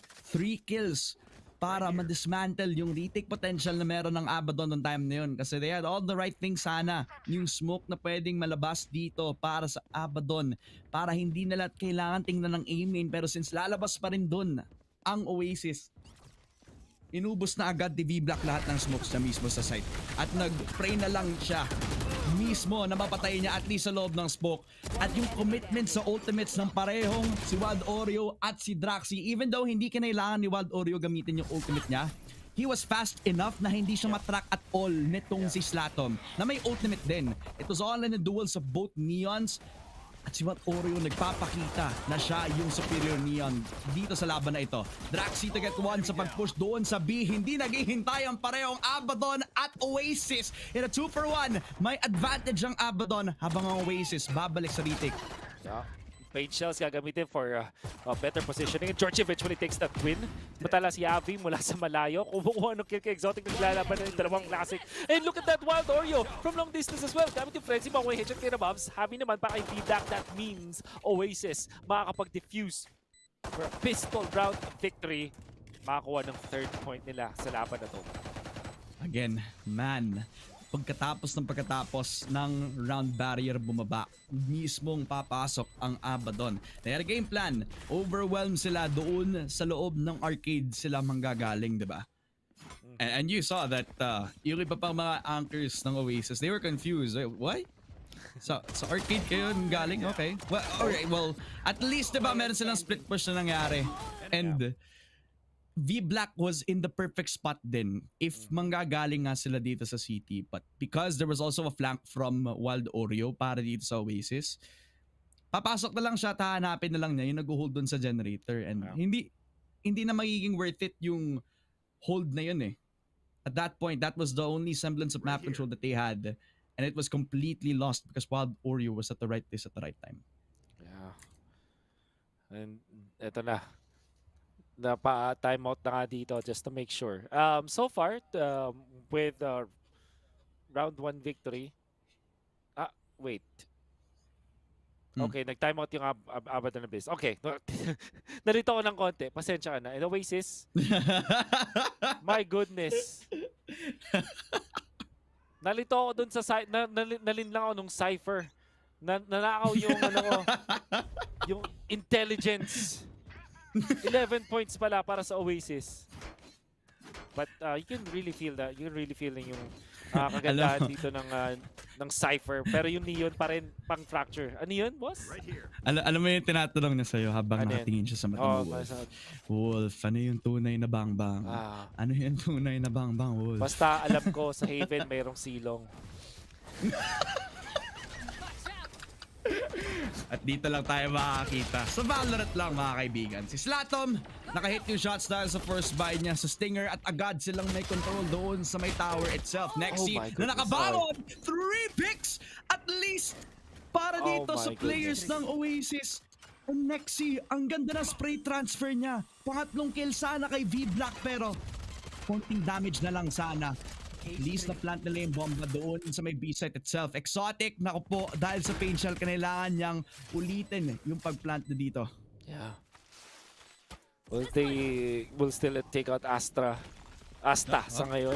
Pero may dalawang Spectres na yung dalawang members ng Abaddon Abyss. However, it will not be enough. Ang ganda ng pag-secure eventually. And the time did not go in favor of Abaddon Abyss. Ang kagandaan dito, napag-plant sila. Still match point para sa Oasis, but we'll see. At least plenty of economy para sa Abaddon Abyss heading into round number 15. I wish makikita yung stream play. Pero nakita mo ba nung kung kailan gumamit ng wall tong si Wadboy? Pagkatapos ng kill na to, gumamit siya ng wall tapos biglang nawala yung wall. That was weird, no? Ganon kabilis nawala yung wall, ganon din kabilis nawala yung B-site control ng Abaddon pagkatapos na mag-plant ng spike. Sa bilis na yon, baka mabilis na ding mawawala itong fracture map. Apat na players ng Oasis pupush palabas ng B at hindi na expect agad this lato pero at least may trade-off 1-for-1. May pungkas agad itong si Asta para makabalik agad sa B-site ang mga players ng Oasis pero dahil sa bulldog ni Draxi, baka matapos na ang kwento ng Oasis versus Abaddon dahil sa B-main push na ginawa ng defense para sa Oasis Gaming. Bumalik agad yung defense dito sa B-site. Sobrang dami nilang sektor na kailangan tingnan at pagkatapos makuha ni Nex itong patay kay Rababs, dalawa na lang at 13-2 tayo dito sa Game 3 Abaddon versus Oasis. May Satchel na pwedeng i-disrupt yung kanyang angulo pero si Exotic na surprise si Georgie sinapak bago siya makalabas ng B-main pero yung spike nasaan? Na kay V-Black. 2 versus 3. Vandal on hand para Exotic, Spectre lang para kay V-Black. Wala na rin siyang mga smokes dito. Habang sila Javi, there's still Aftershock. And Nexi ay makapag-setup and they know Drax will be able to set up the smokes for this retake scenario. Walang itin, but nagkaroon ng access orbital strike. Javi, kiting ang V-Black as well as Exotic. 4 HP remaining and 13 points para sa Oasis. They will take this series after very close maps 1 and 2. A decisive win para sa Oasis para ipanalo ang serye na to. Kung ang akala natin matatapos ang undefeated streak ng Oasis sa regular season, dito nila pinakita na decisive ang kanilang standing ngayon. As of late, Oasis Gaming are yet to lose a best of 3 sa regular series natin. At akala natin na ngayon ang panahon sa third game ng Abaddon. Pero dahil sa fracture sila nagtuos, dahil si Georgie sobrang komportable on the race at akala natin that he was slowing down sa Pearl map wherein he was getting set off sa mga post-plant positions ng mga players ng Abaddon pero you don't give away yung strats all the way over to Fracture. Ngayon, na solido na, decisive na ang mga laban ng Abaddon. Hindi na enough yun dahil Oasis, they just had this nung nasa Fracture sila. You see Georgie popping off this time. Para kayo na, Babs, he finally was able to find his footing pero yung pagkalugi pa rin dito ng Abaddon Abyss na nasagot agad ng Oasis, more masterful with their executions as we saw. Nakakuha din ng mga crucial na mga rounds and everybody just really stepping up. I think si Nexi overall ang naging anchor dito ng Oasis even through dun sa kanilang attacker side. Yung way na pag-control niya ng particular parts of the map. For example, yung pag-control niya dun sa may drop, eventually, dun sa dish, eventually dun sa drop, really controlling that area to stop yung pag-abante ng Abaddon Abyss. In many points of this game, yung naging sandalan dito ng Oasis kapag napatumba na si Georgie was definitely Nexi. The rock of the team. Si Nexy na napaka-sexy, and if I remember correctly, bago tayo pumunta dito sa series na to, he had all 3 MVPs. Wow! Diba? Wow. And I'm not sure kung 2 or 3, pero ang alam ko consistent MVP talaga tong si Nexy. Solid pickup para sa Oasis ever since they brought him out pagkatapos ng time niya sa RRQ. Kasi dito na na-value yung talent ng itong si Nexy, ang anchor, ang solid rock of the team para sa Oasis this time.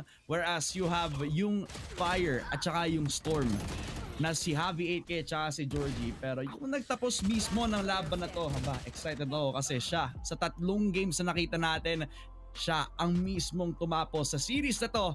Si Javi 8K. Siya yung nag-deliver ng win with Grab Unlimited sa napakatagal ng first 2 games natin in one quick fashion. 13-2 with one quick spray. Doon niya nakuha yung finale sa ating series. Well done coming out from the entirety of Oasis. Napakahirap nitong naging laban nila. Even yung map number 1 na panalo nila eventually, it was very close. Long pa din yung mga rounds na yun. And kahit yung mismong serye, di ba, close, but yung rounds itself, nagkakaroon talaga ng dikdikan between 2 teams. Nag-translate yun sa map number 2 na eventually naipanalo ng Abaddon Abyss. Game number 3, however, nakita na talaga natin na naigna yung experience, yung longevity na nakita natin dito sa Oasis. Masanay sila sa mas maraming mga games, mas matagal yung kanilang experience dito. At nakita natin yun sa map number 3, which was Fracture, that eventually they won one-sidedly. Napaka-relentless na naipakita para sa parehong teams natin to go all the way to Game 3. Pero syempre, hindi lang naman ako ang pwede mag-describe ng kung paano nagtagal ang series na to dahil ang panelists ang mismong kakausap sa inyo kung bakit nangyari ito. Laika, take it away.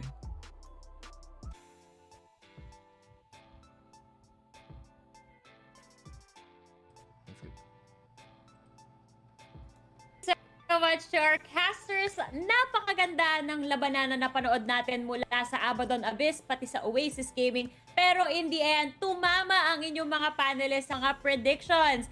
Ayan, kasama ko ulit dito si Dax at si Black and Blue. And Black and Blue, gusto kong balikan yung point na sinabi mo kanina na kung mananalo yung Oasis, kailangan convincing win talaga. Ikaw ba, nakumbinsi ka dito sa game na to?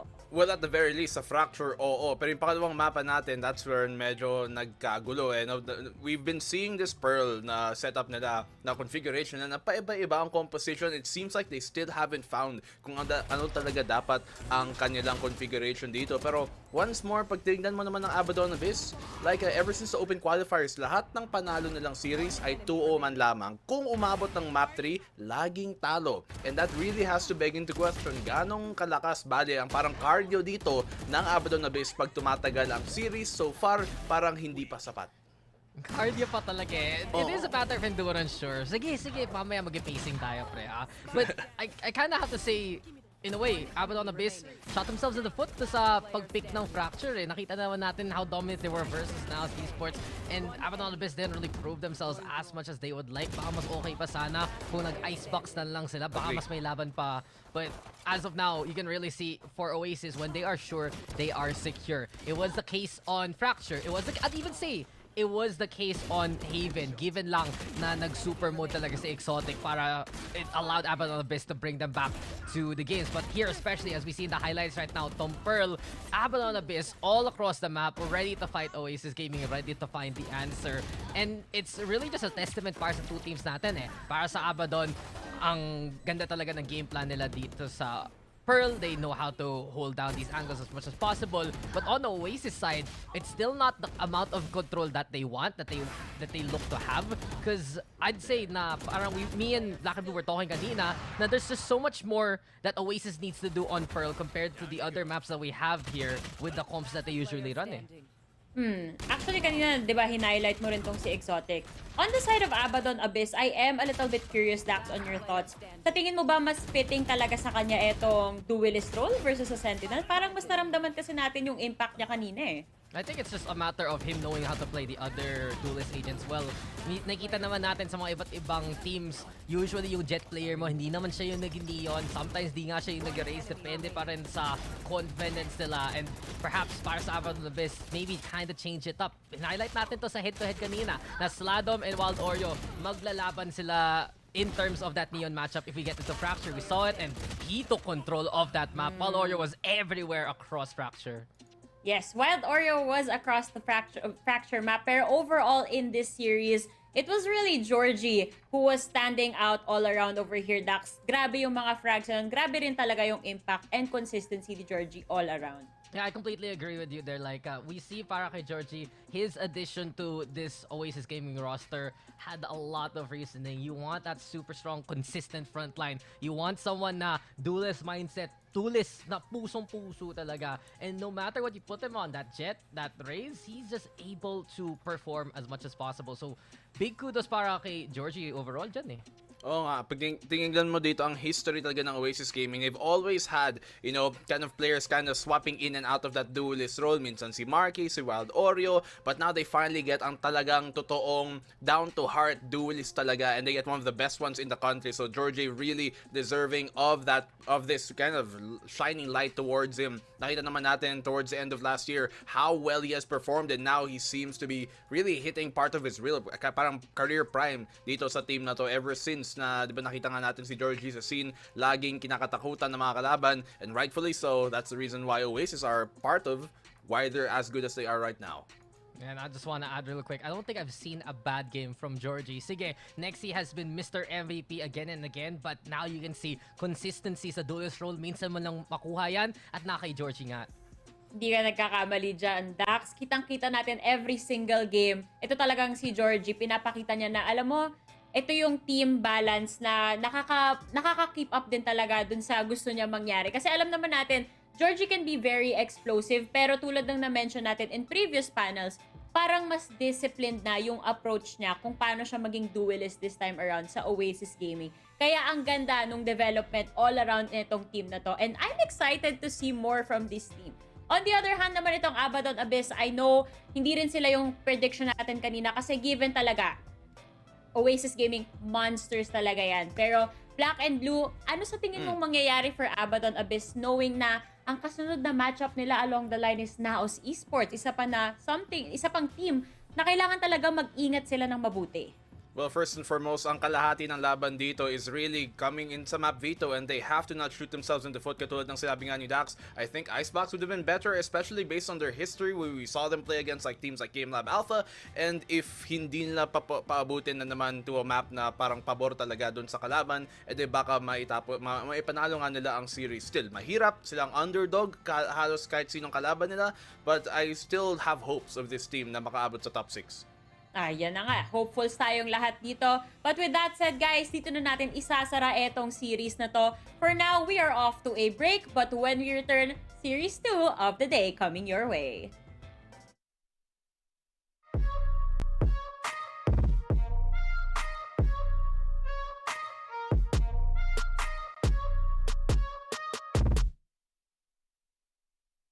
Kaya ka iniwan ng boyfriend mo eh.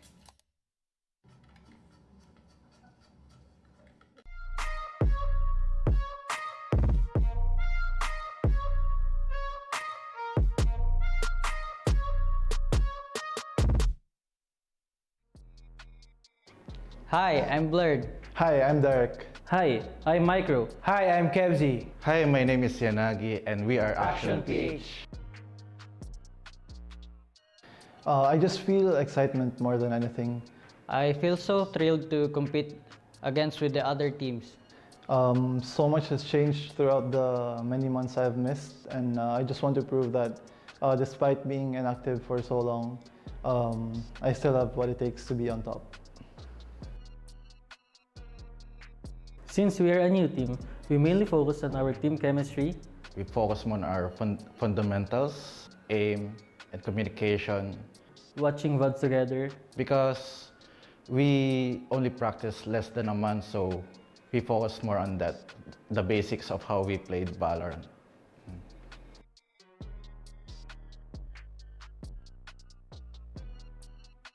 less than naman kami nag-form. So yung mga struggles namin is yung paano namin na-execute yung mga strategy namin. Tapos yung previous tournament namin is parang medyo pumalpak kami kasi since hindi kami experience sa pagsasama naming lahat. So parang nagkakamali kami. Pero at least napansin naman agad namin yon before mag-VCT. So na-polish naman namin.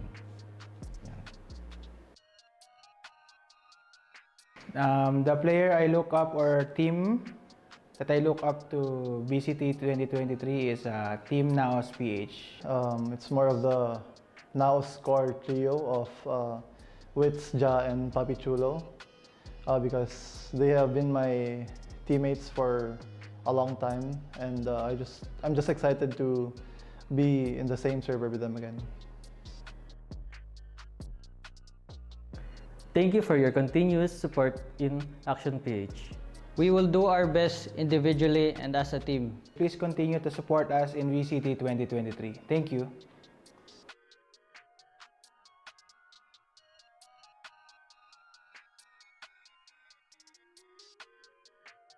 Hindi ba ikaw ang tatay ni Mark?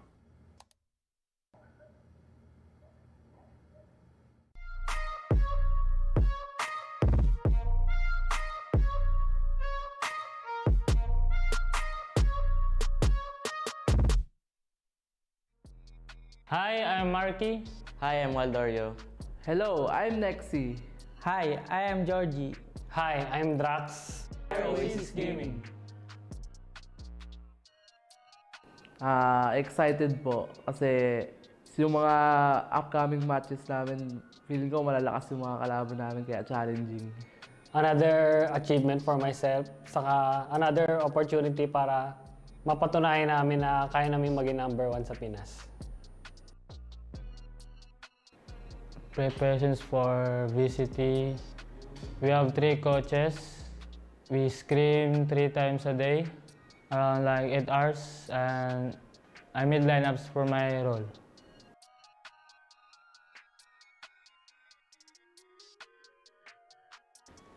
One main problem that our team encountered would be chemistry as a whole, since we all came from different teams and we were fairly new. How we overcame them was to just keep practicing and play together. Another issue would be most of us are fairly new players and we don't have like a veteran in the team. So I guess we all just trust each other and learn from our mistakes.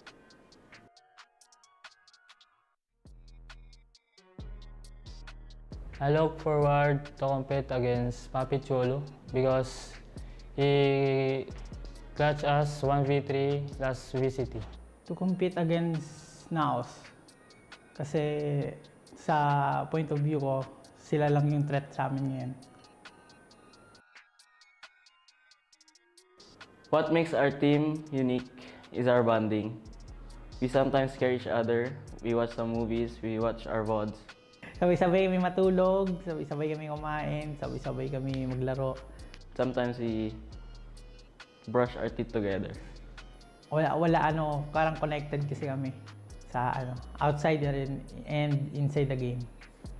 Siguro yung team namin kasi bago pa lang kami, panigurado, madaming struggles na mangyayari.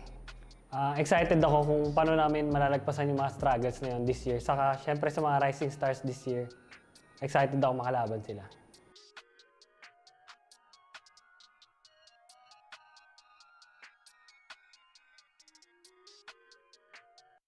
Kaya ka iniwan ng boyfriend mo eh.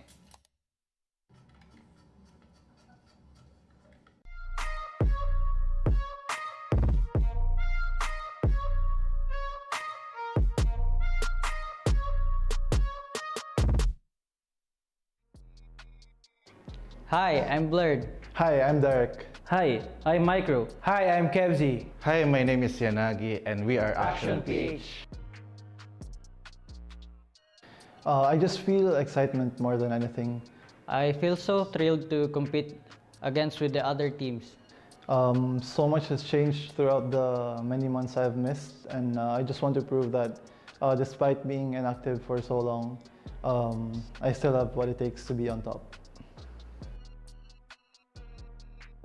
Since we are a new team, we mainly focus on our team chemistry.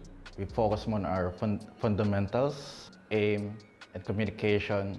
Watching VODs together. Because we only practice less than a month, so we focus more on that, the basics of how we played Valorant.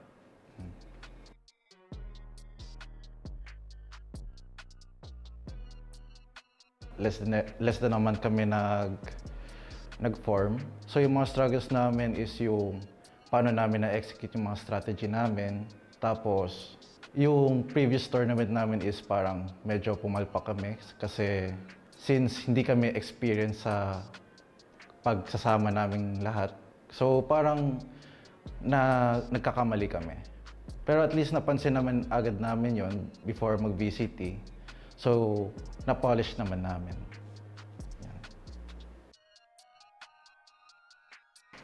The player I look up or team that I look up to VCT 2023 is Team Naos PH. It's more of the Naos core trio of Wits, Ja, and Papi Chulo because they have been my teammates for a long time, and I'm just excited to be in the same server with them again. Thank you for your continuous support in Action PH. We will do our best individually and as a team. Please continue to support us in VCT 2023. Thank you.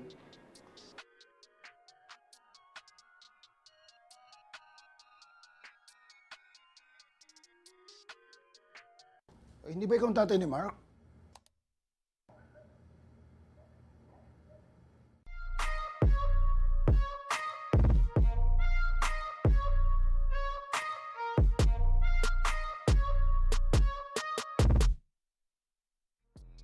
Hi, I'm Marky. Hi, I'm Waldorio. Hello, I'm Nexi. Hi, I am Georgie. Hi, I'm Drax. OASIS Gaming. Excited po kasi yung mga upcoming matches namin, feeling ko malalakas yung mga kalaban namin kaya challenging. Another achievement for myself, saka another opportunity para mapatunayan namin na kaya namin maging #1 sa Pinas. Preparations for VCT. We have 3 coaches. We scrim 3 times a day, around like 8 hours, and I made lineups for my role.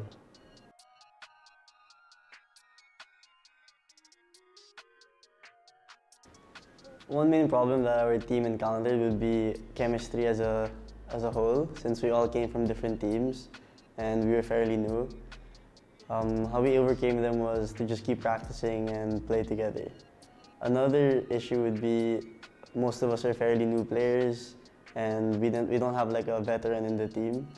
So I guess we all just trust each other and learn from our mistakes.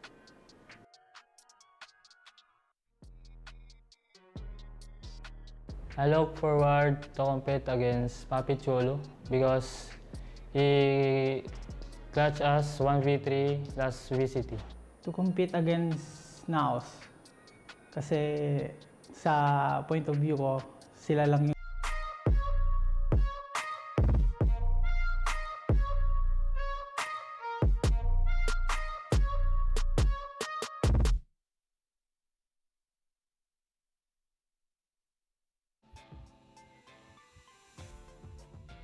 Muling nagbabalik ang VALORANT Challengers Philippines. Kasama nyo dito sa panel show ako, si Likeable, and of course, si Wolf at si Dad Femina. Masasabi ko ngayon na dito ang medyo odd one out natin, si Dad Femina. Kasi meron tayong Laika, meron tayong Laikan, tapos meron tayong tatay. I love it. I love it. Wala. Ako talaga yung OP dito, guys. Wala eh. Wala akong wolf anything, wala akong cat anything. Pero, I mean, at least tatay, di ba? Caring, kumbaga.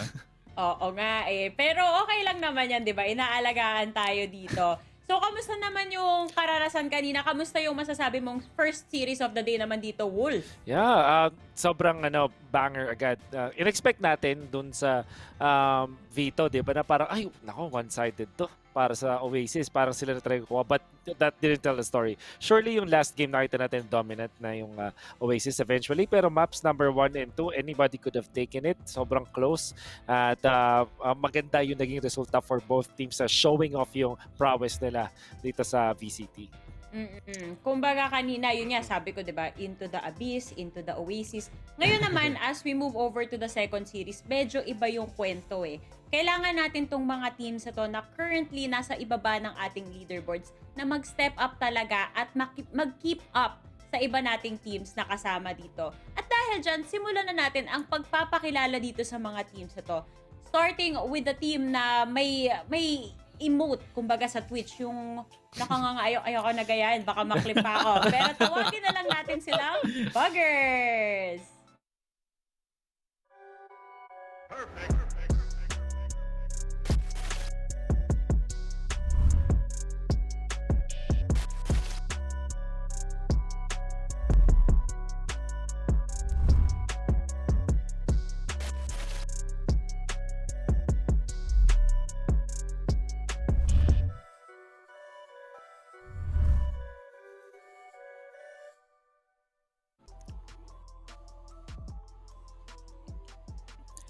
Ang Puggers, sila yung mismo ang may isa mga pinaka-hardest journeys papunta sa gitna ng regular season natin. Upper bracket run sa open career into fighting the top teams dito sa Pilipinas.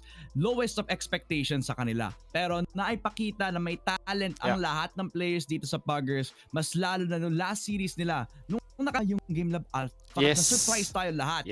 Unti nagsha-shine ng ating mga nakalaban nila ang Sky Empire na nagsa-struggle din magkapanalo. Baka ito na nga ang best chance para makabawi sa standing nila. Sakto, men. Kasi ito yung ito siguro yung blueprint na hinahanap natin when it comes to following a story mula dun sa open qualifier na nahirapan, almost a Cinderella run, tapos nakakuha sila ng mga interesting na mga matches, eventually winning after na hindi sila ina-expect ng mga tao na manalo.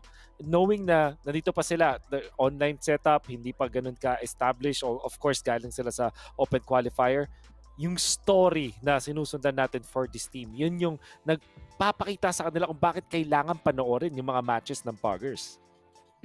Kasi nga, from the ground up, tapos nakakatuwa pa yung kwento nila kasi parang the day before open qualifiers nga lang ata nabuo tong team na to, tapos tuloy-tuloy na yung journey nila. Oo, hindi pa ito yung full level na gusto nating makita sa team na to, pero meron talagang glimmer of hope. Maraming potential na pwedeng makita sa team na to. Pero on the opposite side, ito yung masasabi natin na medyo mas mataas pa yung expectations natin. Especially given na kilala na natin yung mga miyembro ng team na to. Pero bago pa ako maging carried away sa pag-uusap sa team na to, ipakilala muna natin sila ng maigi. Ito ang Sky Empire.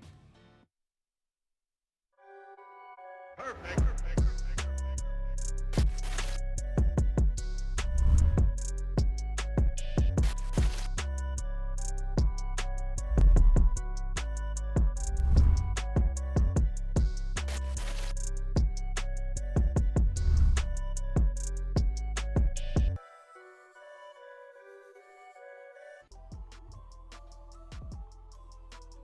There were a lot of expectations para sa Sky Empire dahil merong mga known names dito sa ating eksena. But at the same time, madami rin naman naabot yung mga bagong addition nila dito. With Rabbit leading the gang, matagal na naghahanap ang Sky Empire nung launchpad nila para eventually talaga makonquer na nila yung skies na hinahanap nila.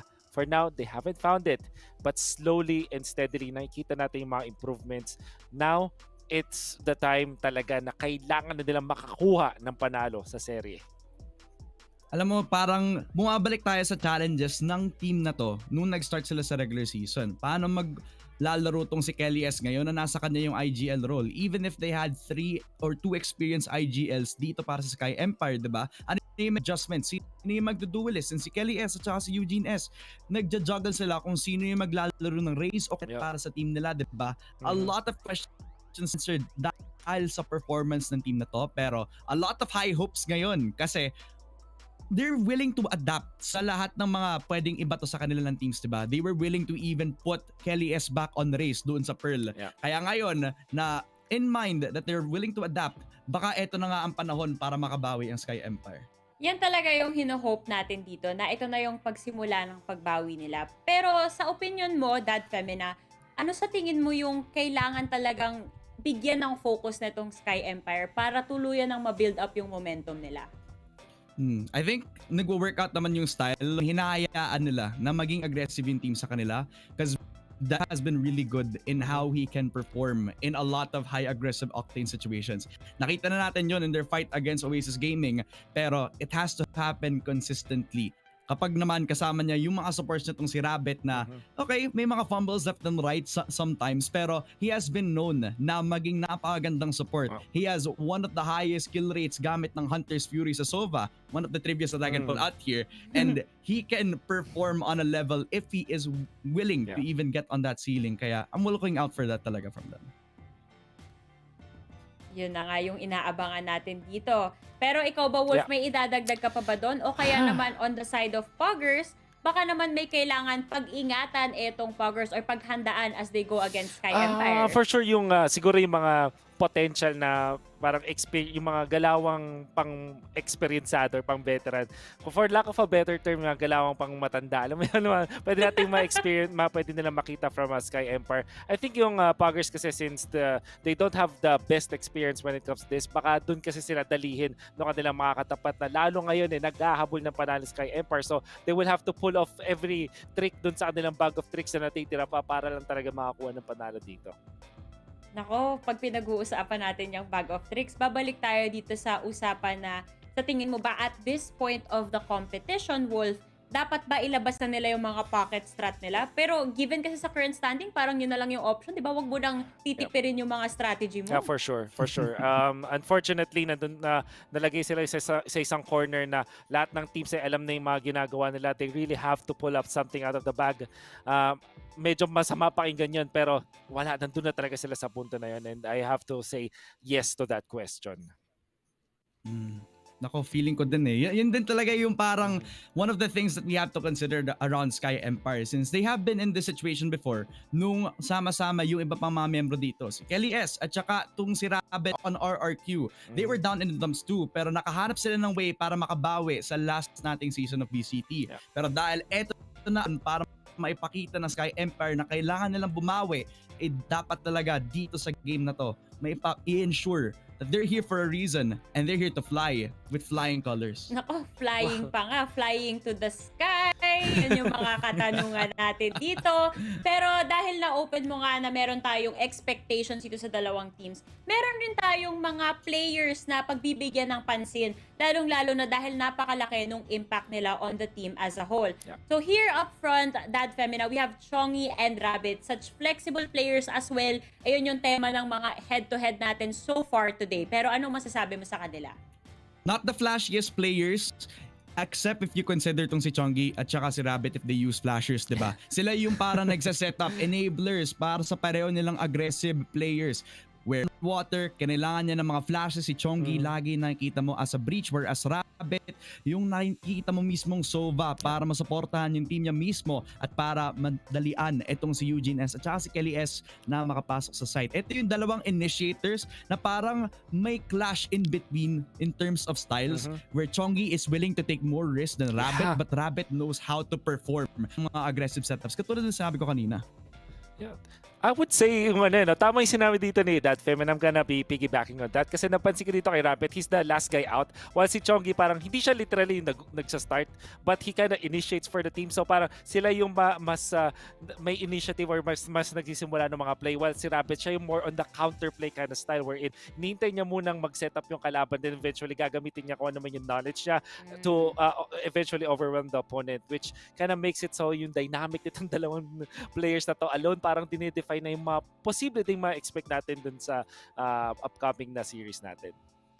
Siguro dyan rin pumapasok yung previous experience ni Rabbit bilang isang IGL. Nagiging conservative siya in a sense. Or wiser yung usage niya, especially when it comes to his utility. Kasi alam niya nga na kailangan everything on his kit. Pagka masusulit niya talaga. Kaya naman itong dalawang featured players natin, grabe check. At meron tayo, kumbaga kung nasa classroom tayo, may star yung mga yan pagdating kay teacher. Pero ayun, ang ganda ng mga analysis nyo dito sa dalawang players na to. Overall though, ang hirap masabi kung saan papunta tong direksyon ng labanan na to kasi medyo shaky talaga yung simula na itong dalawang For team. sure. Pero dito pa lang sa map selection natin, magkakaalaman na kung sino ba yung aral na aral when it comes to map selections and when it comes to strategies. Kasi alam naman natin na ang dami ng information within the past couple of weeks dito sa ating VCT broadcast na pwedeng pag-aralan ng mga teams dito. Pero at the top of your head, Wolf, may ine-expect ka ba na makitang mapa dito? Haven for sure. Tingin ko ang i-secure agad dito ng Puggers. Tingin ko, ito rin, interesting kasi parang it took 3 weeks na finally hindi na Pearl. Finally, hindi na. Yun yung mga first map picks natin. Ito na, Haven. It's Haven's time. Tingin ko, ito naman ang probably talagang unahin ngayon. Unless ma-veto agad ng Skyper, but I think it will go through. Parang yun nga yung yung pinakamagandang way para ma-counter ng Puggers. Yung comfort map ng Sky Empire. Pero dahil fracture yung kanilang mababaan una, may opportunity na pwedeng makuha ng Sky Empire yung Pearl mamaya. Para dito sa Puggers, well, they have been proved to have a lot of games played on Icebox.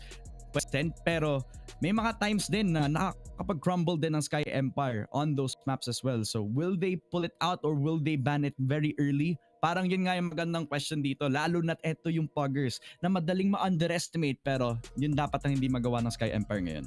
Nako, at yun na nga, sila pa mismo ang sa Pearl na hindi natin ine-expect, di ba? What? Kung tutusin, siguro dahil din sa nangyari against Naos Esports na hindi maganda yung kinalabasan doon. Although, to consider from that specific game was that iniba nila yung usual team composition nila kaya siguro hindi rin naging effective. Maybe they're reserving it for future pero tulad yan na napag-usapan natin kanina, hindi na ito yung panahon para para itago yung mga strategy, dapat ilabas na. Icebox instead. Hindi Haven ang pipiliin dito tapos Sky Empire pipiliin yung defense. Tingin ko yung Sky Empire sabi nila we share your sentiments. Ayaw din namin ng Pearl sa ngayon. Nagsawa na tayo. Pumili na tayo ng iba. I wonder Puro Pearl na tayo. I wonder if Sky Empire actually considering yung Haven for themselves. Kasi parang actually sorry pero I would like to piggyback on what you're gonna say. Yung Haven kasi yun din yung isa sa mga mapa na pwede mong bigyan ng duelist itong si Kelly S at yung mapipili nila. Saktong-sakto, not only yung pagkat ko sa'yo, Wolf, pero yung sasabihin ko sana. Kasi Haven, again, siya naman yung nagiging first map na naman ulit ng VCTPH and I'm so happy kasi pakatapos ng Pearl, pakatapos ng Icebox first picks, tapos na tayo doon. But now that that's out of the way, there are a few more picks that they can consider. I-veto ba ulit yung Bind, lalo na hindi nakita sa next patch, yung Breeze ba consider as a decider map nga maya, or will we be going back to the El Clasico map of Ascent? Nako, tingin ko papunta tayong Ascent dito. Kasi alam naman natin yung magiging map rotation further down the line. Hindi na natin makikita tong Bind, hindi na natin tong makikitang Breeze. So feeling ko nagsistick na talaga sila dun sa mga mapa na magagamit nila in the long run. Kumbaga, this is part of the training grounds na rin talaga for them. Pero yun nga, as I say that, nagkatotoo, Bind pa nga rin yung matatanggal dito. Pero going back dito sa Haven, parang hindi ako ganun kapabor na yung Sky pa mismo yung pumili dito, Wolf. Parang medyo rocky din yung history nila. I understand kung bakit mo nasabi yun. Kasi parang when we're looking at the previous games nitong Sky Empire, although alam naman natin na hindi ganun kaganda yung kanilang resulta, when it comes to picking up Haven, 2 beses sila naglaro doon and both were one-sided matches kasi. So ito yung nagulat ako na honestly parang siguro sinabi siguro ng Puggers, kunin muna natin yung Icebox. Feeling ko naman eventually makukuha natin yung Haven and surprising na kinuha agad siya ng Sky Empire. Lalong-lalo na kasi yung previous performances nila was 9-13 against Game Lab Alpha, 4-13 versus OASIS. Not gonna be underside. But fortunately, nandun tayo sa standard map sa huli na decider na Ascent. Parang going back to the basics tayo. Balik sa eto na sa Haven kung saan makikita kung ano yung magiging adaptation netong players on Sky Empire. But focusing on Icebox being the map pick for Puggers is very good. Kasi now you can unlock yung potential nitong si Walk on Water at saka si Niniptaps. Niniptaps has been on fire ha. Napansin mo ba that he's been doing so well consistently para sa Puggers? It's because he is set up well. Hindi dahil si Walk on Water yung nagiging consistent top fragger nila, pero dahil Niniptaps is always at the right place at the right time. Ganun na ngayon nangyayari. Pero going back dito sa Icebox, Dad Femina, medyo concerned ako on the side of Sky Empire. Kasi napapansin ko, ang dami nilang changes na ginagawa dun sa composition nila. Although flexibility is a very good thing to have. I'm just concerned na masyado silang nagiging experimental. Nakita na natin si Kelly saan dito sa Phoenix. Tapos may times na nag-erase. So, sa tingin mo, ano kayang pinaplano this time around netong Sky Empire? They already tried na bumalik sa comfort picks, diba? At times na nakikita natin that they're willing to get Kelly S back on the race that he wants to do. Parang naguguluhan na siya tuloy kung paano niya i-organize yung team niya. So, in my opinion, balik siguro sa KO o kaya sa initiator tong si Kelly S. Let Eugene S flare sa lahat ng mga opportunities. Kasi doon naman nagkakaroon ng close games ang Sky Empire. Very close but not enough, but maybe this time things will be different, diba? Yeah. Maybe it will be different. By you saying that, are you saying na sila yung pinipredict mo? Or are you going the other direction? Well, you know what? Laika, I will forget everything that I just said. I'm going Puggers all throughout. Kasi honestly, ito I'm not saying it's because of the standings. I'm saying that this is a true test para sa Sky Empire. If they can't conquer Puggers, then it's very hard to put a lot more chips on the table. Whereas Puggers are showing more potential, especially in their last series against Game Lab Alpha. And Niniptaps is still on the rise, while Walk on Water, again, being one of the more consistent duelists dito sa ating PH. Pero hindi lang dapat sila yung mag-pull ng weight nila. They have more responsibility put on their supports, and Sky Empire will have more time to consider that later. Dahil dyan, parang na-intriga na ako kaagad. Wolf, share mo na rin yung thoughts mo. Gusto ko malaman sinong prediction mo dito. You know, naalala ko nung pinakaunang game natin ng regular season. It was actually Sky Empire and everybody voted against them. Tapos kinuha nila yung Pearl victory. Tapos eventually nakakuha naman sila sa against sa mga top teams ng one game. Unfortunately, hindi pa rin sila naka-close out ng series. I would like to bet on them this time just because of the fact na nakakita na ako ng mga ganitong teams yung sobrang close na, tapos pag nilagay na sila sa punto na kailangan na talaga nilang manalo, otherwise pwede silang di makapasok sa playoffs. That is when you're gonna see them really try hard, and that's yun yung gusto nating i-channel coming out from Sky Empire. That's why I think that this is the case na finally makakahat ng launchpad ng Sky Empire para maabot nila yung gusto nilang maabot. Nako, naiintindihan kita dyan. I don't want to say na desperation, pero yung feeling na walang-wala ka na. So lahat talaga, ibabato mo na, lahat ng baraha mo ilalabas mo na para lang makuha yung pagkapanalo, diba? Feeling ko, kung pag-uusapan natin tong series na to, it's more on sino kaya yung mas uhaw. And para sa akin, Sky Empire yon. Kaya ilalock-in ko na rin yung prediction ko for Sky Empire. So totoo nga, the odd one out from this panel today is gonna be Dad Femina. Totoo pala yung introduction natin kanina. Pero ayan na folks, nag-iinit na, napag-usapan na natin lahat ng kailangan pag-usapan in terms of analysis dito sa ating teams. Dahil dyan, wala nang paligoy-ligoy. Ipapasa ko na kayo ulit sa ating mga casters para masimulan na ang labanan.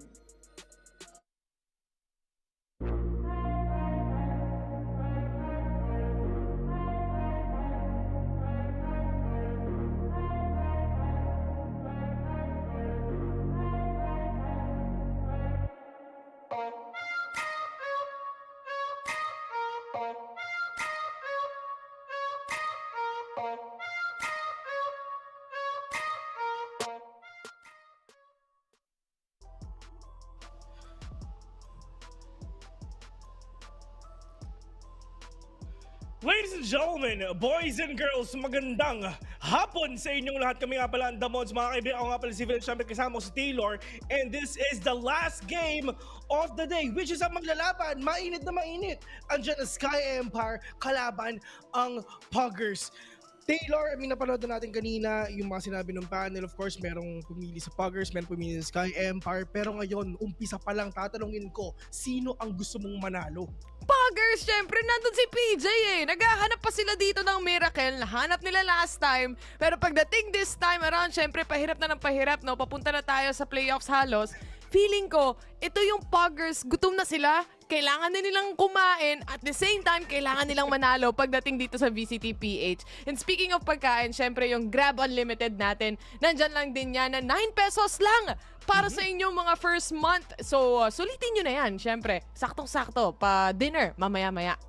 In terms of map tech naman mga kaibigan, once again, uulitin lang natin to. It's just Puggers picking the first map, which is Icebox, Sky Empire getting Haven. Siyempre, last map natin, decider map natin is actually Ascent, which is nanalo dyan ng Puggers dun sa game nila against Game Lab Alpha last weekend. Ito yung maganda best ha. Ito yung pinakamagandang thing din. Kasi if ever manalo ang Sky Empire dito, makakakita tayo ng triple tie mga kaibigan. Kay Abaddon Abyss, kay Puggers at Sky Empire, lahat sila 1-3. Yun na nga eh. Kaya nga kahapon, di ba, nung nagka-cast tayo, nung napansin natin yung mga games, for example, na one-sided, kagaya nung nakuha natin kahapon for our last game, may mga ganong factor na kailangan mong isipin na importante kung nasa iyo yung advantage, wag mo nang bibitawan pa. Maybe at the end of the day, bibilangin yung mga rounds natin, bibilangin kung ilan yung gap na meron tayo dyan pagdating sa mga tiebreaker na ganito. But without further ado, syempre sisimulan natin tong ating series na to. After the map pick is the agent selection naman. Ito bes kailangan talaga manalo dito ng Puggers. Why? Kasi nga napakahirap na rin talaga ng mga susunod ng laban. Isipin mo, kalaban mo ang Oasis Gaming, kalaban mo Naos, kalaban mo SR Nakage, and syempre kailangan mo rin talaga makabawi dito, and ito ang pinakaunang pipigil din sa journey ng Puggers, which is Sky Empire. Nakita natin sa first 3 matches nila, pwede natin sabihin na talagang medyo hindi sila nag-perform like the way they used to back then. Pero hopefully dito sa game na to, nakita na nila yung yung strategy, nakita nila yung right way in order for them to win this match with a 2 or 2-1, depends on them. Pero Icebox again, pero si Kelly S mukhang magra-raise sana ngayon. Hindi natin nakikita yung jet ni Kelly S ngayon eh. Oo nga eh, laging raise yung napapanood natin tuwing nakikita nga natin dito si Kelly S. And aside from that, siya din yung acting IGL nitong Sky Empire. And to think about it, syempre, siya yung nag-i-initiate dito ng mga fights, ng mga duels, and siya yung umi-entry. Siya na rin yung gumagawa ng mga play alongside with the other remaining members ng Sky Empire. Siya na lang lahat. Diba? Bakit hindi na lang niya i-1v5? Oo. Tandaan mo, ibig sabihin ng S dun sa Kelly S, Sky Empire. Sky Empire ibig sabihin nun. Pero ito bes I mean, dito naman sa Puggers yung agent composition nila. Nakita natin to noong 2021 pa, ganito talaga yung itsura niya. It's just the meta picks na lang talaga na gagawin nila dito. Pero syempre, pag-uusapan muna natin kung sino ba talaga ang mag-attackers muna, ang mag-defender muna. Kasi syempre, knowing na double sentinel agad ang pinili ng mga players ng players ng Sky Empire. Kasi nga, nasa defense naman sila, talagang papahirapan talaga nila makapasok dito ang Puggers syempre. At saka naman, kung tutuusin sa isang Icebox map, having the 2 sentinels, may isa talagang mag-aabang when it comes to the flank. Usong-uso yan pagdating sa mapa na to. And of course, controlling or having that map control, knowing na napakadaming angles din na kailangan tignan, lalo na yung mga long-range angles na yan. And for this, of course, ang daming nakasalalay dito. Yung score nila sa leaderboards, and at the same time, para sa Puggers, ang pagbangon nila para sa Sky Empire, yung paghahanap ng bagong spark. Ito speaking of spark, kailangan talaga makuha din talaga ng Sky Empire to kasi nga sila talaga ang pinaka nanganganib sa lahat kasi wala pa silang panalo kahit isa. Hindi counted yung 1 point nila sa match. Kailangan panalo kayo sa series buo para magkaroon kayo ng score dito sa ating leaderboards. Yun nga eh. Yan. So, kailangan talaga ma-close mo yung series. Hindi lang yung mga rounds. That's true. Pero, dito ngayon sa A, mukhang nagkakaroon ata tayo ng konting, syempre, first time nila maglaban. Testing the waters lang. Talking stage lang, kumbaga. Si PJ, naghahanap na pwede mapatay dito. Sky Empire, on the other hand, nakabang lang talaga on the defense itself. Nauna na nga dito si Disrupt with the kill. On the other hand, kailangan nila ma-shutdown yung Rico na yan. Kitang-kita sa mata ni Kelly S kung saan manggagaling itong mga players na to. With that nade, forcing players out para sa Sky Empire. Ganun lang nila dinaisik yung entry na yun. I love the recon bolt na binato dito ni Rabbit. Talagang na-set up para kay Kelly S for them to force out that kill. And syempre, hindi rin nakikita ng Puggers kasi nga because of that Viper wall na meron yon. And Sky Empire with that first round closing off, getting that first round as well. talagang magkakaroon talaga tayo ng konting momentum for the side of Sky Empire. Pero nakita natin last week yung playstyle ng Puggers. It's just, men, talagang literal na parang jeep na patok na dire-diretso lang. Kumbaga, ikaw yung lagi mong gustong sakyan. Doon jeep na to, biyahing langit. Yung galawan, biyahing antipolo. Papunta doon patok na patok. Well, anyway, pag tinignan mo rin naman kasi itong Puggers, no, parang ngayon naghahanap pa sila ng way o ng sagot sa mga aggression na makikita nila dito sa Sky Empire. Pero hindi pa natin alam kung yun talaga. Because right now, we're on the second round here. Disrupt already picking up yung kanyang Phantom dito na nakasakit na ng isa. Siyempre, eco to para sa kanila eh. Masakit nga yun kasi nga si Kelly as yung may Phantom na yun. Tapos syempre Disrupt, free upgrade. Akin na lang libre. to, pre. Libreng upgrade, akin na lang to. So yun nga gagawin nila. Pero actually, I really love the thing na ginawa ni Walk on Water dito. Getting that verticality, papunta nga sa may Sniper's Nest, going down, taking the head of Kelly. Kasi that's the thing na gusto nilang kunin. Kailangan niyang kunin yung orb para syempre makakuha siya ng early ultimates dito for them to stop the possible push of Puggers. Pero that wall is actually really good para lang syempre ma-close out and mabagalan pa, ma-delay even further yung pag-push dito ng Puggers, pero may libreng Spectre dito nga sa may maze. Kung tutuusin, this is gonna be fairly a long and very steady game mula dito sa mga teams na to. And that recon yet again. Dahil sa mga recon ng kabilang team o pati ng Sky Empire, doon sila nakakakuha ng mga pick-offs na importante.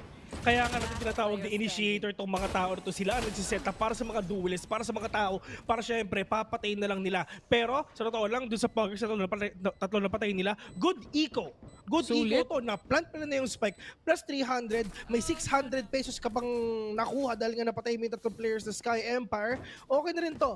Syempre, the least that you can do here is try to mess up the economy of your enemy. And look at that, wala silang full AR na Vyraud ngayon with the full armor as well.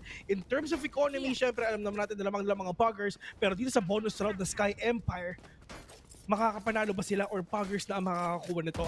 Pero in terms of aggressiveness, parang pinapakita pa rin ng Puggers to paunti-unti. Kumbaga, ang difference lang naman ng dalawang teams na to kung tutuusin is yung mga certain duelists na meron sila. May isang mas explosive at the same time kayang kumuha ng info, and may isa namang kaya makapag-smoke off nung mga positionings na yan. So, depende sa effectivity nitong mga certain players as well. Kung magpa-pop up rin sila, napakadaming factors kailangan i-consider dito. Pero si Walk on Water, literal, nasa Walk on 410 munang para sa panahon na ito. Oh man, ito na sa Walk on Water, getting umaakit na papuntang heaven. Umaakit na talaga papuntang heaven, mga kaibigan. Pero Kelly S, umpisa muna natin with the pain shell. Papunta nga doon lang sa may default. Pero let's see if ever makakuha ba siya. Walk on Water sees one na, pero yun nga, the damage is not enough for him to take down that player from rafters. The spike has been planted already. Blixerino all the way from downtown, getting that 4K already, missing the ace, but it's fine kasi andyan naman si PJ para tulungan ka, anak.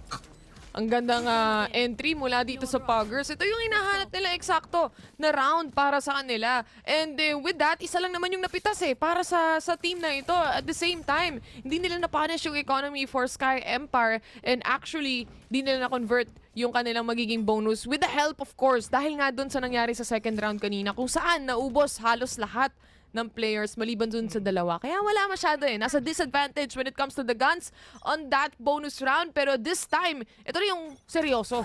Ito na yung G na talaga. Oo, ito na ang tunay na bang ika nga. Lahat sila may pera. Ang kailangan nilang gawin syempre is talagang patay na talaga nakikita nila. Pero meron tawag agad dito lang sa may pipes. Pero that pain shell will give him enough room para makaalis talaga. Ninetap's pushing in. Pero ang problema is si Blixerino, meron siyang Viper Spit dito. If ever makapasok dito sa 8, it's gonna be a really hard round for the Sky, for the team of Sky Empire. Pero Disrupt going down already. I mean, at least nakakakuha sila dito ng pick-offs, mga importanteng agents, kumbaga, para mas madali yung pagpasok nila. Kasi syempre, sino ba magpapahirap sa kanila? Syempre, Sentinel, di ba? 5 seconds before the recon settles in. Nahanap na dito si Rabbit. Kanina pa may nadedetect dyan. Blixerino on the other hand gets the kill here. Gaya ng sabi mo kanina, may Viper Spit silang pwedeng paglaruan dito. Pero hindi na nila gagamitin yan dahil nasa kanila naman yung advantage as of the moment. First 2 rounds, sobrang ganda ng hold na pinapakita ng Sky Empire. Pero nung nakapasok na ang Puggers, isa-isa na silang nauhulog o nawawala agad. And 2-2 na rin talaga yung scoreline. Ito yung pinakamahirap, bes matalo ka na sa bonus round, it's fine. Bonus round yan eh. Pero pag natalo ka pa dun sa buy round nyo, ibig sabihin lahat kayo may pera, lahat kayo literal na equal lang. You have the economy, you have everything in order for you na mahipahirapan pa makapasok yung kalaban nyo. Eh mahirap na talaga yun, man. Talagang baka ma-GG lang kayo all throughout kasi ito na yung momentum na binubuo ng Puggers. Konti na lang, man. Oh, what a na nga. kill! Mula dito kay Walk on Water. Ito yung problema rin sa... Nakakadalawa na. Nakikita rin natin on towards Sky Empire no, on the defense itself. But touching upon that later on, si Rabbit napitas na rin. Wala silang baril dito on this specific round. They have a rest that they can use, pero wala pa rin nahahanap na pick-off kahit isa. Pangalawang beses na ni Walk on Water, bigla na lang napipitas si Kelly S dito and Kelly S need to adjust. Kasi if ever na dalawang beses na nangyayari siya, bigla-bigla ka nang namamatay, probably try to reposition yourself in order for you to catch all these kills na kailangan mo. But Walk on Water, anong ginagawa mo dun sa likod? Talagang kuhang-kuha na nila yung site, pati yung pati yung spawn nila, it's like alam nila na mayroon nagpa-flank dito kasi alam naman nila wala si Eugene anyway. Tapatan, wala nangyari. Flank, let's see if ever ba na mag-work and at least nag-work na din naman kahit paano. But it's just the players of Puggers. Just they're literally all over the map right now. I also love the confidence na meron si Walk on Water dito to actually push in. Lalo na pagdating dun sa dulong parte din naman kung saan they really take up the space kung ano man yung kailangan nilang i-take up na space. Lalo na sila yung nasa attackers dito. Pero kung babalikan natin yung gusto kong sabihin kanina, no, Sky Empire throughout these rounds, 4 na rounds siguro na nakita na natin on the defense itself, lagi silang may tao dun sa corner ng default eh. Laging may nahuhuli at nahuhuli. The thing is, yung taong yun, siya rin yung bumabaril ng recon. And I feel like if you're in that spot kung saan fino-force out ng opponents yung positioning mo, kailangan meron kang kasama, may ka-trade-off ka. Someone to maybe shoot off that recon and you can fight for yourself, or maybe try another different positioning na kaya mo rin silang i-force out of. Yeah, which is yun yung ginagawa ngayon ni Second Love. Alam niya na meron tao dun sa may corner. So, lagi lang may nano eh. Oh, babatuin ng nano swarm grenade. Then after, mawawala din yung nano swarm. Kasi nga, yun lang naman yung trabaho niya. Tanggalin yung recon, tanggalin nano swarm grenade. Pero ang problema mo is ipit ka dyan. Paano ka makakalabas dyan? Kasi alam nila na may tao dyan. Especially, wala naman mga dash din yung nag-aabang ng mga players doon. Wala silang pantakas or anything at all. Pero in terms naman of mobility though, syempre, kay Kelly S, yes, meron siyang satchel, pero hindi siya ganoon kabilis tulad ng dash eh. Meron pa rin talagang parang channeling time yan, yung pagbato mo ng satchel. Pero yun na nga best, tulad ng pag-usapan natin kanina, ginawa na nga kay RU ulit. Yung Second Love nanoswarm grenade, plus yung recon bolt as well. But Eugene S waiting patiently dito lang sa B. Let's see if ever makakuha siya ng 1 o 2 kills dito mga kaibigan. But that is the wall setup already. The players of Puggers, merong butas! Yun nga lang, medyo na late yung pagbato ng Nano Swarm doon. In the end, may butas pa rin yung wall natin. At the same time, finally, nagamit na nila yung Viper's Pit na inaabangan natin mula pa kanina pa. And this is now the retake coming in from Sky Empire. Sinimulan nila with that lockdown. And syempre, sasagutin naman niya ng Hunter's Fury to be destroyed, if I'm not mistaken. Pero hindi mababasag to. 1 second remaining to that. Kailangan nilang umatras. Blixerino caught on this. The Viper's Pit still in action here. Kailangan nilang i-defuse yung spike. Eugene is starting upon on that. Pero napakaraming players on B-Long. Kelly has to go down. Blixerino to get a kill and Rabbit to finish things off. And are you together with him?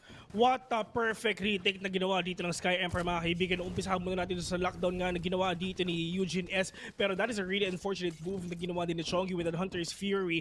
Just failing to destroy that lockdown. And meron pa silang na-detain dito sa side ng Puggers, which is yun yung inaantay din ni Kelly S. Nung na-pop yung lockdown mga kaibigan, hindi na siya nag-isip pa using that showstopper. Dire-diretso lang siya. Alam niya kung nasan yung mga kalaban niya, alam niya dito sa B, plus na 2K na kinuha niya. Ito na talaga yung pagbangon din ni Kelly S. Ilang rounds natin siya nakita na siya yung pinakaunang nag-pick off, and finally, after 6 rounds, after 5 rounds, nakakuha na rin siya ng mga multi-kill stealer in order for them to save his team.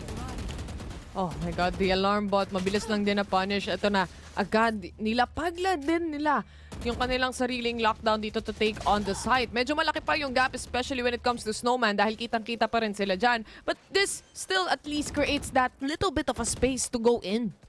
Meron na detain dito mga kaibigan, which is si Rabbit. Pero it's fine, at least meron naman siyang distansya para hindi siya makita ng mga kalaban niya. But the wall has been set already. Delikado yung nasa Snowman ngayon, Kelly S. In terms of mobility, wala na siyang satchel. He needs to make the most out of all this pain shells and boombot na meron siya. Wallbang connecting onto Rabbit, pero disrupt. Oh no, they know kung saan namatay si Killjoy dito. If ever binuhay na walang gagawin ng Puggers dito, kundi mag-spray and pray lang, knowing na 5 pa sila. But that is the swing na ginagawa ni Kelly S ngayon, trying to save his team. Walking Water super low on HP. 2v2 onto this game. The clock is ticking already. And Second Love with a 2K, with a wallbang as well. Saved by the bell by Second Love. Patay na dapat si Walk on Water doon. Ang ganda ng bait and switch. Literal na, sige, lilipad ako, please help me, please save me. And yun yung ginawa exactly ng Puggers dito. The comms is there and the anticipation, aside from that, yung sensitivity nila throughout the entire rounds, comparing dun sa mga teammates nila na nakapaligid sa kanila. No? Ang ganda ng play na nakikita natin dito mula sa Puggers. Alam mo, ang napakaganda rin para sa kanila. Nakikita natin nag-grow yung Puggers simula day number 1 neto eh. Yun na nga, Walk on Water. Yung ginagawa niya kanina, ginawa sa kanya na ngayon. Diyos ko, nawala yung ulo ni PJ, ladies and gentlemen. But he will rise again dahil binuhay ang patay. Ito na, on the second round, he will rise again. And this is the rise of the fallen, ladies and gentlemen. But right now, Ninitop's gonna push in. Meron silang pera, lamang na lamang sila in terms of economy and syempre firepower. The spike's been planted already. Merong tao dito nga sa baba. And Ninitop, alam mga tayo na nakita niya. Yung mahabang sheriff ni Ario ngayon, Kelly has one tap to the head right now. Pero meron ba nagpa-flank? Oo, meron. Andyan si Rabbit, mga kaibigan. Pero let's see if ever makakuha pa siya ng kills dito. Pero ang problema, wala siyang baril. Sheriff lang ang gamit niya, 3 pa ang kalaban niya dito. Makakapulot siya at least ng isang Vandal. Still doable kung tutusin, pero time is ticking and Chongi swings out as well. This round will be secured by Puggers yet again.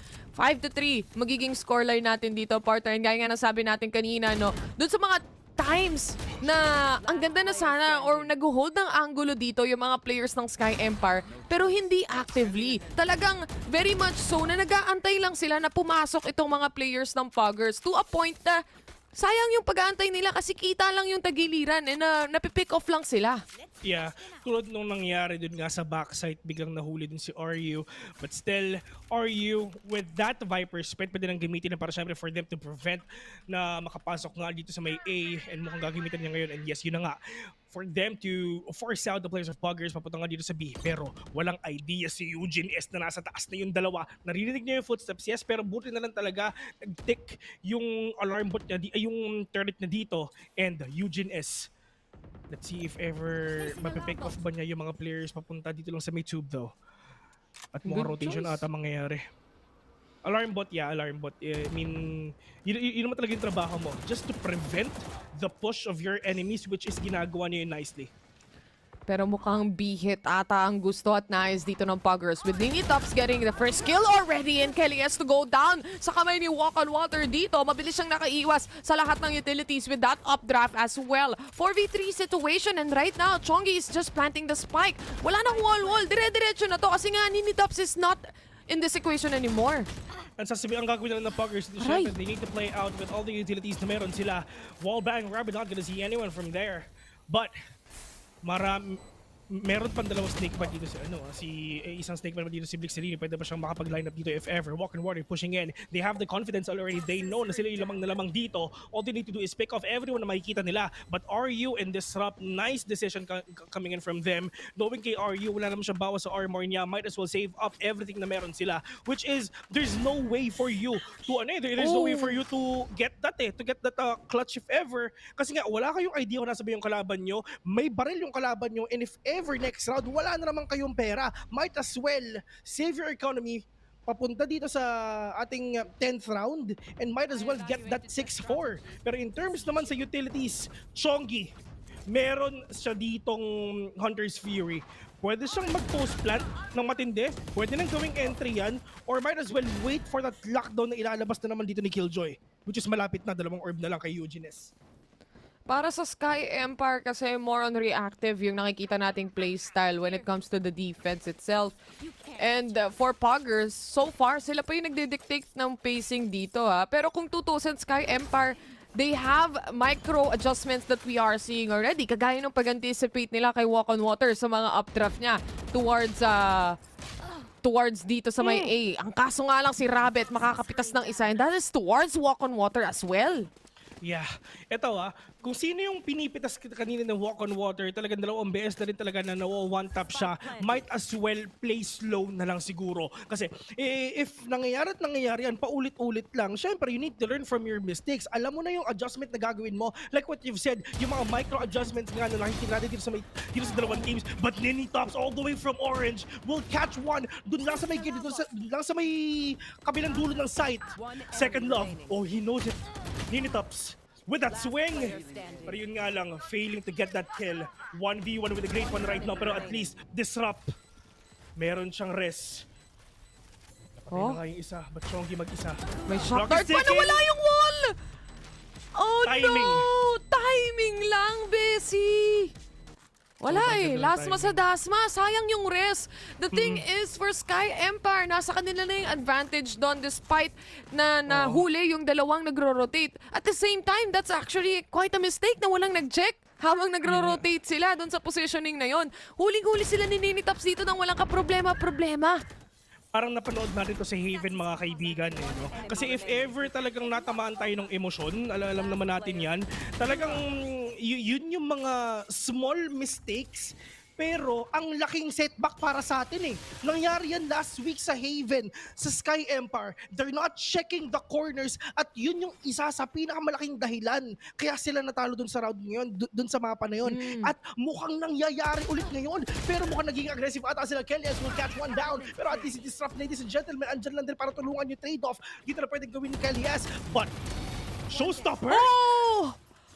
Oh no! Ang daming utilities na nagiging band-aid solution dito, partner. Ito na naman tayo with the rest, but this time around towards Puggers. 4 laban sa 3. Rabbit on the other hand, another advantageous position, pero naspatan na siya dito. He needs to go back a little bit further. And para sa kanila, hindi pa naman napaplant yung spike, may oras pa. Sa totoo lang, best, okay sana if ever pagka-pick nila ng isa out na agad. Pero yun nga, medyo mahihirapan nga sila kasi meron tao lang doon, meron din tao doon sa may nest. So, at least sana hindi na ginamit ni sana hindi na ginamit ni Kelly S yun kasi wala din naman siya idea kung nasan yung exact position ni Tops doon. Meron actually kasi namatay yung nasa likodan niya Yeah. I mean, well, kanina Tops pwede siya bumaba. Pwede siyang umakit or whatsoever. Hindi niya lang talaga napitek. Timing lang talaga. Oh well. Still, Chongi. Undertube. Shock dart though. Will it connect? Yes, it will. They need to push in. 4v3. Lamang pa rin ng Puggers dito. Nini Tops!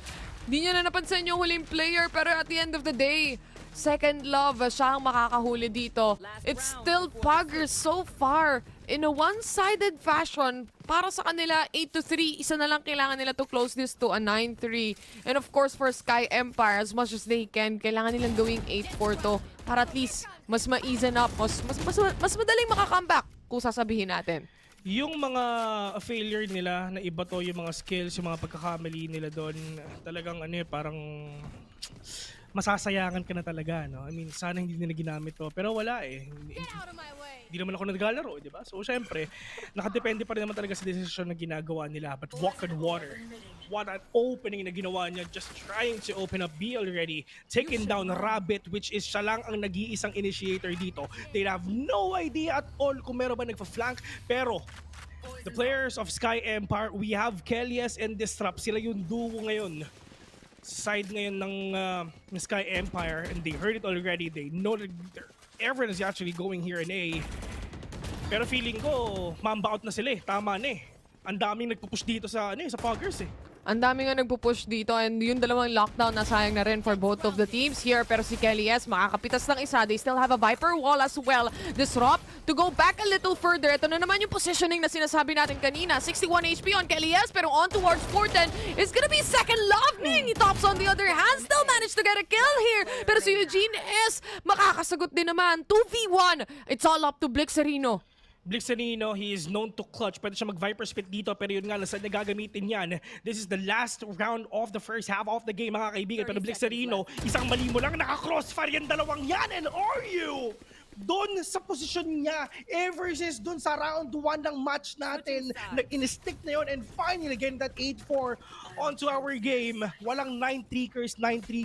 At syempre, ang iisipin ng Sky Empire, ayusin natin tong second half natin.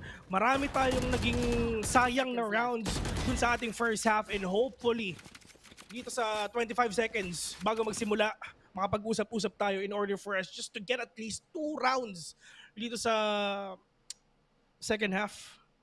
I wasn't expecting this at all actually, na mas magmumukhang mas polished itong Puggers comparing towards Sky Empire. Knowing na itong mga players nga for Sky Empire, obviously they have we have certain expectations toward them dahil nakita na rin natin itong mga pangalan na to sa VCT. Pero syempre hindi mo papagkaila na talagang may mga rising stars na pumapasok talaga sa VCT, and maybe that is really Puggers.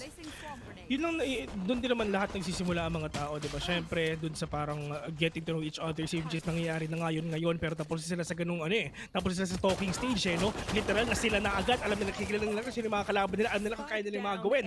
But for V2, Blixerino and Ninitops, at least nakuha na rin ng Sky Empire itong advantage na meron sila. Dalawa na lang ang kalaban nila. Ninitops, wala ng utilities at all. Yes, meron siyang heal, pero 4 pa ang kalaban mo. Meron lang tayo mga nakasetup na traps dito, pero merong atong umiikot na isa, which is si Eugene S.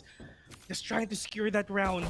One is missing. Exit frags na lang nasa isip ngayon ni Blixerino, but failing to do that again. 5-8, Sky Empire, ito na talaga ang ganti ng api. Lalo na alam naman natin, nasa attackers ang bola. Lalo na sa mga ganitong map, or like specifically Icebox as well. And pakiramdam ko, kapag nagkaroon ng space dito, lalo na kung natulungan talaga nila si Kelly S na makapasok o makapag-entry sa side, napakalaking positioning ang makukuha nila dito. At the same time, kayang-kaya nila itong makomeback.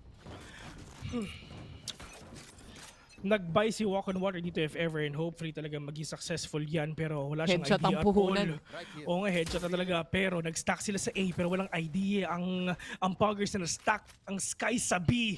And okay, ang nasa isip ng Puggers ngayon, okay, play tayo for retake. 5-man retake it is, getting all these exit frags na meron sila. And syempre, ang pinakauna talagang kailangan makapatay dito is Walk on Water. Kailangan niyang mabawi yung pagbili ng Marshall niya. Parang gusto ko yung balak dito ng Puggers, 5-man push na magmumula sa bilong. Yan ba ang plano dito? Or is it gonna be mid to B? Dahil mukhang orange ata magiging puhunan for the retake coming in here mula sa Puggers. Pero obviously, nasa Sky Empire yung kalamangan ngayon with the spike already being planted. Tsaka yung barrel. Actually, tama rin yung ginawa nila kasi if ever sa bilong sila, syempre medyo masikip yan. I mean, mahihirapan sila mag-bomb out if ever, pero walang gagawin ng Sky Empire dito kung hindi talagang batuhin lang sila ng mga utilities ngayon. Tama, spray and pray lang. Pero 4 pa nang titira ngayon sa side ng Puggers, mga kaibigan. But Ninitops with that Sheriff on hand. Let's see, meron bang one tap? Yes, meron si Kelly S. Pero in terms of economy, napakadami pa rin nilang pera dito. And ito nga ang hinahanap ng Sky Empire for them to close out this 2 rounds dito sa second half. Knowing na ang pumili ng mapa na to is Puggers, at tama lang din talaga na pahirapan ng Sky Empire ang Puggers dun sa mapang pinili nila. And that's how easy it is to make a comeback happen, you know. Yung first step na yan is syempre towards that pistol round on the second half, and alongside it would give you an advantageous position na makakuha agad ng 2 points dito. And just like that, na-close agad nila dito yung gap. 2 rounds na lang ang kulang para sa Sky Empire na makuha nila. On the other hand, merong nasa second floor, tinatamaan ng bullets, pero konti lang pagdating sa damage ang marireceive dito para kay Kelly S. 93 HP na dito sa kanya dito, pero at least naka-vandal naman siya, naka-phantom naman siya, so pwede talaga siyang bumawi dito ng malayuan. Pero in terms naman ng distance, Sky Empire literally trying to close the gap dito towards Puggers. Disrupt, plant yun sa 2F, at ang gagawin ng Sky Empire dito, mamba out na. Hindi nila kailangan pumasok pa kasi na-plant na yung spike.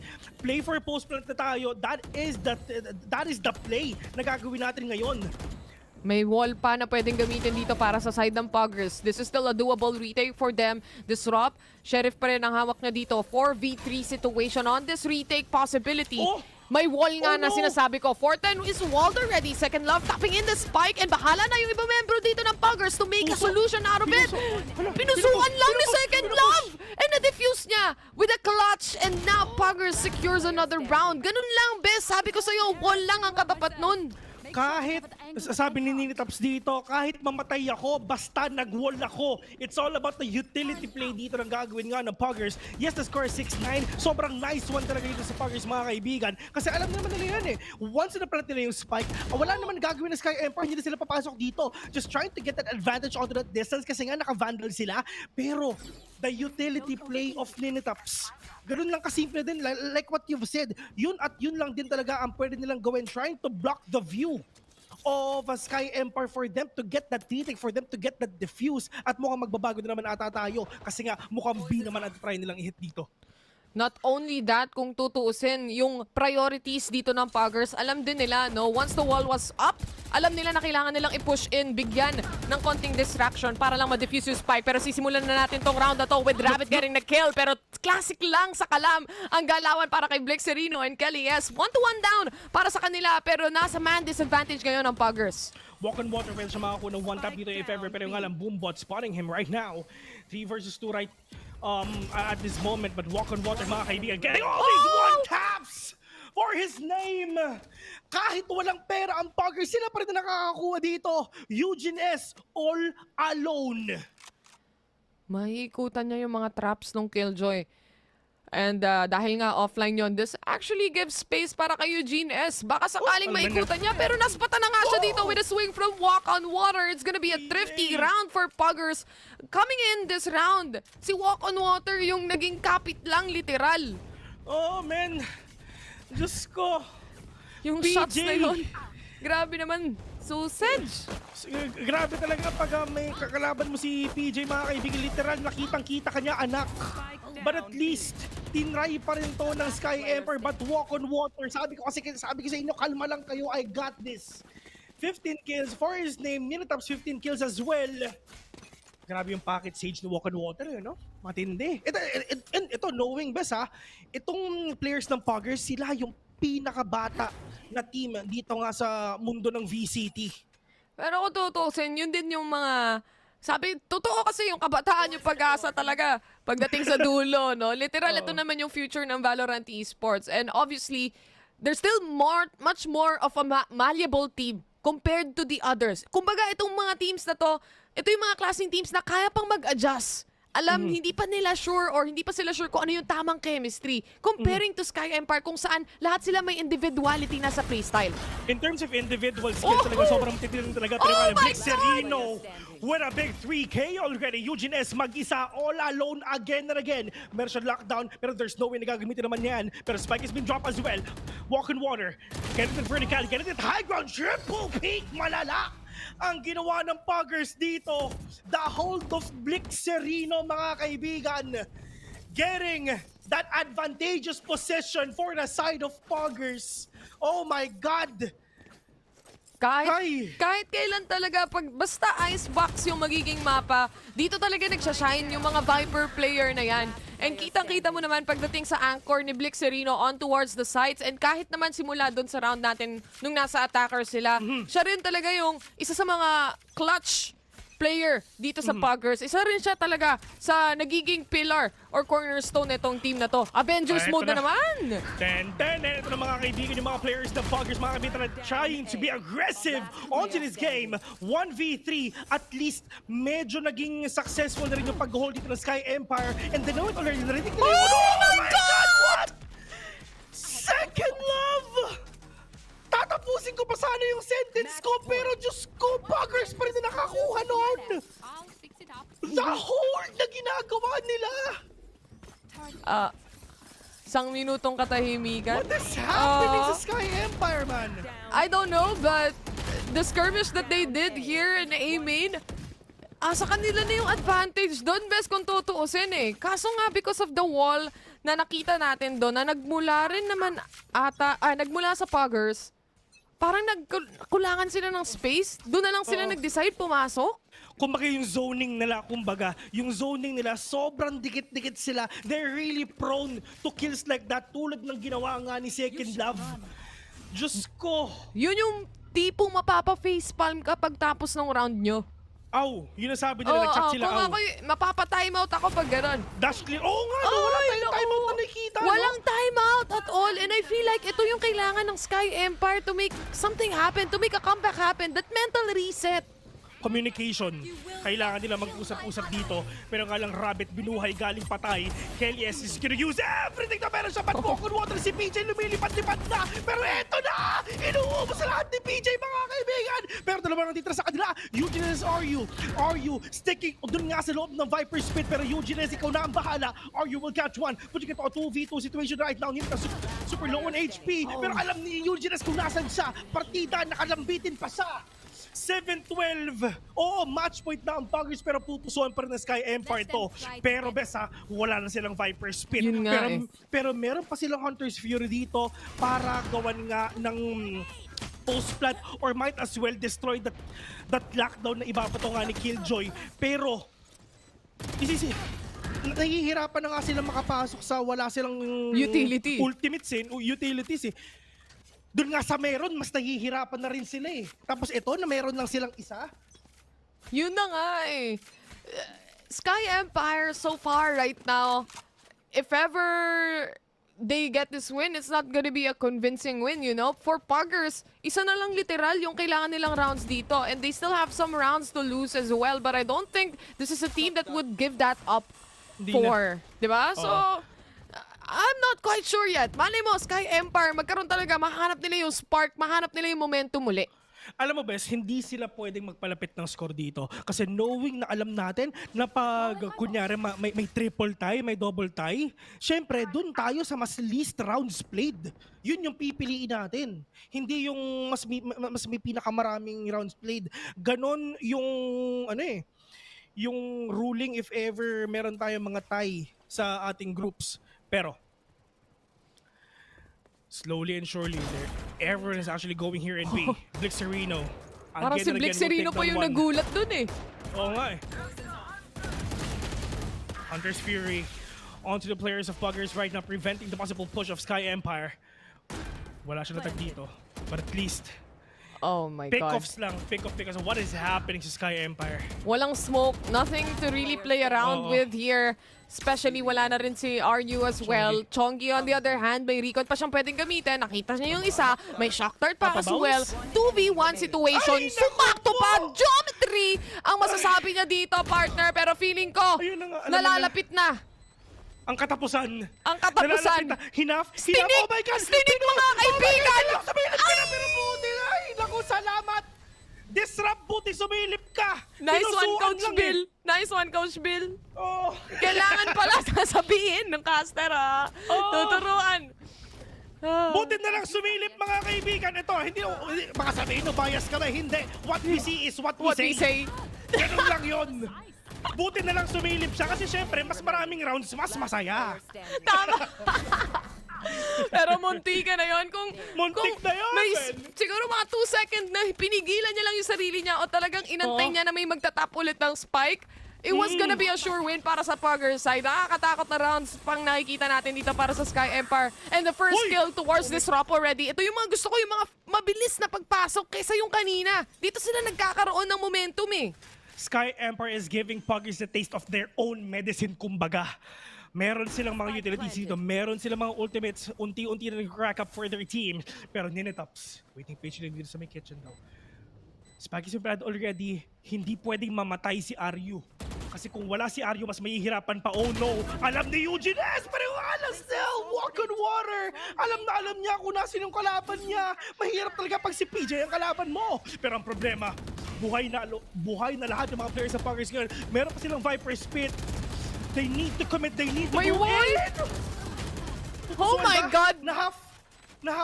Oh, ang dami nangyayari sa loob ng side! Second love na lang natitira pero he still goes down! Sky Empire! Another round for them! And this time, tatlo lang ang napitas sa kanilang side. Nakakatakot na mga rounds to, partner. Sa kung tutuusin, di mo na malalaman kung sino yung mananalo sa duel eh. Paunahan na lang sila magkakitaan. Shoutouts nga pala sa OBS and Game Direct natin. Shoutouts nga pala sa inyo kasi alam ko pati kayo nahihirapan na. Nahihilo na rin sila. At alam kong uma-agree kayo doon kasi naririnig nyo kami. Totoo yun, men. Kasi pati kami nahihirapan. Hindi namin alam kung kanino ba kami titingin. Sa sobrang dami nangyayari dito, Diyos ko, tapusin nyo na lang to kahit sino manalo. Ang daming utilities na binabato dito sa loob ng site. May nag-rest pa, may wall, may recon, may smoke, may Viper's Pit. Hindi mo na alam kung sino yung titignan mo at the end of the day. Sky Empire, may chance pa rin sila pagdating sa first game natin dito, partner. May lockdown din silang nilapag dito to create that space, and obviously, they have to make sure na naka-wall off yung snowman na yan, yung smokes. Napaka-importante para makabuelo sila sa loob ng site. B is open already. Alright, the next thing na gagawin ng Sky Empire, syempre trying to pick off everyone na nakikita nila. Walk on water, denying every utilities na nakikita nila dito. But yun nga lang, disrupt, getting that damage. Pero meron pa nagpapanito sa mid. And that is Chongi going down to the hands of RU. Pero isa-isa lang talaga nawawala dito yung mga players sa Sky Empire and Puggers. Pero ang problema, tatlo pa yung mga players dito ng Puggers, mga kaibigan. Second love, one more kill for that lockdown. Masyadong open yung rest kung sakali eh. Oo. Hindi na pwedeng i-commit yan, pero ang problema, hindi pa rin napaplant yung spike. Napakadami nilang nabato, lockdown, smoke lahat na, pero hindi pa napaplant yung spike. Ang ganda ni position ni Walk on Water dito. Meron din siyang pan-trade of which is si Second Love. Time is ticking already. Are you catching one? Pero that is the bait switch na ginawa na nga ng mga players dito ng Puggers, mga kaibigan. That is 1-0 already. Para sa Puggers, nanalo sila dun sa mapang pinili nila. Grabe tong Puggers. I like the execution. I love the confidence to face up against a team like Sky Empire. At the same time, ang ganda ng pag-a-anchor dito ni Blixerino. Andyan si Second Love para lang saluhin lahat ng mga trade-offs na kaya nilang ikunin or ibigay. And andyan din, of course, si Walk on Water na kayang-kaya rin kumlatch. Diyos ko, kung tutusin, no, so far right now, along the weeks na napapanood natin, nabubuo na yung storyline eh. Na itong mga players na to, hindi lang sila underdogs, kung hindi rising stars talaga sila. Rising stars indeed. Kasi syempre, alam naman natin na you guys being here in VCT alone is a huge achievement already. Pinaulit-ulit ko yan every week kasi yan talaga yung pagiging stepping stone nyo in order for you to rise papunta sa international. And nakikita natin dito sa side ng Sky Empire, knowing itong mga players na to, in terms of individuality, in terms of individual achievements, they have it already. Pero as a team, as a team, gumawa sila ng sarili nilang super team. Pero as a team, medyo nahihirapan pa rin ata silang mag-adjust. Yun nga yung sinasabi ko kanina, no? A team that is very young like Puggers, they have that certain malleability kung saan maa-adjust mo pa yung game style nila, yung play style nila. There are types of players na kaya pang palitan or along the way because they're still growing as a team. They're still growing as a player. Comparing to a team kung saan you already have players that probably, for example, have their peak already and riding throughout that peak as well na hindi pa ganun o may sarili na silang mga personality when it comes to the playstyle itself na hindi nagmamash together in a team. Ito VCT split 1 sa mga unang nilang match, talaga sobrang nag-a-adjust sila. And like what you've said, them being malleable, talagang sa mga susunod pang araw, sa mga susunod pang taon, talagang ito na talaga yung makikita natin. Malay nyo, ito yung papalit sa Team Secret. Malay nyo, hindi mo alam, di ba? Literal, kaya ka nga nasa VCT kasi yun yung gusto mo ma-reach, yun yung gusto mo ma-achieve. And then so, itong mga players na to, I swear, at one point or another, if they still stick together, kung ano man yung mangyari, we are still gonna remember those names at the end of the day. Lalong-lalo na kay PJ.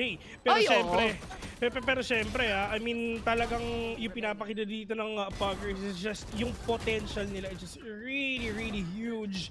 And hopefully, sa mga susunod pang linggo is makita pa natin yung pag-a-adjust nila, yung pag-i-improve nila as a team. But, okay, no cap. No questions, Walk on Water from Puggers, mga kaibigan, delivering the win with Grab Unlimited. Nakita natin yung mga early pickoffs niya. Oo, nagkaroon tayo ng mga instances na siya yung unang na-one-tap ng mga players sa Sky Empire, pero nababawi agad niya yung mga mistakes na ginawa niya. Yun na nga eh. At the same time, no, Walk on Water has a good support system here. Yung playstyle ng Puggers dito nagre-revolve din around dun sa entry na ginagawa niya and entry points. And when you see that defense on the side of Puggers as well, you could definitely see Walk on Water minsan nagiging pushy siya towards the enemy side. Yung confidence niya nandun in maintaining and actually getting that control dun sa site na gusto niyang kuhanin. So kudos to the team of Puggers right now. Pero hindi pa doon nagtatapos yung kanilang laban, no? Because this is actually a best of 3 series. Kung yung unang mapa pinili nila, kahit pa paano nakahabol yung Sky Empire, makikita natin later on sa game number 2 kung ano mangyayari, Bill. Yes, indeed. Yes, indeed. Indeed. Pero at least, diba? I mean, kung napapansin mo, itong si Walk on Water, disiplinado itong taon to, pero yun nga lang, minsan talaga nag-overextend siya. Like what you've said, hopefully, talagang mabawi ito sa susunod na mapa, which is Haven! Makikita ulit natin itong mga players na to, lalo na sa Sky Empire, yung problema nila last time na hindi sila nag-check ng corners and hopefully na ayos nila to. Pero, makikita natin yan sa susunod na game and we're just gonna head on to a very, very short break. Once again, this is VCT Philippines. It's just Puggers for Sky Empire. See you later.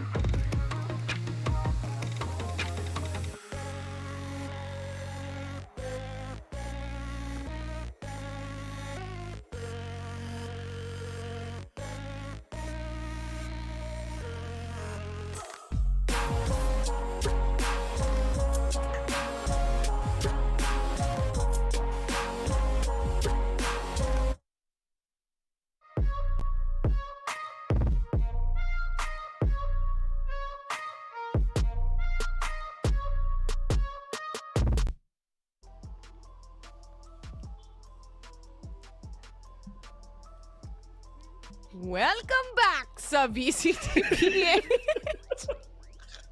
Late na naman si Kuya Bobby. Ewan ko ba? 3 linggo na tayo dito. 3 linggo na rin ako nalilate. Best, eto sasabihin ko sa'yo, yung timing kasi nun, bago pa lang magsimula yung countdown, gumaganon na ako. So para pag umano na yung camera, hindi na ako uulit. Practicein mo lang. Tatapusin ko tong VCT na hanggang ma-perfect mo. Okay. Welcome back, ladies and gents. VCTPH nga pala. At syempre, nasa second game na tayo ng pangalawang series natin. The Mods pa rin ang magkakas para sa series na to. Pero kamusta ba yung first game natin para sa kakatunin lang, partner? First game, man. It's, talagang hindi ko alam ko. Kuya Movil Eto, nahihirapan din talaga ako dito sa side of Sky Empire because there's a lot of mistakes nga din talaga yung nangyayari. Actually, pinag-usapan nga namin ni Taylor off-cam yung 3K na ginawa nga ni Second Love dun sa players ng Sky Empire. Isipin mo, isa lang yung tao doon, na 3K pa niya. Parang yung zoning talaga din na sobrang dikit-dikit talaga eh. Sobrang na-pressure sila, sobrang nagmamadali sila. Knowing na meron pa namang enough time, siguro mga 10 seconds pa yung time doon. So might as well take the time in your favor. Nakalmahan lang nila. Kalma lang kayo guys, ganyan lang. Huwag kayong sobrang ma-pressure kumbaga. Kasi yun lang din yung problema eh. Once na nag-kick in na sa'yo ang adrenaline, once na nag-kick in na sa'yo yung pressure sa sarili mo, medyo mahirap labanan yun eh. So dalawa ang kalaban mo. Number 1, yung Puggers. Number 2, yung sarili mo. At saka yung mga coach comment section. Syempre. Yan, tama. Yung pangatlo, yung comment section, di ba? Yung mga analyst natin sa comment section. Pero syempre, pagdating nga sa series na to, no, we were expecting na obviously Sky Empire would have a better hand or better cards pagdating sa positioning na to dahil sila nga yung may experience na team. Pero paulit-ulit na natin sinasabi yun simula nung week number 1. And so far, hindi pa nila napoprove sa ating lahat na nandun pa sila. Nandito pa sila or relevant pa kumbaga.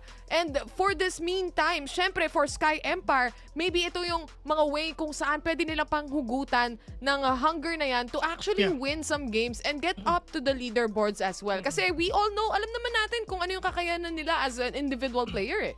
Yeah, they have their own achievement, fair share of achievements as a player.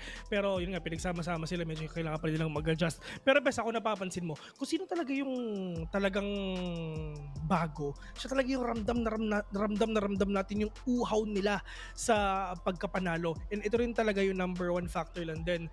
If ever you're gonna check out yung mga plays ng Puggers, yun lang yung idea ng Sky Empire. Just literally VCT alone. Pero if ever you're gonna check out the plays of Sky Empire, marami silang pwedeng panoorin dito sa Sky Empire sa side ng Puggers. Kung hindi man as a team, pwedeng individual pa rin. Pwede mga individual plays pa rin yan. Kasi kahit one team kayo, syempre, meron pa rin butas yung kada player para syempre ma-pick off kayo.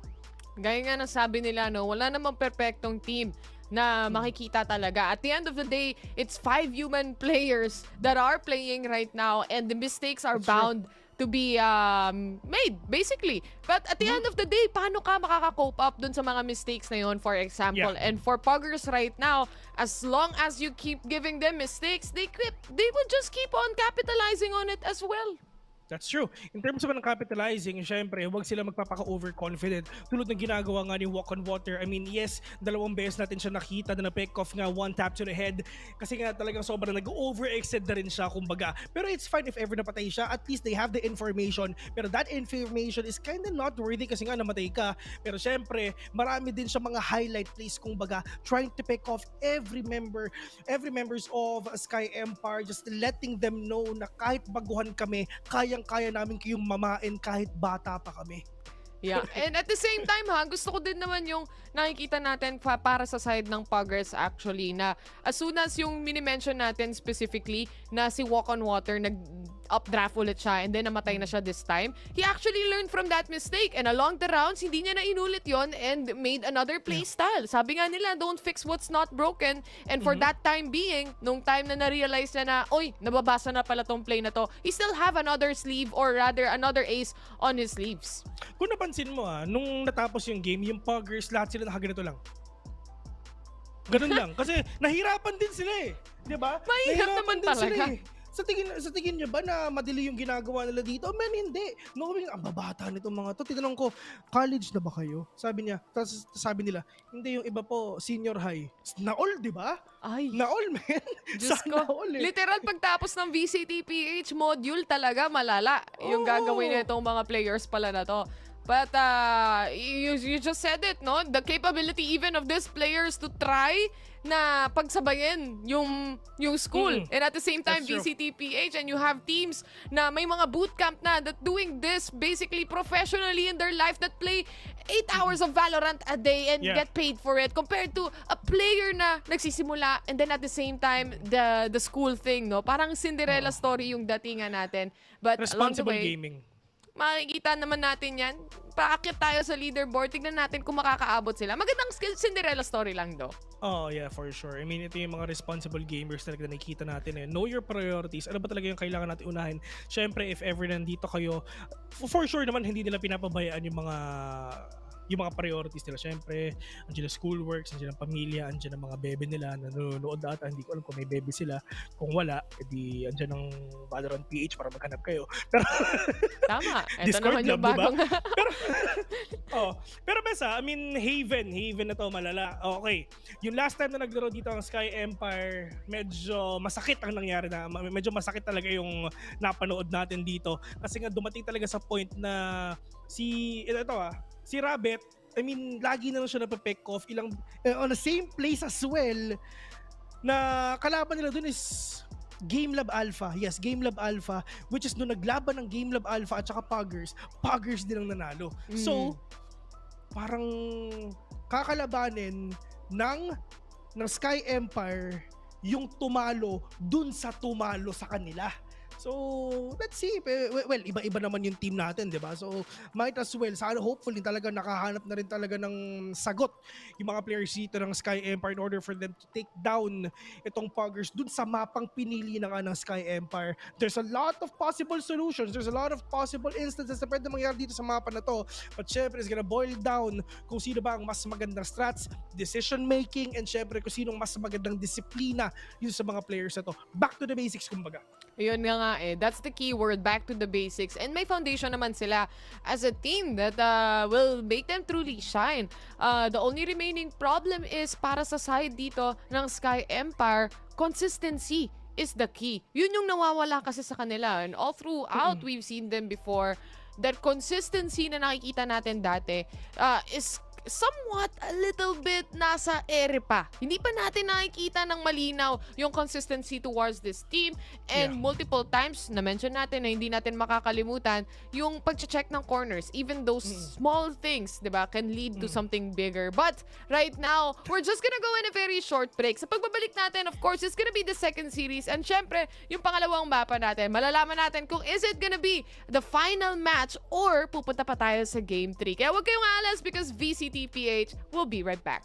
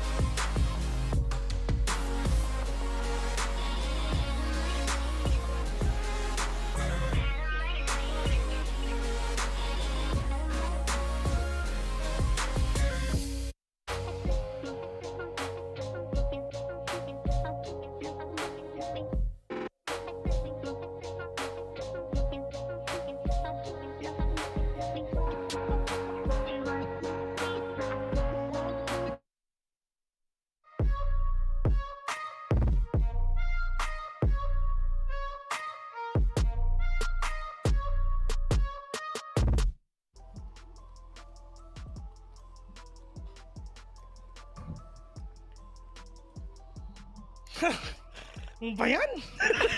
Pasok na, di ba? Perfect na para sa'yo. Oh, di ba?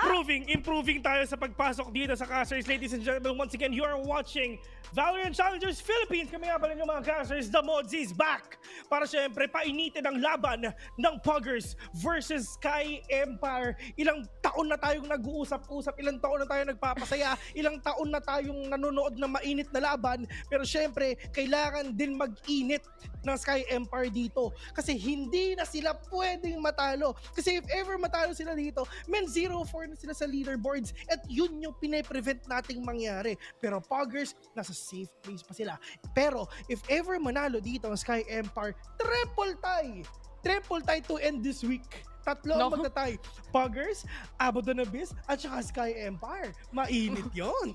Magandang linggo pala to ha. Matinding mathematics yung kailangan gawin nung magiging mga magiging league ops. Pero anyway, eto ha, pupunta na tayo, magda-dive na tayo straight into the next map. It's gonna be Haven at syempre, sisimulan natin yan with our agent selection. So I'm expecting na makakita tayo ng breach on both sides, honestly, dahil yun naman yung meta ngayon so far eh. Oo.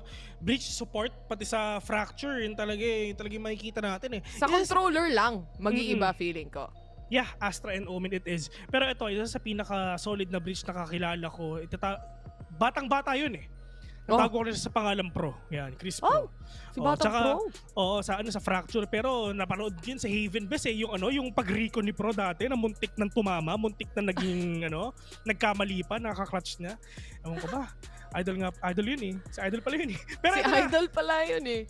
Going back, double any it is. Medyo magkaibang agents ang napupusuan itong dalawang players. Ito, makikita natin yung double any na meron ng Puggers, which is ang Breach and ang Sky. Pero dito naman sa kabila, andito si kaibigang Fade, syempre si Breach as well.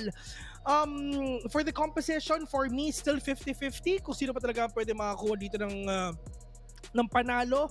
Nakadepende din talaga sa disiplina, men. Basics kumbaga, kasi ang dami na nating maling nakikita dito sa Haven, sa lahat ng teams na nakas natin, and hopefully yung mga mistakes na yon is naayos na nila, na-polish na nila for them to be crystal clear. Tama. At the same time, no, itong si Aryu actually, I'm a big fan of how he used up ang isang Astra. But this time, we're gonna be actually seeing an Omen. Magkaibang agents, magkaibang mga gustong gawin, magkaibang chemistry ang nakikita natin dito. Pero syempre, andyan yung, yung pwede mong pulutin yung spike kahit nasa malayo na ikaw na lang yung natitira na factor. And then para sa Astra naman, kaya naman niyang magkapag-set up talaga ng magandang post plant. Pero ito, sa side ng Sky Empire, with this kind of composition, pwede ka maging aggressive dito, Bis. With an Omen pick as well. Starting off with the Paranoia. Man, ilan ba ang flashes na meron ng Sky Empire? 2 kay Disrupt, halos 2 kay Rabbit, and merong 1 kay Aryo dito. So a total of 5 flashes na pwede nang gawin dito. And syempre, in terms naman sa information, you have Rabbit, na pwede nang gamitin ng Dog, ng Haunt, ng Seize, ng Nightfall, lahat talaga pwede nang gamitin. So malalaman talaga niya kung nasa ba yung mga kalaban niya in order for them to catch the players off guard. Pero yung guiding light ata ni Ninitops, wala atang nakuha dito sa side ng Sky Empire. Hindi nag-pop na may tao.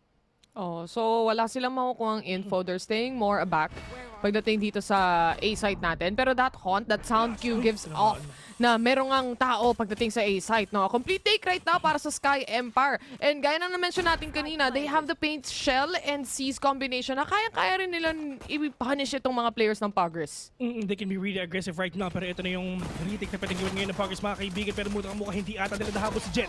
Pero that is Walk on Water trying to take down everyone right now. Chongi will catch one. Kelly has all the way from up top. Will get 3. 1v2. Ninitops. Isang nasa heaven, isang nasa city. Mahirap to, men. Naku po. 33 HP remaining para sa kanya. He has to defuse the spike. He still has 1 blind. Anything can happen. A double headshot maybe. Oh my God! Exactly what we predicted. Ninitops. Literal, pinakain ng Watatops to mga players. Sky Empire. Men, tinurbo, Ito. Literal, yung sticker niya, yun yung lahat ng reaksyon natin. Kay Kelly S, okay na nakapatay siya ng 3 doon So nag-recharge yung paint shell niya. Meron siyang pang post plant. Pero si Ninitops naka-save yung isang blinding, yung guiding light niya in order for them to get that retake din. At sobrang perfectly executed na nangyari yun. The thing is, hindi kasi naka-plant para sa kanila and nandun nga sila sa may A-link mismo. It was supposed to be a post plant for A main or A short. Kaya wala silang info. Pag may nag-tap, wala silang choice kung hindi lumabas. Kasi ito pinush ng Sky Empire yung kung saan galing ang Puggers. Andun sila sa opposite side. Pero ito na, panibagong bang-bang na to. Walk on Water is super low on HP. He's literally 2 HP left. But Kelly S will catch 2. 2v3 right na mga kaibigan. Serino, nakakuha siya ng mga kills ngayon. But Rabbit literal na sinagasaan lahat na makita niya. Eugene is with a stinger. Ito pa rin yung dating stinger, huwag kayo mag-alala. Ito pa ba? Ito pa yun, no? I think so. Winnable pa para sa side ng Sky Empire. Napaka-importante, lalo na kung gusto agad nila kunin itong anti-eco na to na nakikita natin ngayon. With a Stinger and a Sheriff, anything can happen as we saw in round number 1 kanina. Pero mukhang yung dalawang players ng Puggers talagang stack on B site. They will all just go together then pagdating sa retake na gagawin nila dito. Tignan natin kung meron pa sila masisetup na maganda, lalo na I think there's still some stars in the hands of Blixerino. Okay, he's trying to play close. Kailangan na ma-force out yung 1v1 right now. Pero yung alang double peek onto the side of Puggers. Pero actually, I really love the thing na ginawa ni Eugene S. No? Talagang napaka-aggressive muna siya. Pagka-plant to spike, pa-aggressive muna siya. Try to force out that 1v1. Then after that, reposition. Pero ang ginawa ngayon ng Puggers, hindi na tayo maghihiwalay. Magsama-sama na lang din tayo. So at least kung meron ma-pick off na isa, at least may trade-off agad na magaganap. Which is ganun ang nangyari ngayon. Pero ito at least talagang na-force ng mga players ng Sky Empire na ma-1v2 to, na sirain din ng tatlong economy ng Puggers. Importante rin yan, goods na rin yun. Good eco, kumbaga. Pero para sa kanila, hindi rin Sira din yung economy nila Sinasabayan sana nila to. And for this official buy round, supposedly, hindi natin makikita yan. We're just sticking to the sheriffs. Gusto nila makuha agad yung momentum pabalik. Ang kaso nga, hindi nila mapunish, hindi nila mapatay yung gusto nilang patayin. Ay, nako. Kelly S, at least one more orb for them to get that showstopper. Once again, ito yung mapang pinili ng Sky Empire. It's now or never. It's now or never, kailangan nila makuha to. Kung hindi, 0-4 sila sa leaderboard. Pero maaga pa naman, kakasimula pa lang ng game. Malay mo, meron pa tayong makuhang ilaw dito para makabawi sila kahit paano. Keles will catch one down, and that is the swing na ginagawa nila!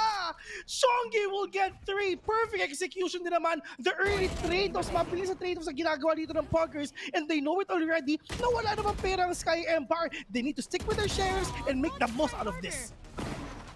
Well, there you go, Puggers. Yet again, closing things off. 3-0 para sa kanila. Dalawa lang yung napitas on this team as well. And not much damage pagdating sa economy talaga. Makakabili naman sila safely on this round. But one thing to note for Sky Empire, meron na silang pwedeng gamiting ultimate dito coming in from Kelly. As yung showstopper, kaya nilang makapag-open ng site dito and kaya nilang maging aggressive. Kumbaga, mga moments tayo na nothing to lose. Ito yun. Nothing to win, nothing to lose. Pero if ever nanalo tayo, edi nice one. Pero ang problema nila is si Walk on Water with the Jet onto that operator, mga kaibigan. Meron pa siyang pick off, 2,000 ngayon dito sa may A. Pero Kelly is pushing it already. And that is the help of RU. Maraming salamat dyan sa smoke na yan. At least hindi pa naging successful yung pag-op dito ni Walk on Water. Pero na-position lang naman ang gagawin yan. Meron pa silang Sky Flash dito. Andyan pa din Second Love. Literal na 3 tawang nasa A. Pero ang problema, may nag-iingay ata dito sa may garage, which is si Killjoy and Fade. Tsaka alam naman natin, may alarm bot din naman on A main, so it doesn't matter right now para sa kanilang lahat. And so far, mas nakakatakot talaga ang mapa kapag sobrang tahimik, kapag wala kang utilities na naririnig at all. Wala kang idea, wala kang info. And for Puggers, all they have to do is literally wait. Nung nag-ingay sa garage, syempre, that serves just like a decoy para mas mahirapan yung Sky Empire dito para for them to get that retake done. Pero that is Kelly as right now will actually take one down. We're gonna take down Second Love. At least that showstopper is talagang literal na may napatay siya dun. Alam niyo may isang nasa hell, Walk on Water with the operator trying to punish players here. Low on HP na siya. Alam natin, kapag hindi mo talaga nakuha yung kill na yan, mahirapan ka on the retake itself. Pero huwag ka mag-alala, may heal naman and may Rolling Thunder pa silang pwedeng gamitin. With the Rolling Thunder settling in, Sky Empire, mawawasiwa sila dito. They have to reposition themselves. One man down para sa kanila. And again, pushing down onto hell itong mga players ng Puggers. In the end, Sky Empire, despite the Rolling Thunder, alam nila yung kailangan nilang gawin. Pinusuan nila, talagang okay sana yon. Kasi sa Puggers, ang ginamit nila syempre, may Rolling Thunder na sila, plus yung Seekers na meron nga si Sky. Pero it's just inisa-isa rin talaga ng Sky Empire yung mga players dito ng Puggers eh. Okay sana yung retake na yun, okay yung mga utilities na binoto nila. Alam nila kung na sila mga kalaban nila. Pero in terms of duels, dun lang sila nagkaroon ng problema. But Puggers, if ever matalo sila dito, wala silang pera next round. And Puggers, let's see if ever maka-close out ba nila tong round na to with a win. But at least, meron tamaan yung fault line. Walk on Water pushing in dito nga sa may sewers, but Rabbit will catch you down. Good thing they're expecting this nowadays. Second Love on the other. Gusto niyang pumangalawa dito para sa team nila. They want to take up those indirect trades na nakikita natin. But without a duelist right now in the hands of Puggers, sasagutin naman to as Rabbit goes down already. 4 na lang sa players ng Sky Empire. Ang kailangan makapag-plant ng spike. They still have so much time here to play around. It's still a 3v3. Okay, hindi pa nila tap yung spike dito mga kaibigan. Pero onto the side of Puggers, wala silang mga utilities at all. Yes, meron silang na-reserve grenade pero kailan ba nila ito i-pull off? Pero it's just nagbabantay lang din talaga dito si Sky at si Killjoy. Medyo magandang flank itong ginagawa nila. Alam ba nila? And yun ang Second Love, nakapitas na lang isa. Meron pa tao dito sa may heavy ladies and gentlemen. Blixerino from up top going down! And Blixerino! Si Disrupt pero nagdalawang isip pa kung sino pa talagang papatayin ko. Yung nagpa-plant yung spike o yung nagpa-flank sa amin. Ay, nagde-defuse sa spike o yung nagpa-flank sa amin. Masyadong maraming options. Mahirap talaga. Lalo na kung hindi mo pa makukuha yung headshot agad-agad. So, with that, hindi nila makukuha yung kill at the same time. Still, for Pug, sila naman na may kalamangan dito sa mga rounds na nakikita natin. For Sky Empire, they would have to stick to whatever they can afford right now. And that is actually just 1 Phantom, 1 Vandal. Oo. Besa, magandang crowd control ang meron ngayon ng Puggers. They have the lockdown, they have the Astra ult. Mahirap to sa side of Sky Empire for them to go in. Wala silang pera. Medyo literal na broken by sila. Pero importante si Eugene S, meron siyang lockdown na yun. Paunahan na lang ng lockdown to for sure. Sagutan ng lockdown kung baga. pwede pang sabay eh. Why not, Pwedeng diba? sabay eh. Pwede. Lalo na hindi na nasisira ng breach yung lockdown na nowadays. So, for Puggers right now, they just stick to what they know. And so far, it's working out. And for Sky Empire, they have to adjust. Walang smoke. Pagdating sa Heaven, walang utility. Contact play ang gusto ipakita ng Sky Empire dito. With a 1-to-1 kill, we're down to a 4v4. Nice trade. At least meron pa rin talaga nawala isa dito. Pero that is the aftershock. Just trying to deny the lockdown right now. Pero ito na yung attacker killjoy na nga. Yung lockdown na meron ngayon sa yung side ng Sky Empire. Hindi nila masisira and medyo malayo yan. Pero ito na si Pico. Naghahanap na pwede mapatay ng Wurt na yung Faye dito mga kaibigan. Pero muntik ng tumama. Pero dalawang C's yung natamaan dito sa side ng Puggers. Pero that is the hold na ginagawa ngayon ng Sky Empire. Trying to fix all the mistakes na nangyari sa kanila. Hindi na tapos mag-isa. Pero mukhang meron ata siya makikita isa. Pero hindi ata kasi tatlo yung magsisugi sa kanya. Eugene S with a Spectre. Nice eco round meron sila.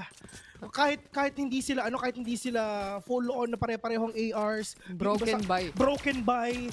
Buti na lang nakuha pa rin nila with the use of all the utilities na meron sila. Number 1 syempre yung ginawa ni Beach, just denying that lockdown with an aftershock. That's a good opening already. Lifesaver din dito na makikita natin yung C's na binato towards Heaven. Kasi kung tutuusin, hindi makakapag-push yung dalawang players on Heaven kung na-seize sila. And because of that, nag-doubt sila doon sa pagpipeak, doon nag-doubt sila sa pagpupush. That created space para sa Sky Empire. Nakikita natin, they can rise from those mistakes a while ago and maybe ito nga yung hinahanap nila na better footing for this round. Pero si Walk on Water, Gina naman, winasiwa sa kanyang Blade Storm dito, na blind pa nga pero makaka-atras pa rin sila. They still have the shotgun here that they're playing around and about. Pero Blixerino, di ko alam kung ba't siya tumalon dun. Oo nga, unti-unti din talaga nawawala dito sa mga Kala niya players ata may malapit na. Oh, are you? Double swing ang gagawin nyo. Pero yun nga, at least that information alone is huge already. Okay, meron tao dito pero wala kayong idea na doon pa sininitop sa Gedli. Yung isa lang nagpakita, so this is a trade-off for sure. Kung magpo-push out bus yung mga players ng Sky Empire, wala na silang paranoia. Meron pa silang flash dito kay Disrupt mga kaibigan, pero kanila ba nila gagamitin yan? Nagbabantayan lang sila kung sino pa talaga ang mauunang magiging impatient. Pero ito na nga natamaan ng dito ng fault line. And that is the flash coming in from Ninitops. Pero muntik nang tumama si kaibigang Ninitops doon. Naubos yung pader, ladies and gents, and Sky Empire to take another round here against Puggers. Sa isang na-dissect itong mga players ng Puggers dito sa pagpupush din nila, no? And at the end of the day, hindi mo pa rin mapapagkailanan. Nandyan talaga yung experience coming in from Sky Empire and creating and distinguishing those moments, lalo na sa mga pressure points na meron sila dito. And with that, 4-3 yung magiging score natin. At makikita mo naman when it comes to utilities para sa side ng Puggers, meron na sila ditong Seekers na pwedeng gamitin para lang to get that info as well. Pero ito na naman yung showstopper na kailangan nilang abangan. Mainit na Pechay ni Sky. Pero nagkakabawian na sila dito mga kaibigan. Plus Nightfall and Showstopper will take down Blixerino right now. Napakagandang opening yung ginagawa nila. Plus the Boombot para syempre makuha nila itong C-side para sa kanila. But Disrupt will plant the spike already. 4v5 minute ang gagawin ng Puggers ngayon. Walk on Water with a smoke dashing out kasi hindi na alam kung nasa ng mga kalaban niya. Buti sana kung meron tao doon sa may platform pero wala ata. Sky Empire para sa kanila, itong kanilang post-plant position is gonna be B-long or rather C-long all throughout. Walk on Water trying to tap on the spike para lang mapunish itong mga players with the aftershock coming out. This position na makikita nila, masusundan natin dito. 3v2 situation as Kelly's shuts down one with a 1-to-1 trade. That's gonna be Second Love and Walk on Water to finish things off. That trade-offs. Diyos ko. Yeah. Ganun eh. Wala, pag hawak mo talaga is silong lang, wala kang control pagdating sa garage, wala kang ibang pressure point na pwedeng puntahan. Pero best in try nila na pumunta sa garage, yes. Pero it's just na trade-off nga rin talaga sila agad ng Puggers. Pero that opening alone na ginagawa nga ng Sky Empire is a huge improvement already comparing dun sa first map natin. Gumaganda yung laro ng Sky Empire ngayon. Parang diesel engine eh, no? Ngayon lang umiinit eh. Kailangan mo unang painitin ng mga kaibigan. Parang kayo mga action star sa Pilipinas, di ba? Sa una nabububog yan. Tama. Tapos pagbangon ng api, di ba? Ganun lang yan. Pero ito ha, stun towards sewers. Nandun na agad si Kelly S to clear out. Pero mukhang si Aryu nakapitas ng isa. Walk on Water, stuck in a position that he doesn't like. Wala. Huli Stop ka. step bro. Wala, kitang-kita nung dog eh, no? Talagang yung first dog, I mean, yes, okay. Medyo maaga na wala, pero that dog, that second prowler, mga kaibigan, hindi na talaga siya pinalampas. Rabbit actually taking down second love right now. And Chongi with the Guardian, let's see if ever meron ba magagawa yan. Blixerino trying to play out all the utilities na meron siya. Blixerino, nowhere to go. Kasi nga may pages pa sa harapan mo. Pero yung kanin, nakapatay pa siya ng isa. This is a good opening na ginagawa ngayon ng Puggers in order for them to capture a side. But Disrupt is trying to hold the fort of a Sky Empire, just trying their hearts out in order for them to get an equalizer dito sa leaderboards natin, dito sa ating score. The more rounds we get, the cleaner rounds we also achieve here para sa side ng Sky Empire. Yung problema ngayon for Puggers is that yung inaantayan nila dito mga positioning, lagi silang napo-force out. Ginagamitan ng paint shells, ginagamitan ng utilities. And because of that, dahil nga nagiging mas aggressive na tong Sky Empire, and aside from that, mas confident ng pumush, na huhuli agad eh, na one and done position yung mga players dito ng Puggers. Pero kung napapansin mo, no, talagang sobrang on point yung fault line na ginagawa nga ni Chongi. Right after ng isang round, syempre nagtatab yan. Babasahin niya kung ilan ba yung na-fault line niya. For sure, every round may 3, may 4 dun sa first fault line na binato niya. On point eh. At least talagang nape-predict din niya kung saan pa talaga pupunta yung mga kalaban nila. Pero yung mga players ngayon ng Puggers, they need to make the most of this kasi nga it's just literal na broken by sila. Si Walk on Water forcing out that Vandal, yes. Meron naman siyang Blade Storm after 2 kills or after a round if ever makukuha ba na yan. But one more point na lang. 5-5 na yung scoreline natin dito, Bes. Yun na nga, unti-unti for Sky Empire nakakahabol na sila dito when it comes to the points. And for this specific round, sila naman ngayon yung magiging broken by. Si Walk on Water ang puhunan ng team dito. Blixerino, he's actually stunned on the back end pero wala pa rin makakapush dyan as Kelly SNRU shuts down 2 already. Para sa side ng Puggers, kailangan nila ma-retake itong site na to. Pero hindi na nga sila kailangan makita eh. Kailangan lang dito ng mga pre-fire at isa-isang napipitas itong mga Puggers. Successful pre-fire from the side of Sky Empire, just trying to equalize everything with a 5 score para sa score of 5 para sa dalawang teams na to. And ito na, Puggers, they have the money. Walk on Water. Let's see if ever kung ano ba yung kukunin niyang or probably A. And delikado ngayon ng Puggers if ever. Kasi andun sila sa sitwasyon na may pera, wala, paikot-ikot lang talaga. Eugene S, meron siyang lockdown dito, pero pwede naman niyang sagutin ni Chongi if ever.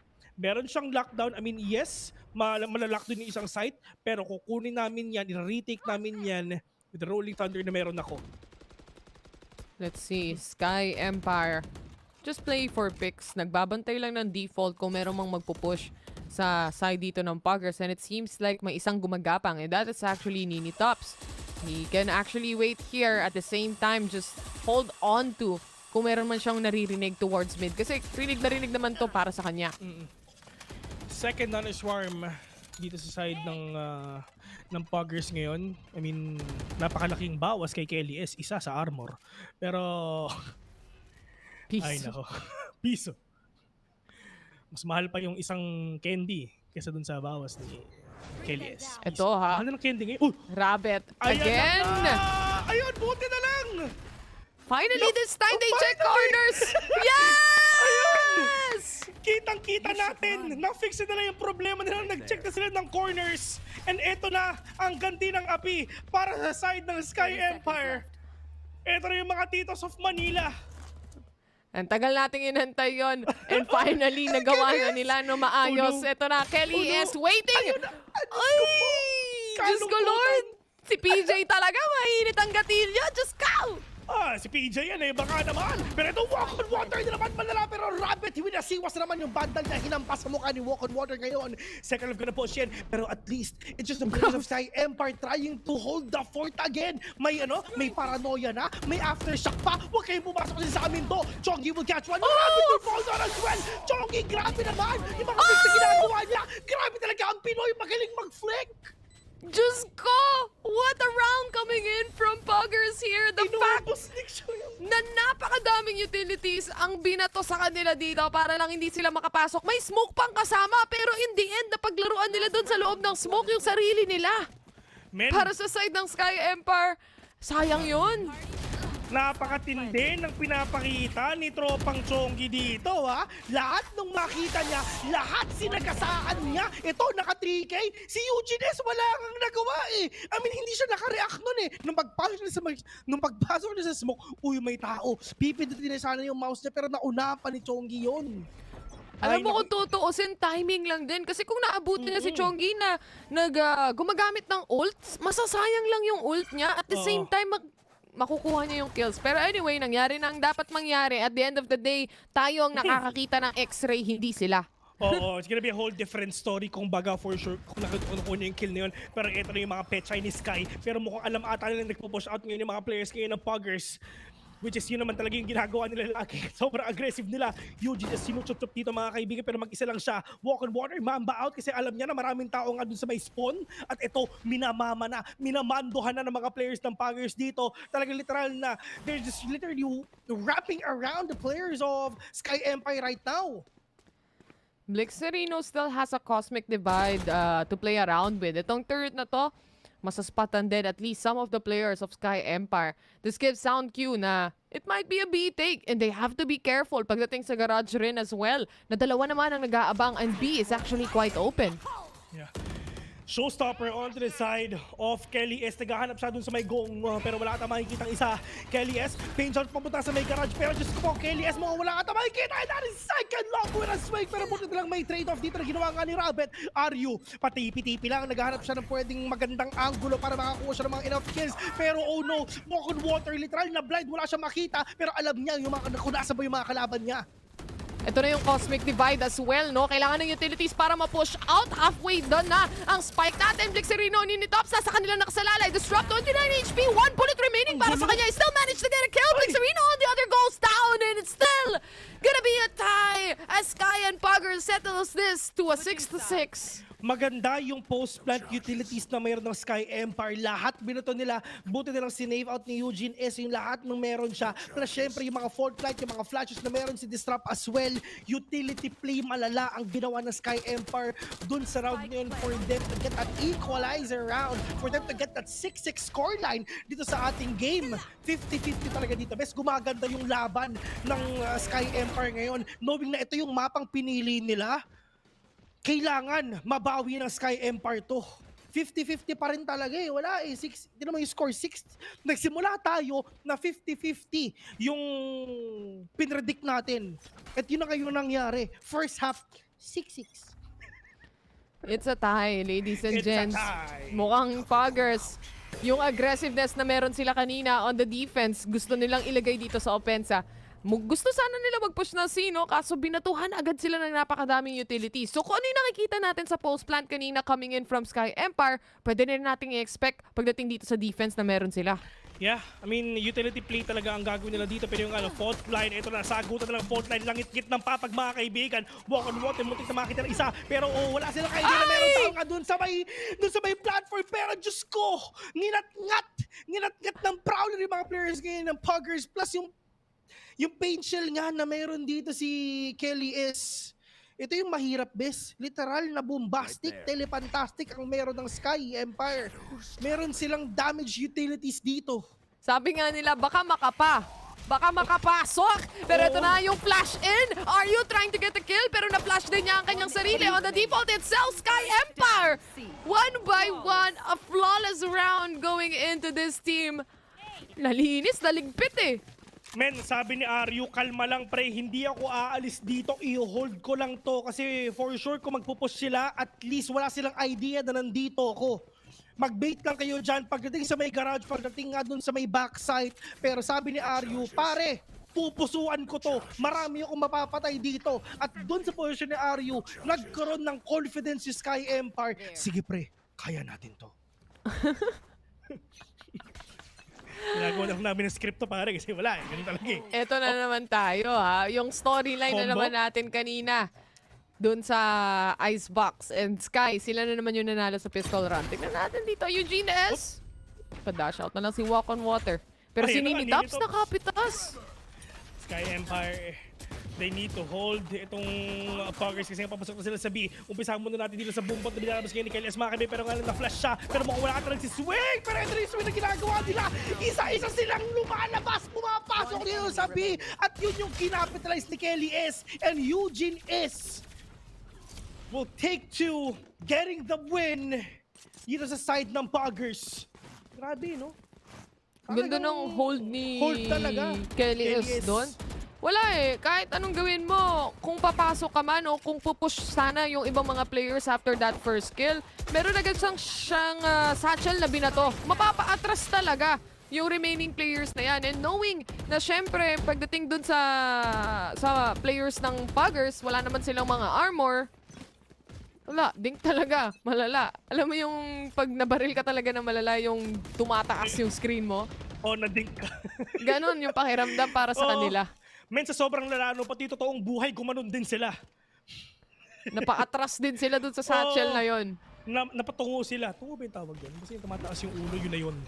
Nini Tops is trying to support his team na pumapasok ngayon sa loob ng B. Eugene is forcing out to rotate probably dito nga sa may outside garage at yun na ngayon ginagawa niya. Blixerino will catch one. Kelly is trying to flank all these players sa pasok nga ng B pero andyan din si second lang mga kaibigan. Free fire pero Kelly yes! Tamang swing lang ng konti, tamang jiggle pick lang, nakakuha pa na isa. Chongi, ninitap sila lang natitira. Dalawa pa ang kalaban nila pero mananalo pa sila. Rapid! Wide swing ka pa. Pero nga lang Chongi all the way from the backside. Eugene S, oh no, 1v2 right now. Pero pinupasokan nata. Eugene S mga kaibigan, buti na lang nakuha siya. Oh 6-9. my God, nice. Chongi on that final moment, buntik pa nga makuha ng Puggers dito yung execution, no? Yung plant, yung post plant na meron tayo. Pero para sa Sky Empire, kaya nga nasabi natin, experience is your best friend pagdating sa mga panahon na to. Alam mo na, yung positioning at least kung saan manggagaling si Chongi at syempre nakabuelo ka ng half defuse kahit papano. So you have that time and space to actually get that kill. Well executed round again para sa side dito ng Sky, pero napakadelikado pa rin ito kung tutuusin. With the timeout coming in, first timeout na makikita natin dito sa dalawa, no? First timeout of the day. May timeout pala. May timeout pala. Muntik na namin makalimutan kasi kanina hindi nila ginagawa. Pero ito dun sa first game, ito sana yung ginawa ng Sky Empire. Ito yung best friend nila, kumbaga itong timeout. They have 2 timeouts mga kaibigan. 1 minute yan pero napakahabang oras na yan para pag-usapan nila kung paano pa sila makakapasok, kung paano sila mag-hold, kung paano sila magde-def, kung ano-ano yung mga micro-adjustment plays na gagawin nila in order for them to get a point laban nga dun sa Puggers. Pero ngayon, Puggers using their friend in order for them to close the series to a 9-9 na naman. Pero para sa akin, nung nakita ko yung matchup, sa totoo lang, I'm actually expecting Sky Empire to get this series with a 2-0. Sa totoo lang. Pero nung nanalo ang Puggers, wala, 50-50 na. Pero kung tutuusin, nag-iinit na dito si Kelly S, ha? So, along the lines, along the way, kumbaga, gaya na na-mention natin kanina, parang diesel engine itong team ngayon ng Sky Empire. Feeling ko nakukuha na nila eh. With the mistakes being, or yung mishaps, nababago na nila, there is a chance. Nini Tops to get a kill here. A pick off para sa kanila. Nakita yung dulo na baril si Disrupt! Spray and pray, malala. Nahuli niya yung dalawa. Na-headshot pa yung isa. 4v3 onto this game. Disrupt trying to give entry for his team. Chongi trying to push it pero oh no! Na-paranoia siya. Napakagandang play na ginagawa ni Aryo ngayon. 3v3 onto this game. Second Love trying to anchor this side. Second Love gonna push in. Pero dito kasi Disrupt nagpakita. Second Love will fall down to the hands of Sky Empire. Eugene is, mga kaibigan, trying to hold down the fort. Makukuha namin to, mariretake namin to. Aryu trying to paranoia everyone na nakikita niya. And Sky Empire, ito na yung momentum shift na inaantay natin. I'm not quite sure kung dito ko ba na-mention o doon sa kabila na itong mapa, isang kagaya ng Haven, ito yung mga mapa na kung saan yung isang team na sobrang galing mag-retake, magsha-shine talaga na kayang makuha itong game na ito. And I think Sky Empire so far, pagdating sa mga retake nila, nagiging successful sila, no? But naiiwan pa rin para sa Puggers in a 1v1 setting, in a 1v2 situation. So, kung ma-flourish lang nila yon, may babago nila. Baka sakali pa, pero the swing coming in from Kelly S na mainit na ngayon. Nandiyan na naman, getting a pick off here, and Unitops to go down as well.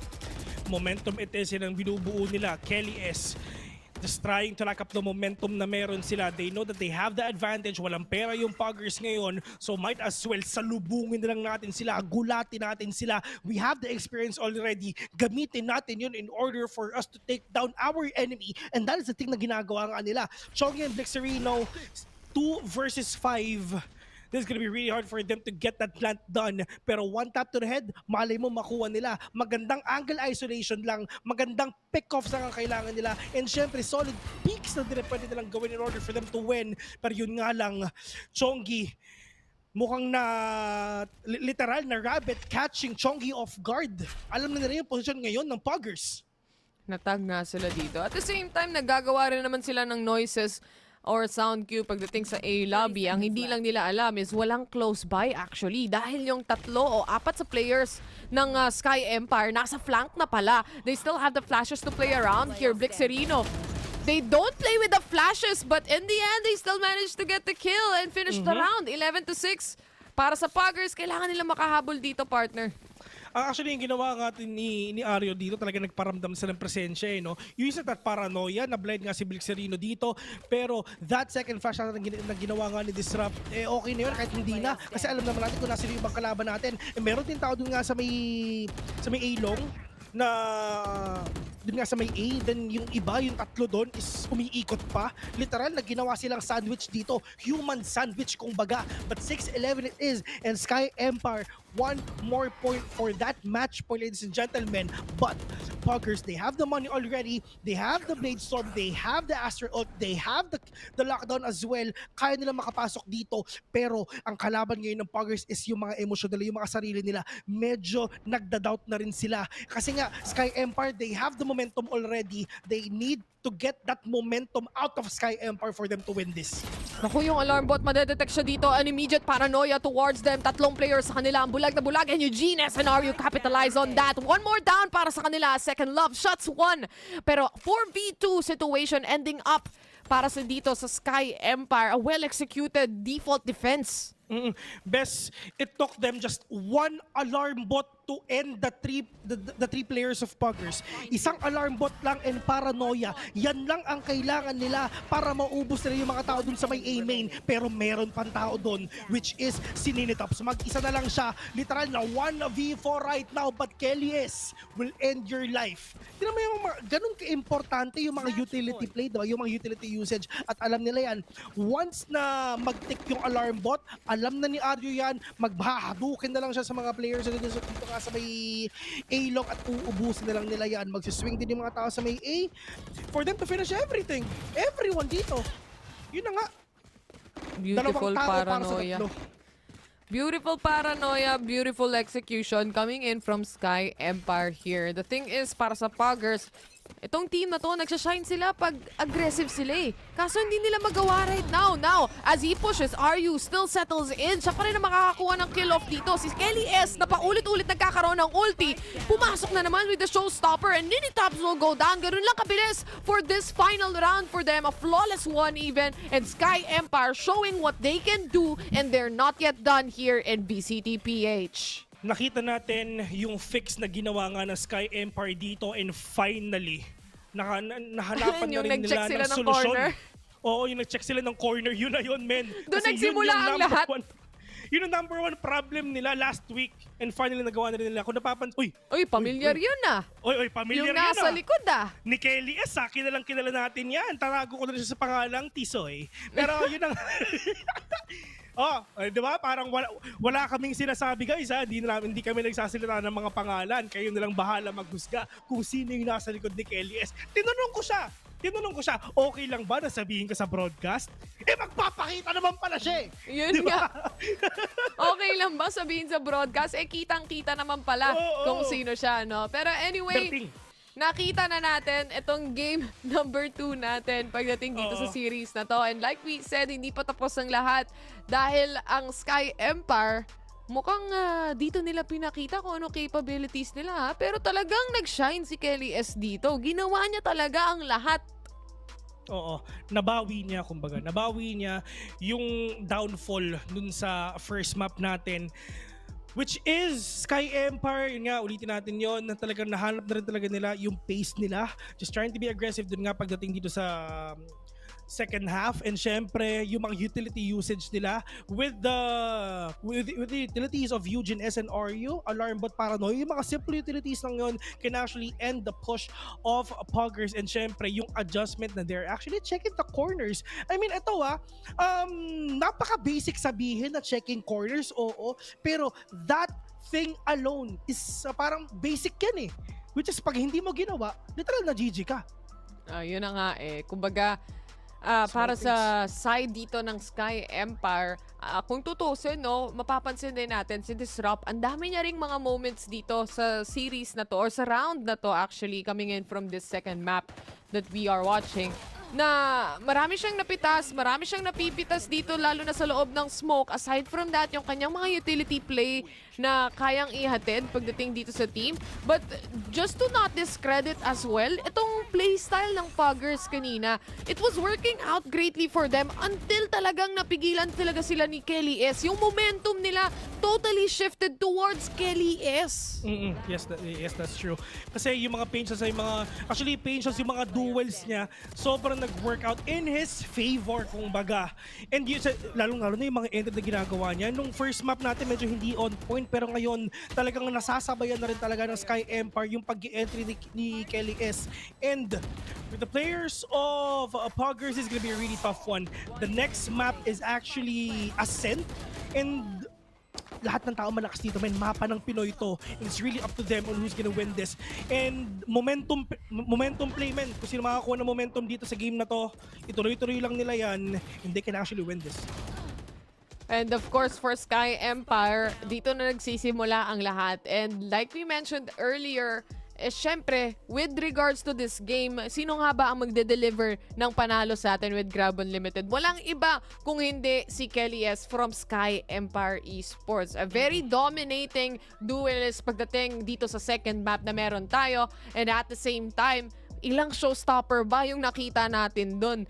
Usually, yung showstopper ng race parang siguro mga 3-4 mapapansin mo sa isang buong series. Pero dito, Diyos ko, every 2 rounds? Second round pa lang ng second half, meron na siya actually. Actually, yung second round, and knowing nung pagdating ng second round ng first half, isang orb na lang ang kailangan niya, meron na siya. Ganun kabilis yung pag-rack up ng ultimate dito ni Kelly S. But yeah, we've seen it already. It's actually 1-1 dito sa side ng Puggers and Sky Empire. And after the break, it's gonna be Ascent na makikita natin dito sa dalawang teams na to. But yeah, we're just gonna head on to a very, very short break. Once again, you're watching VALORANT Challengers Philippines. Kami nga pala, ang The Mods, Vil and Taylor. Makikita namin kayo mamaya. We're gonna head on to a very, very short break. See you later.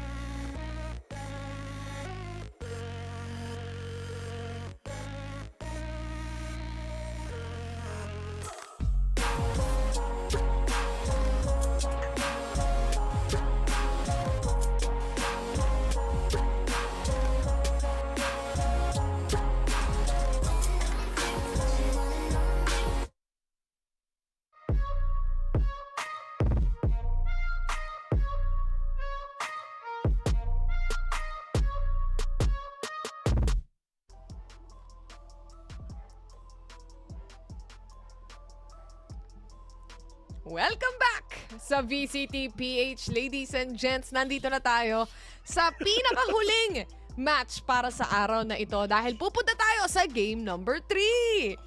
Ascent! Ang saya. Mapa ng Game number Pinoy. 3. Alam mo kung saan ako Sisiriray. excited? Ano? Na lumabas na yung Lotus tsaka yung iba nating mga panibagong mga mapa tsaka yung split. Oo. Malapit na yung Lotus, guys, next week. Ay, next week or next Basta hindi this week. Basta hindi this week. Siguro next week or next week. Malapit Malapit na. Malapit na yan, man. Pero Malay yun mo, nga. sa feeling ko sa ibang mga VCT, yun na yun eh. So, alam nyo na yun. May kita natin yan sa mga susunod pa nating mga araw, ladies and gentlemen. But yeah, I mean, papupunta tayo sa game number 3. Like nga ano sinasabi ni Taylor kanina, it's all to the consistency of these players.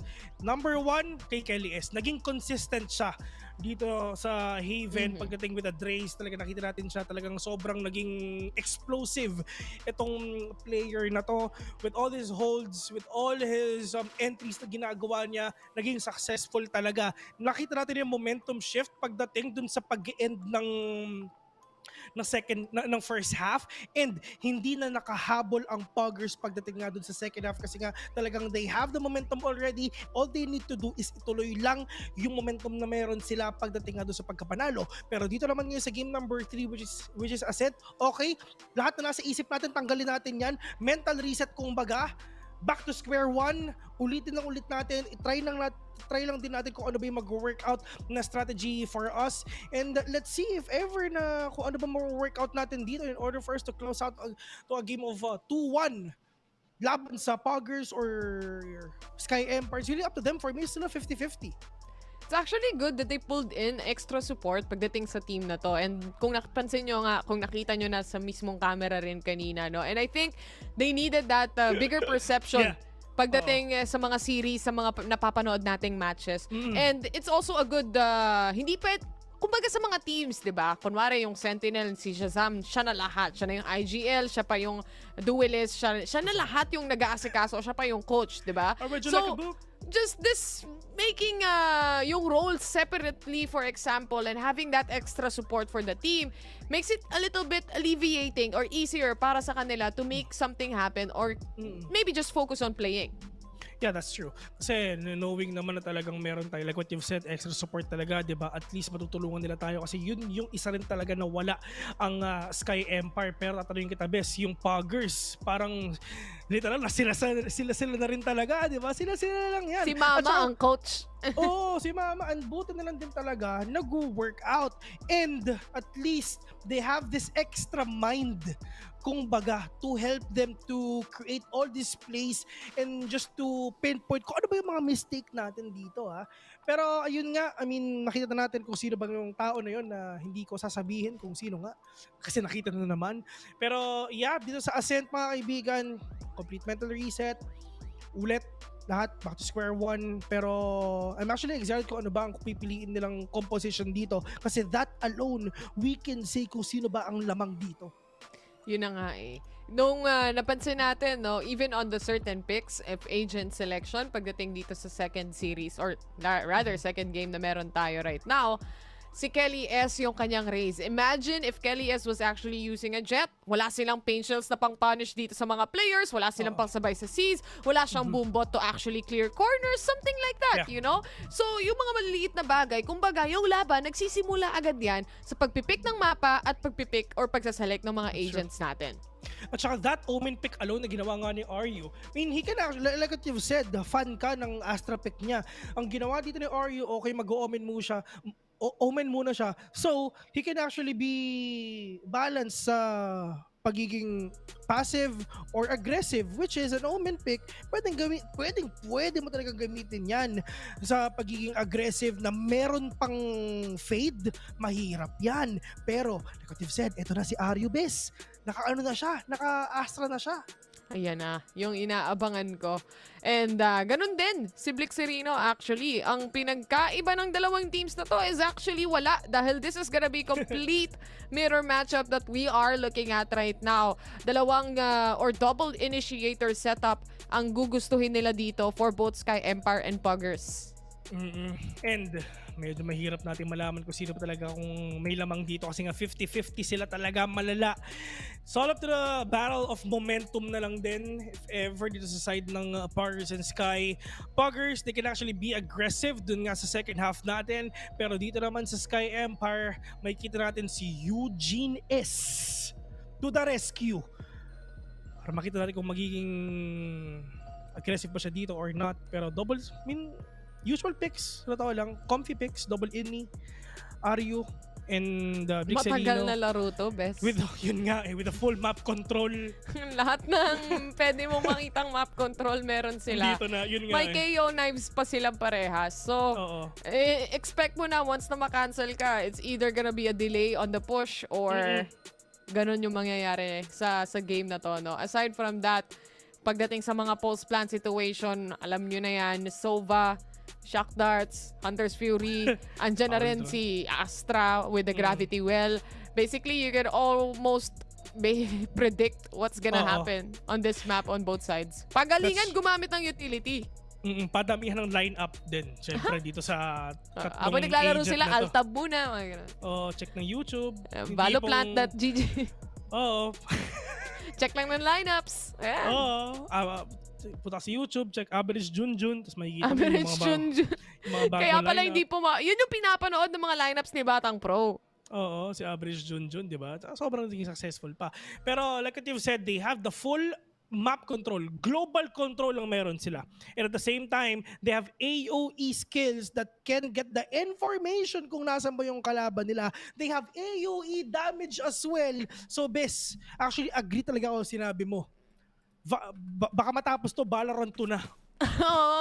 Nirelease na yung VALORANT 2, mobile, PS5, lahat na. Pwede mong isipin na release na pero hindi pa rin matatapos to. Pero malay mo you never know. Itong pistol round pa lang natin, mabilis ang galawan ng Sky Empire. They already spotted out ni Tops. And on the other hand, si Eugene S magpupush lang dito. Pero saktong-sakto yung flash para sa kanila. Saktong-sakto lang din yung angle na hawak ni Walk on Water. Oo, okay na sana yung pop-flash na gagawin nila pero yung biglang naunahan talaga ng jet ng kalaban pero Blix Serino waiting patiently dito nga sa may B main pero mukhang magkikita na ata sila kasi nga hindi pala kasi nga si Rabbit at least nagro-rotate siya dito kasi medyo aggressive ata ang pinapakita ng Puggers. Kung napapansin mo medyo nag-a-advance sila papunta dito sa B pero it's just the information na kailangan nila kung meron bang taong magpupush in even further dito nga sa may market. At least they have the alarm bot dito lang din sa may entrance ng B, dito sa may mid, dito sa may spawn, for them to stop the possible rotate nga na pwede nilang gawin. But Ninetops, naririnig niya na meron tao dito sa may A pero that will serve as a diversion only. Kasi nga magpupush ata sila dito sa B. Pero Walk on Water, pinigilan ata agad ni PJ ito. Magkaka-recon pa on towards mid. They had control, pero right now wala na silang control at all for Sky Empire. Now, Bes, ang ganda nung pagde-displace nila dito or actually yung placement ng positioning ng Puggers after nilang ma-realize na feeling ko yung mid, kontrolado nilang lahat. Oo, kontrolado nga. Kung napapansin mo, dalawang tao sa players ng Sky Empire nakatalikod kasi nga wala may na nga pop sa flash site doon. Oo nga, may pop flash doon. Pero si Walk on Water, ang ganda na position niya, siya pa yung nakakuha ng ulo. Hindi lang isa, kundi 4. Kinuha pa ni Blix Serino yung pang-push sa VALORANT PH, yung ace niya doon. Sayang yun. Pang TikTok na sana pero hindi pa natuloy, Chongi. Tamang recon lang, tamang hanap lang. Alam mo, bes, buti na lang si Chongi hindi naging smoker to. Kaya nga Mahuhuli at mahuhuli ka talaga. Oo. Pero, ayun na nga, tamang ball pang malala. Pero si Blix Serino, he's low on HP. Pero okay, 50-50 na si Distra. Pero nakaka-classic lang siya doon. Pero Walk on Water, oh no! Huling-huli ka, Balbon! May nahuli pa sa Nano Swarm. That is actually Aryu. Kelly S. in a position na hindi niya gusto. He hops out. Chongi still spots him out and gets the kill. At syempre, para kay Second Love, alam naman natin na siya ang may advantage sa close counter na yon. Puggers, 2-0. Agad-agad. Si Walk on Water, Diyos ko parang literal, Diyos ko. Diyos talaga. PJ talaga. PJ talaga. Oh.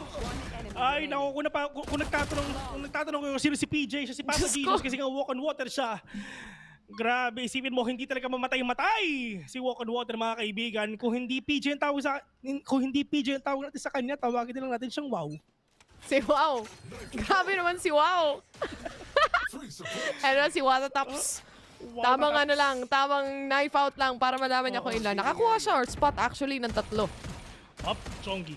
Tamang recon lang din talaga, pero alam niya na meron tao doon. Shockton magko-connect pa, pero mukhang wala ata siya nakuha kahit isa. Chongi, kailangan ng lumayo dito lang sa may Ecoms. Kasi mahuhuli ka talaga dyan pag nandiyan ka. Maraming nanonood sa event, libo-libo. Kakatok na lang sila at sasabihin, open up. raid talaga malala. Walang bagal nila maglaro guys eh. Ay, nako. So, Ginagawa gagawa ng natin sila ng storya. Ops, syempre pagkatapos mag-smoke ni Chongi dyan, pupunta siya sa mid kasi may pizza dyan, di ba? FT na lang muna siya. Food trip? FT, mapapa-FT na lang talaga siya. Ito Sky Empire repositioning themselves. They might go for an A hit here, starting off pagdating sa ating KO knife. May pop flash na papasok but the entry is still abound. Pagdating kay Eugene S, the dash in settles in. Merong isa na nasa heaven. He spots him out. He gets the kill. May dalawa pang nasa taas na flash dito si Eugene S pero spray and pray lang. Second love to get a trade-off here. 4v3 situation ang makikita natin dito, partner. Pero good hold na rin, kumbaga, kasi nga dalawa na yung namamatay ngayon sa Sky Empire kahit ito yung mga buy na binili nila. Pero Ninitaps all the way from up top, kinuha ngayon yung Phantom ng kalaban niya. I mean, Bulldog. But the clock is ticking already and the players of Sky Empire needs to hold this. Meron ba silang mga traps dyan? Yes, merong traps dito sa kaibigang disrupt. Pero medyo malayo pa to. Dalawa yung tao dito sa may hill. Ano yung gagawin nila ngayon? And at least yung mga players ngayon ng Puggers, they have the money already. 1-to-1 trade. Pero si Disrupt literally holding down everyone, getting that 2K and getting that win as well. Ang daming traps dito, ang daming traps nga doon sa may spike. So they will have a hard time dealing with that. They need to take down the agents first or probably na i-force nila na gamitin ng traps na yon. Pero yun nga, ang gagawin lang nila is take the time, pakinggan yung mga sound cues at after nun, mag-swing na sila. Pero si Chongi, nilabas na niya ang Odin niya. Ay, ito. Kanina pa siyang rumirikon sa B-main eh. Kanina niya pang inaabangan itong moment to shine niya. Tingnan natin kung makakita siya kasi mukhang A-hit para sa Sky Empire. With an initiating knife here coming in from the KO. Nakukuha sila ng space at least to take control of the orb. Okay, Ninitaps playing closely nga dito sa may smoke, at least makakakuha siya ng mga early frags dito if ever makakapag-mamba out din siya. Meron din siyang ka-trade-off dito which is si kaibigang Astra. Pero that shotgun will connect onto Ninitaps. Meron na pa siyang dalawang flashes dito. Pwede mo gamitin pa for a pop flash if ever. Pero kung napapansin mo, walang nag-hold dito sa may mid. It's fine, may alarm bot dyan, may magtitik dyan. And importante, nandito na si Walk on Water dun nga sa may short. If ever may mag-push siya, makikita niya. Pero that is a pop flash already. Okay, nag-split silang dalawa. Delikado to, mahirap to if ever magpupush ba. At least meron siyang outdrawn dito for them to catch everyone off guard. Pero Walk on Water still getting the head of Eugene S. Anak, akin ka. Anticipation lang, Diyos ko Lord, isa pa sumama, Rabbit to get double kill here pero sasagutin din naman agad ni Walk on Water. Chongi, ito na yung Odin niya, nilabas niya na dito with may kasama pang lumilipad na CCTV. Pero Disrupt mag-isa, anong gagawin mo dyan, men? Alam na alam nila kung nasan ka. Wallbang lang talaga malala. And second love, halika dito, mahal kita. Nandito na kami sa punto ni Bill na kahit anong pumasok sa isip namin. Sinasabi na lang namin. Sinasabi na lang namin. Pag kasi kami pagod na, yun na yun. Gusto lang namin matapos to, kahit sino manalo, let's go. Hindi, pero ito the peak coming in mula dito kay Walk on Water, kung hindi ako nagkakamali, yung abang niya dun sa may trees. Abangers eh. Wala, yun yung moment na yun. Wala ka naman masasabi. Pero buti na lang si Rabbit naka-spray transfer siya ng dalawa dito. Tama, okay na yun. tama. Pero yung problema, Sky Empire, wala silang pera ngayon. Kailangan muna nilang magtrabaho, mag-OFW para makakuha sila ng pera dito. Shoutout nga pala kay Wolves na nasa ibang bansa. Pero Walk on Yan ang Water. tunay na OFW. Walk on Water, oh no. Oh no. Oh, may makukuha ka ba dyan? Pero yun na nga. Oh my God, wow. Kailangan mong isipin na may killjoy to eh. May flankerist to, may nag-aabang dyan. Nagmamakasim na naman ng Puggers. Eto na, yung isa silang nawawala pero Diyos ko po, may langaw na lumilipad, buti na lang nakuha niya. Si Second Love talaga ang pag-asa ng bayan minsan. And he gets 1 kill. He managed to get out. Tama na. Sabi niya, ang sakit-sakit na. Aatras na lang siya muna dito. At least nasa kanila pa rin yung advantage pagdating sa baril. Hindi tumama yung lockdown doon nga sa may hill mga kaibigan. Pero ito nga sinita pa si Diyos ko po literal nakipagtitigan sa may CCTV. Pero ninitap kailangan na tumakbo. Pero Diyos ko napakasakit kasi nga may Honor Swarm doon. Rabbit will get that 2K. Second half ninitap sila mag-isa. Yun sa round na to literal na 1v4 malala. In terms naman sa anti-flank, andito pa si Rabbit na masakit. Andito si Disrupt with the utilities as well. Ninitaps, low on HP. Wala na siyang armor. There's a pop flash already. But that is Kelly S. Got you, bro. Di nga ata tumama kay Disrupt yung flash eh. Di siya nabulag nung time na yun. Actually, yung KO yung nabulag. Nabitin lang ng kaunti. And at the end of the day, sayang din because Second Love actually had a lockdown prepared. Meron siyang lockdown na pwedeng gamitin dito in a 2v3. 2v3 ba? O 2v4? 2v4 setting. best. 2v4 yung setting nila pero dalawa yung naka-Vandal, dalawa yung naka-Sheriff. Still doable. But at the end of the day, tayo nga yung nakakakita ng lahat ng info and syempre para sa kanila, hindi secured yun. Oo nga kailangan talaga may security tayo mga kaibigan. Pero kung napapansin mo si Chongi literal na nagalit na naman. Ito na yung swing na gagawin ng Artisa. Pero at least yung trade-off sana na gagawin ni Second Love. Pero si Chongi pa rin na nakakuha noon. Eugene is gonna push yan dito nga sa may A mga kaibigan. Tatago na din talaga dito sa may smoke. Pero ito din talaga yung null command na meron si Kelly S mga kaibigan. Trying to push it already. Rabbit saying no to them though. But andito pa rin talaga yung suppress na meron si Kelly S. As long as they have the advantage, ikakapitalist lang nila to. Pero yung mag-isa, Chongi all the way from up top, walk on water, lumabad na kapatay ng isa. At mukhang winnable pa nga. Pero mahirap kasi low on HP sila. Oh my God! Yung pagpasok, yung pag-angat dito ni Rabbit, at the end of the day, nakapitas pa rin siya ng isa. 2v2 situation right now for this post-plan position. Kelly S has the advantage right now as he sees the second pop out. Headshot pa rin para sa kanila and Sky Empire secures another round here. 3-3.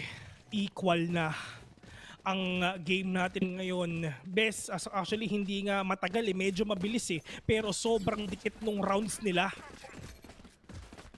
Pag dating dito sa susunod na round na makikita natin, no, lalo na dun sa mga rounds din for Puggers, yung defense na napapansin natin dito, you could definitely see Walk on Water is really that very active duelist on the defense itself. Makikita mo siyang nagpa-flank, makikita mo siyang nagbe-blade storm kung saan-saan, makikita mo siyang nag-updraft, makikita mo siyang mag-operator. Tingnan natin kung gagana. May isang nakatawid and that is gonna be, are you getting a kill also on towards Second Love? Lahat ng utilities ngayon literal na binato nila sa B mga kaibigan pero lahat mga nagkakatik na. But a minute 20 seconds left in the clock right now. It's just the players of Sky Empire literally getting B already. And now it's time for this trap na talaga makuha ng lahat ng utilities na yung mga traps para mas mahirapan pa mag-retake ang Puggers ngayon. Pero ito na ang Puggers literal na paunti-unti sila pumapasok sa B ngayon. Are you getting that angle done? Maganda yung beta switch na pwede lang gawin dito nga sa may B. But are you at least yung presensya na nagpakita na pero hindi naman niya kailangan pumatay dito. Kasi nga yung pressure is all for the side of Puggers right now. Are you will catch one. Pero ito yung swing na ginagawa naman ng Aryu. Nakatatlo pa nga. Let's see if ever mauna is pero mukhang hindi ata. Pero ubos na. Sky Empire getting that hold. Getting that post plant done dito sa B. Hindi nila kailangang lumabas ng site para ma-post plant nila to. Sa amin to. Gaya nga ng dapat alalahanan din ng mga players no for Pug side. Obviously, nag-invest ka sa isang operator and kung wala kang makukuhang mga kill sa initial mga rounds na meron tayo, makakapag-plant sila ng spike, mas nagle-lessen yung chance na makaka-ROI ka. Kasi itong operator, kumbaga pang stop to, pang punish doon sa mga gustong umentry, sa mga gustong pumasok. Ito na naman si Walk on Water. Pumupush na naman siya pagdating sa mid. Pero itong mga players ng Sky Empire, pupush sila going to B-side. Pero yung spike na iwan all throughout, nandun pa sa base. Hay nako mga kaibigan, pati mga professional syempre naiiwan. Naiiwan yung spike! Naiiwan din yung spike pero mukhang ika-cut off ata ni kaibigan Jet. Eto na, panoorin natin pero yung Eugene will catch 2! Hindi nila kailangan yung spike! Ano yung 300? Marami kaming pera. What Partida is money? Paper only. Partida pa daw, sabi ng Sky Empire. Iniwan yung spike sa base. Bahala kayo dyan. Ay nako, trabaho lang, barilan lang ang gusto namin dito. Hindi na kami magpa-plant dito ng kamote mga kaibigan. Pero tulad nga na sinabi mo kanina, Bes, pag-usapan muna natin yung binili nga ni kaibigang Wow doon sa operator. Oo, gumastos siya ng literal na 4-7 para sa operator na yan. Pero ano lang yung pumigil? Yung Astra Ult, yung Nano Swarm, yung Lockdown, lahat lang, yun lang ang pumigil sa kanya. At literal, isang beses lang niya naputok yun, hindi pa tumama yun. Ay, nako. At hindi wow yun. Hindi wow yun. Will ang nangyari Will doon. ang napasabi niya. Hindi wow. Hindi walk on water. At si Nini Tops, meron naman siyang null command if ever. Kung gusto mo niyang gamitin. Pero so far, wala namang mga extra utility din talaga na pwedeng pigilan dito. Pero Sky, papasok po sila ng site. They actually have Eugenius already in. Walk on water to pick off one again. That's towards Aryu. Pero itong Hunter's Fury, nadamay pa nga with a double kill from Chongi. Nagkahampasan ng long katog dito mga kaibigan, pero nga ng Disrupt, hindi ba alam ni Blixerino nakatabi din yung kalaban niya? Pero Disrupt, siguro go down as well. Pushing ito, 3v1 right now, Tito Rabbit mag-isa, nakapitas pa ng isa, pero yung nga lang dalawa ang kalaban niya, isa sa taas, isa sa baba. Uy, taipats ka! Ang dikit ng laban dito, Bes, okay sana yung mga utility play nila, pero that only player na talagang nakasira ng momentum nila, si paring Chongi. Yun na nga yung Hunter's Fury na yun, di nila na-expect na dalawa yung mapipitas dyan. Yun, Ang ganda, actually. Blindly pushing out that Hunter's Fury or probably may info siya na nagmumula sa teammates niya and na-capitalize nila yon completely. Double kill ng ganun-ganun lang from the base pa. Nakatingin si Chongi habang ginagamit yung Hunter's Fury na nakatingin siya dun sa minimap. Ayos yun. Diba? Sync talaga. Hindi siya nakatingin sa screen niya. Oo, sa minimap siya. Dun siya nakatingin mga kaibigan. Ito kasi pakiramdam ko, itong si Kelly's at si Eugenius, binuksan na yung monitor Kanina nakapatay Kailangan mong tumakbo kasi eto na kami mga kaibigan. Pero ito si Chongi, maganda yung posisyon niya. If ever may mag-push dyan, Diyos ko po, Kelems, may kalalagyan ka. Uy, buti na lang hindi sila nagkita. Pero eto na, binuksan din nila. Pero Disrupt na lusaw, ladies and gentlemen. Pinulutan lang din talaga ng Nanoswarm ni Second Love ngayon kasi nga mahal ka niya. Pero eto na, the spike is prepared already. Wala silang no choice kung hindi talaga lumabas na talaga. Kasi nga eto na yung lockdown na meron sa Second Love ngayon. Kailangan nila pumunta din sa my boathouse. Pero ano yung gagawin nila? Eugenius mag-isa and Second Love will take you down. Nabuhay pa si Nini Tops. Dahil may ult siya dito, nakapag-revive pa sila ng isa, Puggers. This is a flawless round for them even. And Sky Empire, sa isang natunaw, nagsimula doon sa Nano Swarm na meron si Second Love on the site itself na hindi napigilan ni Disrupt. Wala tapak malala wala siyang nagawa kasi may KO nade na nga sa B-main. Meron ka pang Nano Swarm sa may lane. Oo, literal na tabi, mainit. Tabi, yan mainit. ang sabi ni Disrupt. Mainit ang dance floor. Oo, somebody call 911. Somebody call 911. Ay. Diyos ka. Wow. Pero ito Second Love, kitang-kita mo, literal, nagalit, top frag talaga, Manila. Pero ito na naman yung mana-impactong balo ng mga kaibigan, tamang chup-chup at nabaril natin talaga. Double chup-chup ang nangyari ngayon. Kukuha ka ng orb, hindi mo na, chup-chupin muna kita. Pero 3v3 onto this game. Blixerino, low on HP. Marami pa silang mga utilities dito. Meron pa silang null command and syempre yung Astra ult na meron ang mga players dito ng Sky Empire. Pero mauhold pa ba ng Puggers to? Gumamit na rin ng null command and syempre yung ult ng KO dito, mapipigilan yung mga utilities magamit para sa side ng Puggers. Blixerino holding down the fort pagdating sa garage. Hindi pa rin nakakapag-plant ng spike ang Sky. They still have a minute left on the clock and this is a lot of time to be honest. Blixerino, such a good angle here. Getting a pick off. Si Aryu naman ang makakasagot dyan. 2v2 pa rin to, partner. So anything can happen. Aryu nasa kanya yung spike mga kabi, pero yun nga lang tapos na pagkahatian ng mundo. Pero yun nga lang may tao sa likod nyo. 1v1 with a great one and Aryu all the way dito sa baba. Taking you dito nga sa may heaven. Sky Empire, buti na lang merong pumunta doon sa may mid. Buti na lang talaga may nag-flank kasi kung wala, it's gonna be a whole different story. Diyos ko, kung yung angle lang talaga, doon lang nagkakatalo pagdating sa mga players na to. Pero eto, yung isa cup noodles, yung isa tunay na bulalo. Oo nga, Diyos ko. Yung isa lang nga nakaligtas, yung sinusutsot, mga kaibigan, yung hindi bulalo. at tunay lang. Nakabalik siya sa site and at the end of the day, para sa Sky Empire, parang dikit na dikit talaga yung laban nila sa Puggers. Pero maganda yung laban nila, literal na jump pack talaga, action pack mga kaibigan kasi lahat talaga sila nagbabarilan malamang. Malamang barilan to eh. Pero eto na nga sila. Magkapanis yung Avengers mo eh, no? Oo, walang Avengers dito sa barilan na napapanood natin ngayon. Pero at least si Walk on Water, meron siyang operator trying to hold on kung meron bang papasok nga dito sa may A. Pero if ever hindi makapatay sa Walk on Water dito, Taipats Academy talaga siya talaga mauunang mamamatay dito. Pero Gujines all the way nga dito sa may short with that Blaze. I'm not gonna be able to tag anyone right now, but Disrupt and the Rabbit will actually take down the two remaining players of Puggers. Sino nga sinasabi natin, best, if ever hindi man mapatik ni Walk on Water yung operator na siya yung mamamatay doon. Gandang hold muna kay Kelly S dito. He was able to clear out mid at the same time. Clear out 1-on-3. May pop flash ba? Wala. Pero Kelly S still managed to secure that final kill, the final blow towards Puggers to close things off para sa ating first half dito. A well-executed round yet again, and Sky Empire, 2 rounds yung advantage nila as of the moment. Hindi ganun kalaki yun kasi kung iisipin natin, Puggers, makuha lang nila yung pistol round and the second, pantay na ulit yung laban. Actually, sa totoo lang, walang nagawa si Walk on Water dun eh. Ang tagal niyang nagbabantay nga dun sa may A main, pero nag-push out yung players ng Sky dun nga sa short at hindi siya nakapag-react dun. And this is literally the light at the end of the tunnel para sa side ng Sky Empire. Ito na yung sagot sa tanong nila, ito na yung pagkapanalong hinahanap nila at sana na lang daw, wag mag-momentum shift to. Sabi nila sa akin, nag-PM. Nag-PM. Sana hindi mag-momentum shift to. Oo, pero sabi ng Puggers, nag-PM din sa amin. Nagsakin. Kuya Bill, kaya namin to.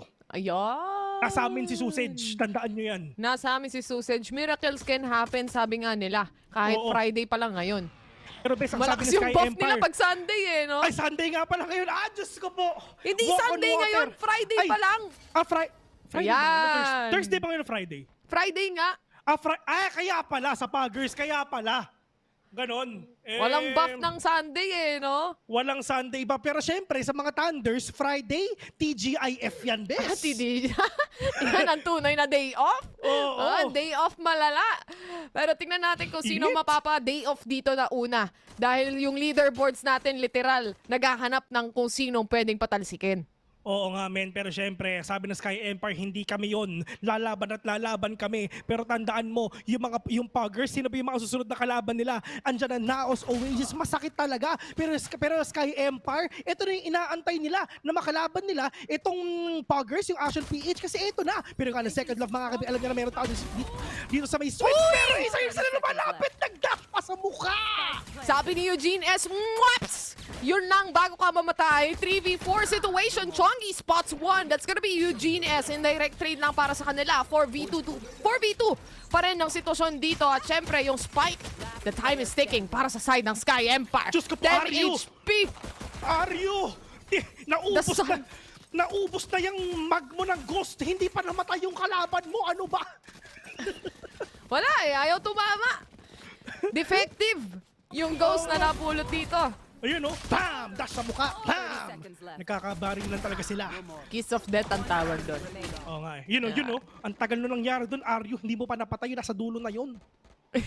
At least naka-pistol silang lahat. Kanina nga, naka-vandal na. Classic lang yung naging puhunan ng lahat. Parehas naman silang lahat may vandal. Di nga lang nagkatamaan. Di ba? So, okay na yun. Pwede na.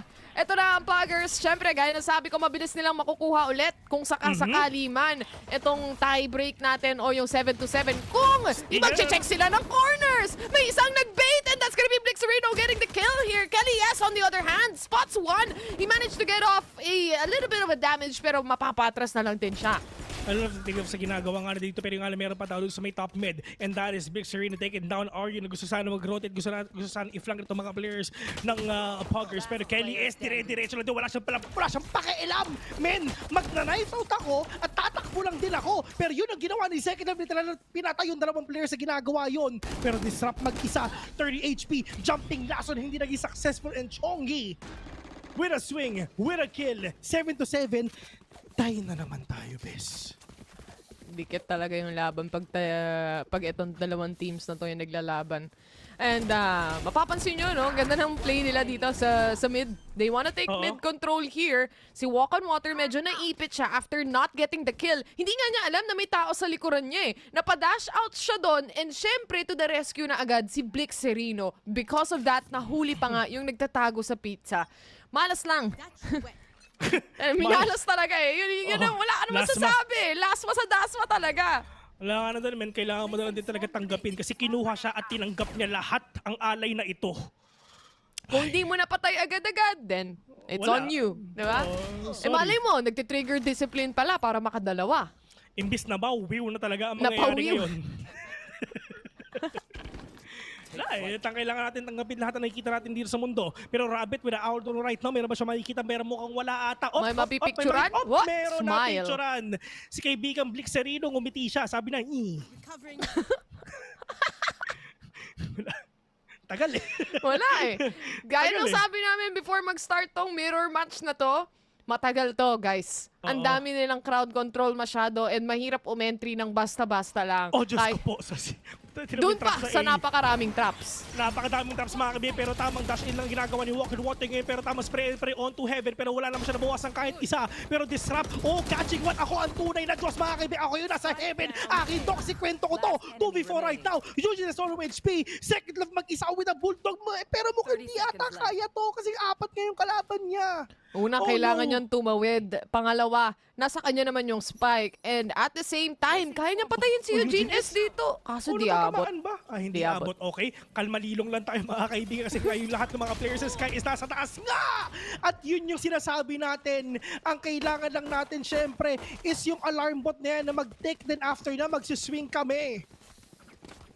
7-8 ang scoreline natin dito. Para sa Puggers, at least meron silang isang utility play na kayang laruin. And of course, that is the lockdown na napaka-importante kasi kayang-kayang makover yung entirety ng site, lalo na dito sa Ascent. So, magagamit nila yan especially sa entry na gusto nilang gawin, but they also have to be careful. And so far, looking at Sky Empire, wala naman silang dito eh. Wala silang Hunter's Fury panira nung lockdown na yan. Yes, that is true. So kailangan talaga nila mag-bomb out if ever. Pero kung napapansin mo talaga, bumabawi din talaga ang Sky Empire. Pero dikit pa rin talaga yung laban eh. Hindi natin makakailayan na pupusuan pa rin talaga ng Puggers kasi hanggat hindi 13, itong mga naglalaban na to, hindi pa tapos to. Pero mukhang double pick ata ang mangyayari. Tamang bait and switch lang din talaga. Pero alam nila isa lang ang tao pero hindi pala, dalawa pala. Pero Rabbit, ngiti! Cheers ka muna, ngiti ka muna ulit. Pangalawang beses na nakuhanan sa CCTV mga kaibigan. Ang importanteng info na hindi nila nabigay doon, na yung spike nasa kanila pala. Oo. Kasi at least maiipit talaga sila doon eh. Makakapag-adjust dito yung Sky Empire ng positioning kung sakali. Pero mukhang nilapag na nila yung lockdown and it is ang papasukin nila dito. Wala silang no choice dito mga kaibigan. Kailangan na talaga nilang kunin to. Pero kung napapansin mo, dalawang ages ata na supers dito sa side ng Puggers. But this is the hold na ginagawa ngayon. The post plant na meron ng Puggers. Pero Walk and Water. Tapos pero Diyos ko po, walang malakas sa apat kapatid. Diyos ko po, magpipig pa kayo. Men, mag-out na kayo. Alam yung apat na yung nandyan. Pero bakit nagpupush pa rin kayo? Ginamit din ng Sky Empire yung kanilang lockdown dito. And it's all up to second love. But unfortunately, nag-iisa na lang siya laban sa apat. I'm not quite sure ba't pa nila ginamit yung lockdown na yan. Sayang, at the same time, kaya nilang patayin yung isang natitira. Pero at the end of the day, on that post-plant position, I think naging over-aggressive, over-pushy na itong Puggers dito sa positioning na to. Okay. Ito Walk on Water, alright, sumilip na siya, apat yung nakita na doon. Siyempre, ang pinakamagandang desisyon doon is out na tayo. Huwag na nating labanan. Kasi nga apat yun nandun, di ba? Hindi naman sila umaalis din. All they need to do is wait kasi nga may lockdown pa sila doon. And, decisions. Nawala yung smoke bigla eh. Yun nga wala na silang choice dun eh, kundi mag-commit na lang talaga. Pero for me, sana nag-out na sila. Ako na kaya maglaro. Pero Ikaw na lang yung maglaro. Ito na. Wala eh. You gotta do what you gotta do kapag nawala biglang yung smoke and at that point, naipit na siya sa positioning na yun. Sa tingin ko, gusto niya atang bantayan yung A-short on the other end. It is what it is. Pero, Eugene S, meron siyang operator ngayon. Recon Bolt will not connect onto one, but Rabbit will actually take one down. At alam nila na dito yung Spike Miss. Kulit eh, no? Si Rabbit na lang yung naglaro sa mga sarili niyang utilities din. Recon niya, pick niya. Soba drone niya, pick niya din. Diba? Oo. Itabi nyo, ako na. Ako na. Ay, nako. Pero feeling ko kung may katulong siya ditong extra, kaya agad mapano siya tong mga Puggers. Pero so far, nagwo-workout naman. Why not? Oh, eto na. Oh no, wala pa rin silang pakialam sa mga nararamdaman nila kasi nga, oo, meron naman tayo sa isa sa B, pero magpupush pa rin kami dito. Pero bago mangyari yon, mag-iingay muna si kaibigang walk on water dito nga sa A, pero maganda pa siya ni Eugene S! Napicturean ka ba? A clear shot on towards walk on water, pero sasagot si Second Love. Sabi niya, kaya ko rin yan. Kaya ko rin pumatay, pero piso peligro ang meron siya dito. May nade na binato para sa kanya. Buti na lang nga, wala nang, ano dito eh, wala nang turret eh. Oo nga, Second Love, literal na isang ubo na lang. Kahit hipan ka, typats ka na, pero yun nga ang ganda na posisyon ni Mario! Mario, hila eh, nasa wine eh. Wala tayong magagawa dyan kung hindi nila mati-check and syempre, nandun yung pressure kasi ng oras eh. Oo nga eh. Tapos yung kalaban, yung isang kakampi, piso pa. I need to stop. Sayang, pag nakuha sana ni Second Love. Pag nakuha sana ni Second Love yun, sa'yo na TF ko eh. Pero sayang! Sayang, Second Love? Oo. Send sana ito ng 1 HP and a shorty. After niya mapatay yung isang kalaban doon, na-realize siya na parang, oh well.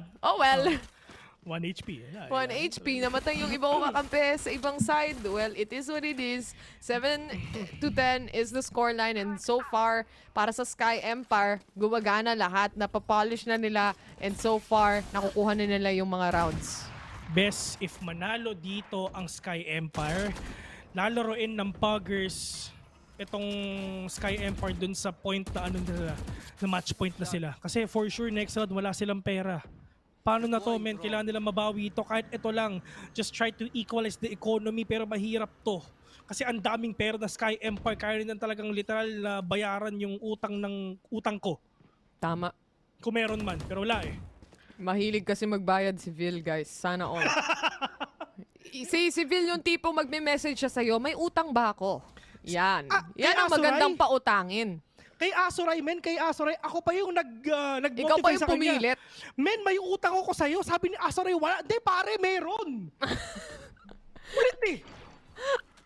Yan yung mga masasarap pa utangin, di ba? Yung mabibilis. Pero ito speaking of mabilis, parang gusto na nata nilang pumasok dito sa A-site. Di ko papansinin yun para lang hindi ka makautang. Pero si Kelly S, trying to punish the players, going in on A main. Alam niyo may nag-dash in na sa loob ng site pero hindi nila alam kung saan particularly.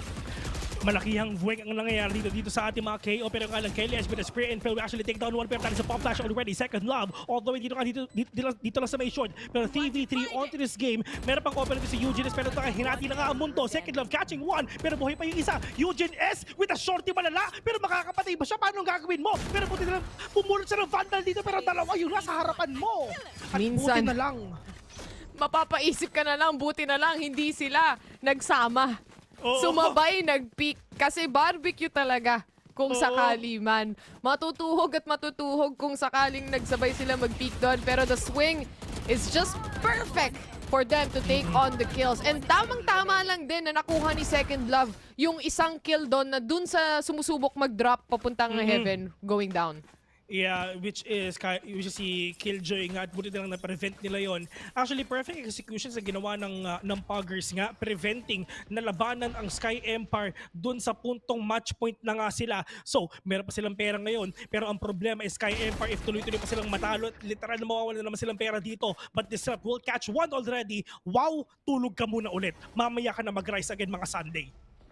Ang gusto ko rin sa positioning ng Sky Empire dito, yung mga A main natin sa B main natin, talagang ginagawa nila ng paraan para hindi talaga makapush agad-agad itong mga players ng Puggers. Napitas na nga nila si Walk on Water, sumama na rin si Second Love, ngayon may iiwan yung tatlong players sa sila Chongi, Blix at si Minitops. They have the utilities already, but Chongi with a swing, alam niya na meron tao dun sa may Gedli nga ng short, pero makaka-plant ba sila na maayos kasi nga Eugene S is there already with an operator. Will catch one, pushing ito 3v2. Papahirapan pa ni Eugene S as long as may operator ako, pupusuan ko to. Pero that is Blixerino, planted the spike already, and ito na yung retake na gagawin nila. Oh, may Blaze Storm pa si Eugene S, gagamitin na niya, pero yung alam, Blixerino mag-isa. Classic sa mukha na ginawa ni Rabbit ngayon.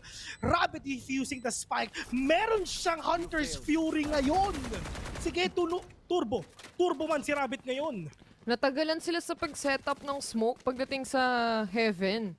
And when it comes to something like that, you know, na hindi mo pa sure kung sino yung magbabato ng utilities onto Heaven, na-realize nila may dalawa silang gusto ibato doon. May isang knife and on the other hand, meron din si Chonggi, if I'm not mistaken. Gusto niya rin sana magbato ng recon. So, even that bit of a mishap, for example, nasasayang yung millisecond na kaya mo sanang i-peak yung kalaban o kaya naman to have an actual duel instead of trying to conceptualize sino ba talaga yung dapat mag-recon ng Heaven natin. Pero panibagong round na naman and si Walk on Water dumadash in na sa B. May nalagpasan siyang isa. Oo, Diyos ko po, wala silang ka-idea. Napasok sila, pero si Rabbit nasa loob pa. Pero Walk on Water bumabawi ata, pero nga lang Chong literal na pinatay ngayon ng isa. Pero pushing ito 3v3 right now. Pero for the players of Puggers, they're really trying to get the economy. Pero yung nga lang, Diyos ko po, Eugene S, isang ubo ko na naman, ano ang gagawin mo? Pero meron pang nades dito, pinapaulunan na kayo ng mga bala, ng mga bomba. Pero Chong ginabahan pa nila din talaga dito sa may switch mga kaibigan, pero makakaisa pa siya. Pero yun ang second lap, one taps buka. Pero Chonggi, oh no, wala silang idea, nandito pa yung isa. Chonggi game mga kaibigan, buti na lang nandun siya. And Niletops, ladies and gentlemen, ending the round with a 9-11. Never forget. Pagod ako dun. What a round that we are seeing here. Sobrang active ng lahat sa buong mapa na meron tayo dito. Lahat ng utilities binato na nila. Especially na-realize nila dito na low on HP na si Eugene S. Pero kung tutuusin, sayang yung Blade Storm na meron si Walk on Water doon na nakaligtaan niya. Silipin yung timing pagdating sa loob ng smoke. Obviously, kailangan i-clear out nung susunod papasok or susunod na papasok. Unfortunately, dahil doon sa mishap na yon, nasira pati yung lockdown nila, nakapitas pa yung Sky Empire. Hindi pa tapos to mga kaibigan, pupusuan pa rin namin to. Walang iko, walang ganun kasi kahit iko kami mananalo pa rin kami dito. Pero ang problema si Eugene S, wala na siyang operator ngayon, so lalaban na lang talaga siya harap-harapan. Pero Diyos ko po, wala silang idea. Walk on Water, baka malikuran pa nga. Pero yung they're actually checking the corners. Walk on Water, nagkasalisihan gang na nga sila. Oh my God, pero yun, that is Eugene S. Buti na lang nakakita na yung isa. And Chonggi and friends, papasok na. Pero that is a Hunter's Fury. Parang huwag kayo pumasok dito. Natamaan na nga si Niletops. Oh no, isa-isa nawawala. 4v2 right now. Blixerino mag-isa. Okay. Pre, paano to? Nako, para kay RU, ang ganda ng hold nila. hinawakan din niya dito yung mid actually with the control on towards mid, yung punish, yung push, yung pressure na binibigay dito towards Puggers, hindi na nila na-maintain. Yung tipong kailangan pa nilang silipin kung sino rin yung nasa mid. Although bumalik din agad-agad si RU doon. And that just goes to show na yung discipline nandun na not overextension, walang overextending na mangyayari. And para sa kanila, hold down the fort, hold down the site, yun ang importante.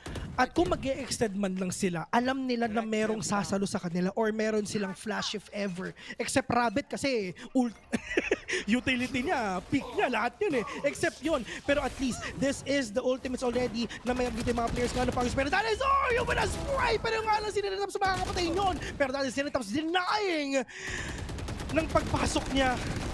2 HP para kay Rabbit. He still managed to get a kill. That's towards Niletops. Kahit may rest pa yan, mamamatay at mamamatay pa rin siya. Dalawa na lang natitira dito and that's Rabbit and Eugene S. Eugene S on the flank itself. Chonggi might spot him away. Tinitignan niya kung may alarm bot.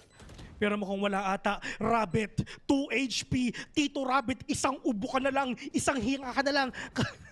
Anong gagawin mo? Okay, mamba out na. 1K yung pera, alright. Sige, save na lang natin tong Vandal na meron ako. Bawi na lang tayo mamaya. Pero ang tanong, may pera ba ang Sky o wala? At parang wala ata, Bis. Meron. Konti? May 2K sila dito eh. So, okay, in any case, sila. makakabay pa rin sila sa susunod na round if I'm not mistaken. Pero maaaring half armor and syempre may mga ibang utilities na hindi pasok. Oh, ito na si Ate Justine. Ano, sabi niya, vouch can confirm kay Eugene S. Ito na yung bebe ng mga players natin ngayon. Ang bebe buff na kailangan nila. Pero sa Puggers, study muna. 10-12 ang scoreline natin dito. Kung tutuusin, napaka-close fight. And Puggers, kaya nilang i-comeback, kaya nilang gawing overtime itong rounds na nakikita natin. Kasi kung tutuusin, it's not a one-sided match at all. Yes, that's true. Fifth. Grabe naman makatitig si Jet. Kumaka-close up naman. Grabe yung mukha ni Jet ay na walang pores. Ay, clear skin. Malamig Clear kasi. skin, sa Korea. Sa Korea, malamig kasi doon. Close ang pores nila. Naol, dito kasi sa Pilipinas, ang init eh. Pinagpapawisan na nga Bukas lahat dito eh. Ito si Jaya, tignan mo. Oo nga, Jaya. Hindi makanta ni Jaya? Iniisip ko din eh. Ba hindi ikaw ang siyang lahat. Sabi kasi ni Laika, naka 10-step na skin routine. Kasi one step lang eh. Oo, one step lang eh. Side step masters, lang. Minsan masters, minsan kojik, okay na. Minsan tubig-tubig, wisik-wisik. Okay na yun. Wisik-wisik. Pato. Ano ko pato? Wisik-wisik. Pero eto na nga, best, like what you've said, meron nga sila mga arep dito. Pero if ever matalo sila dito, oh no, magkikita tayo sa OT malala. Ray, kung nasan ka na, matulog ka na. Kahit maaga pa. Alas 7 pa lang, pinapatulog na agad si Ray. Oo, para tumangkad tayo lahat. Tama. Bakit kasama tayong lahat?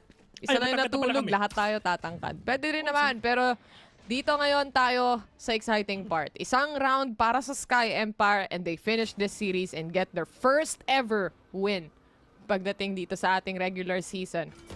And para sa Puggers, puso lang, men. Puso lang talaga. Oh, Walker catching one, pero that is Disrupt though. With a big trade na ginagawa niya. Pero Disrupt, let's see if ever makapatay siya. Pero mukhang hindi ata. 3 versus 4 right now. Lamang ang Puggers in terms of head count, in terms of utilities. Marami pa silang utilities ngayon. Pero that is Eugene S coming in already. Rabbit catching one. Pero Eugene S with a kill already. Pero nga lang mag-isa na lang siya. Dito Rabbit mag-isa. Second up. Reload pala lang. Pero that is Rabbit! With a huge clutch. That is a 1v2. And finally, Sky Empire may panalo na sila. ito exactly yung hinahanap nila dito sa tournament na to. The first win that they're gonna get upon this leaderboards. And finally, makikita mo sa mga mukha ng players, kita mo naman si Aryu, nasi-stress pa siya ng kaunti. Pero the happiness is definitely there, coming in from the players, coming in from the support system of the entirety of the team. At makikita mo naman talaga, pagdating sa series na to, no, you have to keep your eyes open each and every time. You have a team like Puggers coming into VCTPH thinking na, uy, puro atabs lang naman to eh. Puro mga ranked demons, mga Puggers, kumbaga, literal. Pero once they step into here, going forward and moving forward, makikita mo na may potential talaga. Panalo ang Sky Empire, but the game is not easy for them though. Hindi naging madali ito kasi pumunta tayo sa third game pero sobrang dikit nung laban ng nangyari. I mean, ito, if ever you're gonna compare Rabbit last week comparing this week, ngayong week, bumawi na siya. The consistency is there. Nakabawi na siya sa lahat ng mess-ups na nangyari last week. And pwede kong sabihin na Sky Empire, they're getting there. I mean, bumabawi na sila. I mean, let's see if ever magiging consistent ba to sa mga susunod nilang games. And with this, no, syempre sa series na ito, makikita naman natin that Rabbit is actually the MVP for the side of Sky Empire. And nakita rin naman natin on that final round in a 1v2 setting. I thought we were still gonna go into another, but apparently gusto nilang tapusin. And that is towards Rabbit. And of course, yung positioning and yung playstyle dito na pinakita ng players ng Sky Empire, they're slowly getting there eh. Hindi pa ganun kalinis as much as we want to see, especially coming in from this team and their expectations coming into VCT. Pero papunta na tayo dun eh. At least this is the first step toward that direction. Pero at least, diba, I mean, ito, nung nakita natin yung stats nung match na to, parang pantay lang talaga, di ba? Sobrang pantay lang. So, sumasabay talaga itong mga atabs natin na sa mga kuya, sa mga tito. So kaya talaga nilang tapatan yung mga seasoned veterans na nga kumbaga. And syempre, yung mga seasoned veterans, nahihirapan din sila ito doon sa mga newcomers ng VCT. This the future of VCTPH, mga kaibigan ha. Ito yung mga bagong sibol na mga players natin. Back then, there are no namers. Sino ba itong mga to? Pero ngayon, nagpapakilala na sila paunti-unti. Literal, nag-iiwan sila ng marka pagdating dito sa mga matches na nakikita natin unexpectedly. But again, a big kudos pagdating sa Sky Empire, especially and specifically towards Kelly S as well. That game number 2 kung saan kailangan nilang make it or break it situation, nag-stand up talaga and talagang nag-shine si Kelly S dun sa mga rounds na yon. And going here on the third map itself, gaya na na-mention natin kanina, delivering us the win with Grab Unlimited is none other than Sky Empire Esports Rabbit. And we saw that with the team that Sky Empire has right now, the potential is already there, the foundation is already there. Kailangan lang talaga ng matinding polish. Polish and syempre matinding execution as well. Paano nila ba i-execute lahat ng na-polish ng strategy? And tulad nga na pag-usapan natin, Rabbit, bawing-bawi na. Nabawi na niya. Bawing. Tagal natin kinantay. May pareho pala tayo mga sugo ni FPJ dito, bes. Naman, syempre. Hindi ko kasi junior kami. Anyway, ito ang ating second series para sa araw na ito at nakita nyo naman, Sky Empire finally finding their first win pagdating dito sa ating VCTPH. Ngayon, syempre, tapos na tong series na to, ito na yung huli, ipapasa na namin kayo sa ating mga panelists. So Laika, kamusta ba sa panel dyan at kamusta ba yung games na nakita natin? Maganda ba ang potential dyan?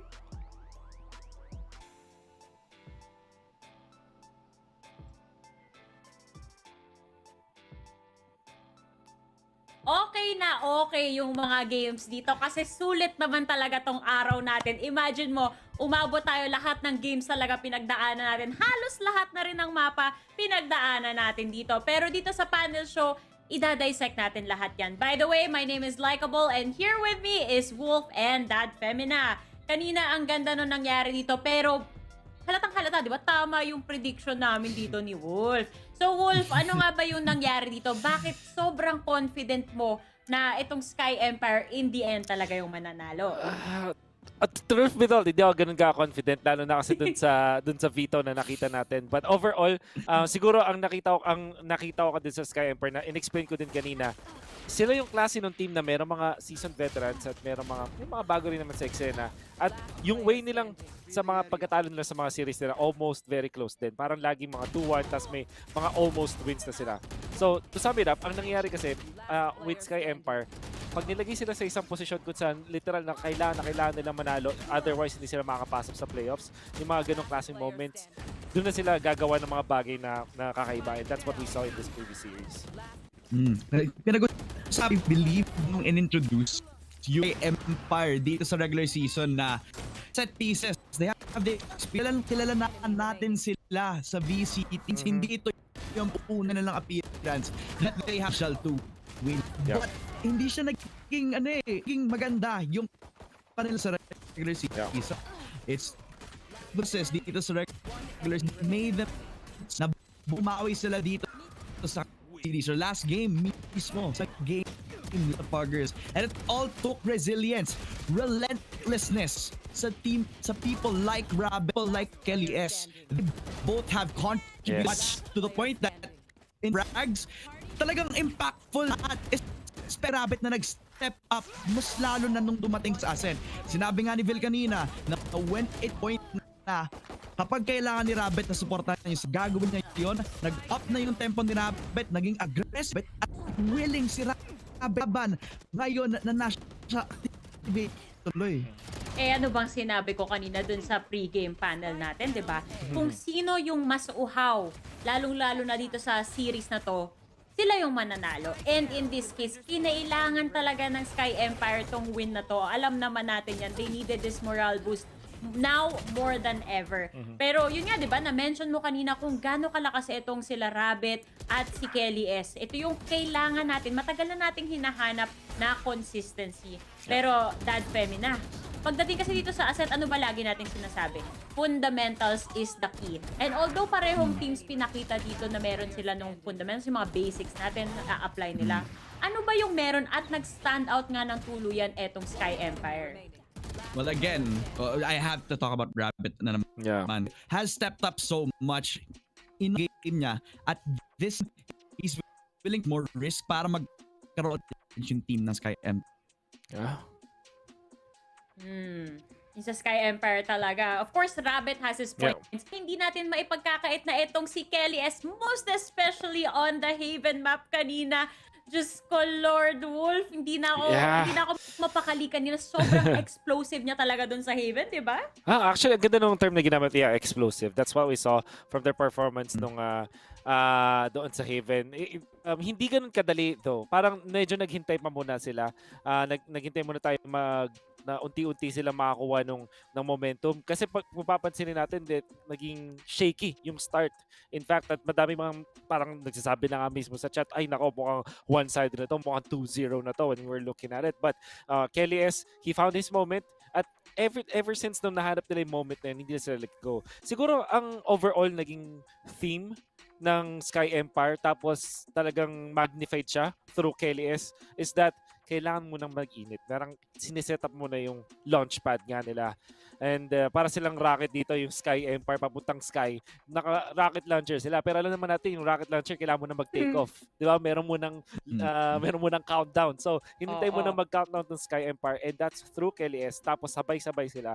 That, yung after nun, parang nagmukha silang talagang sobrang in the zone afterwards. Very quickly lang makakapag-ignite ang rocket kung hindi nandoon yung mga crew, diba? Talagang set pieces ng Sky Empire yung nag-succeed. And parang napag-usapan ko din kanina, the one thing that they truly need para makapag-succeed ng Sky Empire is if they can go back to their comfortable things. Kapag ka ngayon si Kelman na nagbigay ng trust dito kay Rabbit naman siya kay Eugene S na makapag-jet ulit, then he can just support this team para makapag-focus na si Kelly S na makapag-IGL. Ang nalinis na, mas lalo dumating sa second half at mas solido na yung mga peaks ng Sky Empire. Ngayon, win sila ngayon. May first game at 6 win sila sa ating regular season. Baka ito na gante nila sa api na nakuha nila sa 3 weeks na meron tayo sa regular season. And I'm excited to see the growth of this VALORANT ngayon. Nako, excited rin ako dyan. Pero excited din ako na makita yung ating standings dito. Kasi alam naman natin na nag-shift na yung momentum. Kanina, at the top yung Naos Esports. Pero alam naman natin na yung OASIS Gaming due for their own game for the day. Tapos ito naman sa ilalim, ito na Wolf. Ito na yung inaabangan natin sa wakas. Meron na tayong win on the side of Sky Empire. Yeah, totally good para sa Sky Empire na matagal na nilang hinahanap. And hopefully, ito yung kanilang momentum going forward. You also mentioned yung Oasis Gaming, yan, on the top talaga. 4-0, undisputed na sila na talaga nanalo ng mga unang stages natin. Eventually, teams will be playing, 7 games? So, technically speaking, first half na Oasis Gaming yun, nakuha na agad nila no matter what happens. At marami pang hahabulin yung mga nasa gitnang teams. But overall, itong Sky Empire, Abaddon Abyss, as well as Puggers, they have plenty of chances pa naman heading into the last few weeks natin dito. Curious to see kung paano to ititreat ng Sky Empire. Especially kasi kung papansin natin, 1-3 sila ang una nilang panalo pero parang 7th place sila over Puggers. Ang reasoning is, madami kasi sila nakukuha ang 1 point even in their losses. So, eventually nakakuha sila ng enough points, I would say. But yeah, sobrang gandang momentum nito for Sky Empire. Yes. Sa ngayon nakikita natin may three-way tie tayo dito sa ilalim. Pero dahil na-mention mo tong Sky Empire, the good thing for them is meron silang oras para mag-review talaga kung ano pa yung kailangan nilang i-improve. At kung ano yung mga bagay na nag-work for them, especially in this series as they move forward. Pero moving over to the next matches na makikita natin dito, we've got Puggers versus NCG and Abaddon Abyss versus Naos Esports. So, very interesting tong matchup na to, Dad Femina, especially with Puggers and Abaddon Abyss. Kailangan din talaga nila tong points, especially nga, sabi ko kanina, di ba? 3-way tie na tayo sa ilalim. May 6 game days naman tayo bago tayo dumaloy sa ating, at ito yung best chance para makahabol na agad yung mga nasa middle at saka yung mga nasa bottom. Ngayon medyo established na din yung mga na top OASIS and NAOS or established as the top 2 dito sa ating series. Mas impactful at importante yung mga games na to for teams like Abaddon, lalo na Sky Empire. Nanalo sila ngayon, baka pa yung momentum nila pagdating sa mga last playoff days. And for Puggers specifically, very excited game nila against SR kasi parang similar yung styles nila in a way, plus Abaddon and NAOS. Just a very comfortable pagdating natin doon ating second series. And next week pa mangyayari yun, kaya hindi na ako makapaghintay, Laika. Nako, kailangan mong mag-antay. Wala kang choice. Kasi kung di ako nagkakamali, Feb 17 pa ang susunod nating broadcast. Pero yan guys, syempre mga broadcast natin, di naman yan mangyayari kung hindi ito inorganize ng Riot Games pati ng Mineski Philippines. So maraming salamat sa inyo. At maraming salamat din sa ating official sponsor, ang Grab Unlimited. Celebrate great wins with great food and enjoy free delivery every single day. Subscribe to Grab Unlimited now for only 9 pesos on your first month. Last but not least, this tournament is officially sanctioned by the Games and Amusement Board. Maraming salamat sa aming mga sponsors at maraming salamat din sa mga nanood sa amin ngayong araw. Kita-kita tayo next week, but here on the panel, we're putting it to a close. This has been Likeable, Wolf, and Dad Femina. We'll see you guys next time.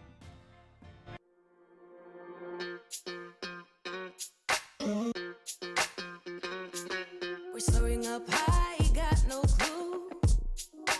How do I know what I mean to you? Yeah.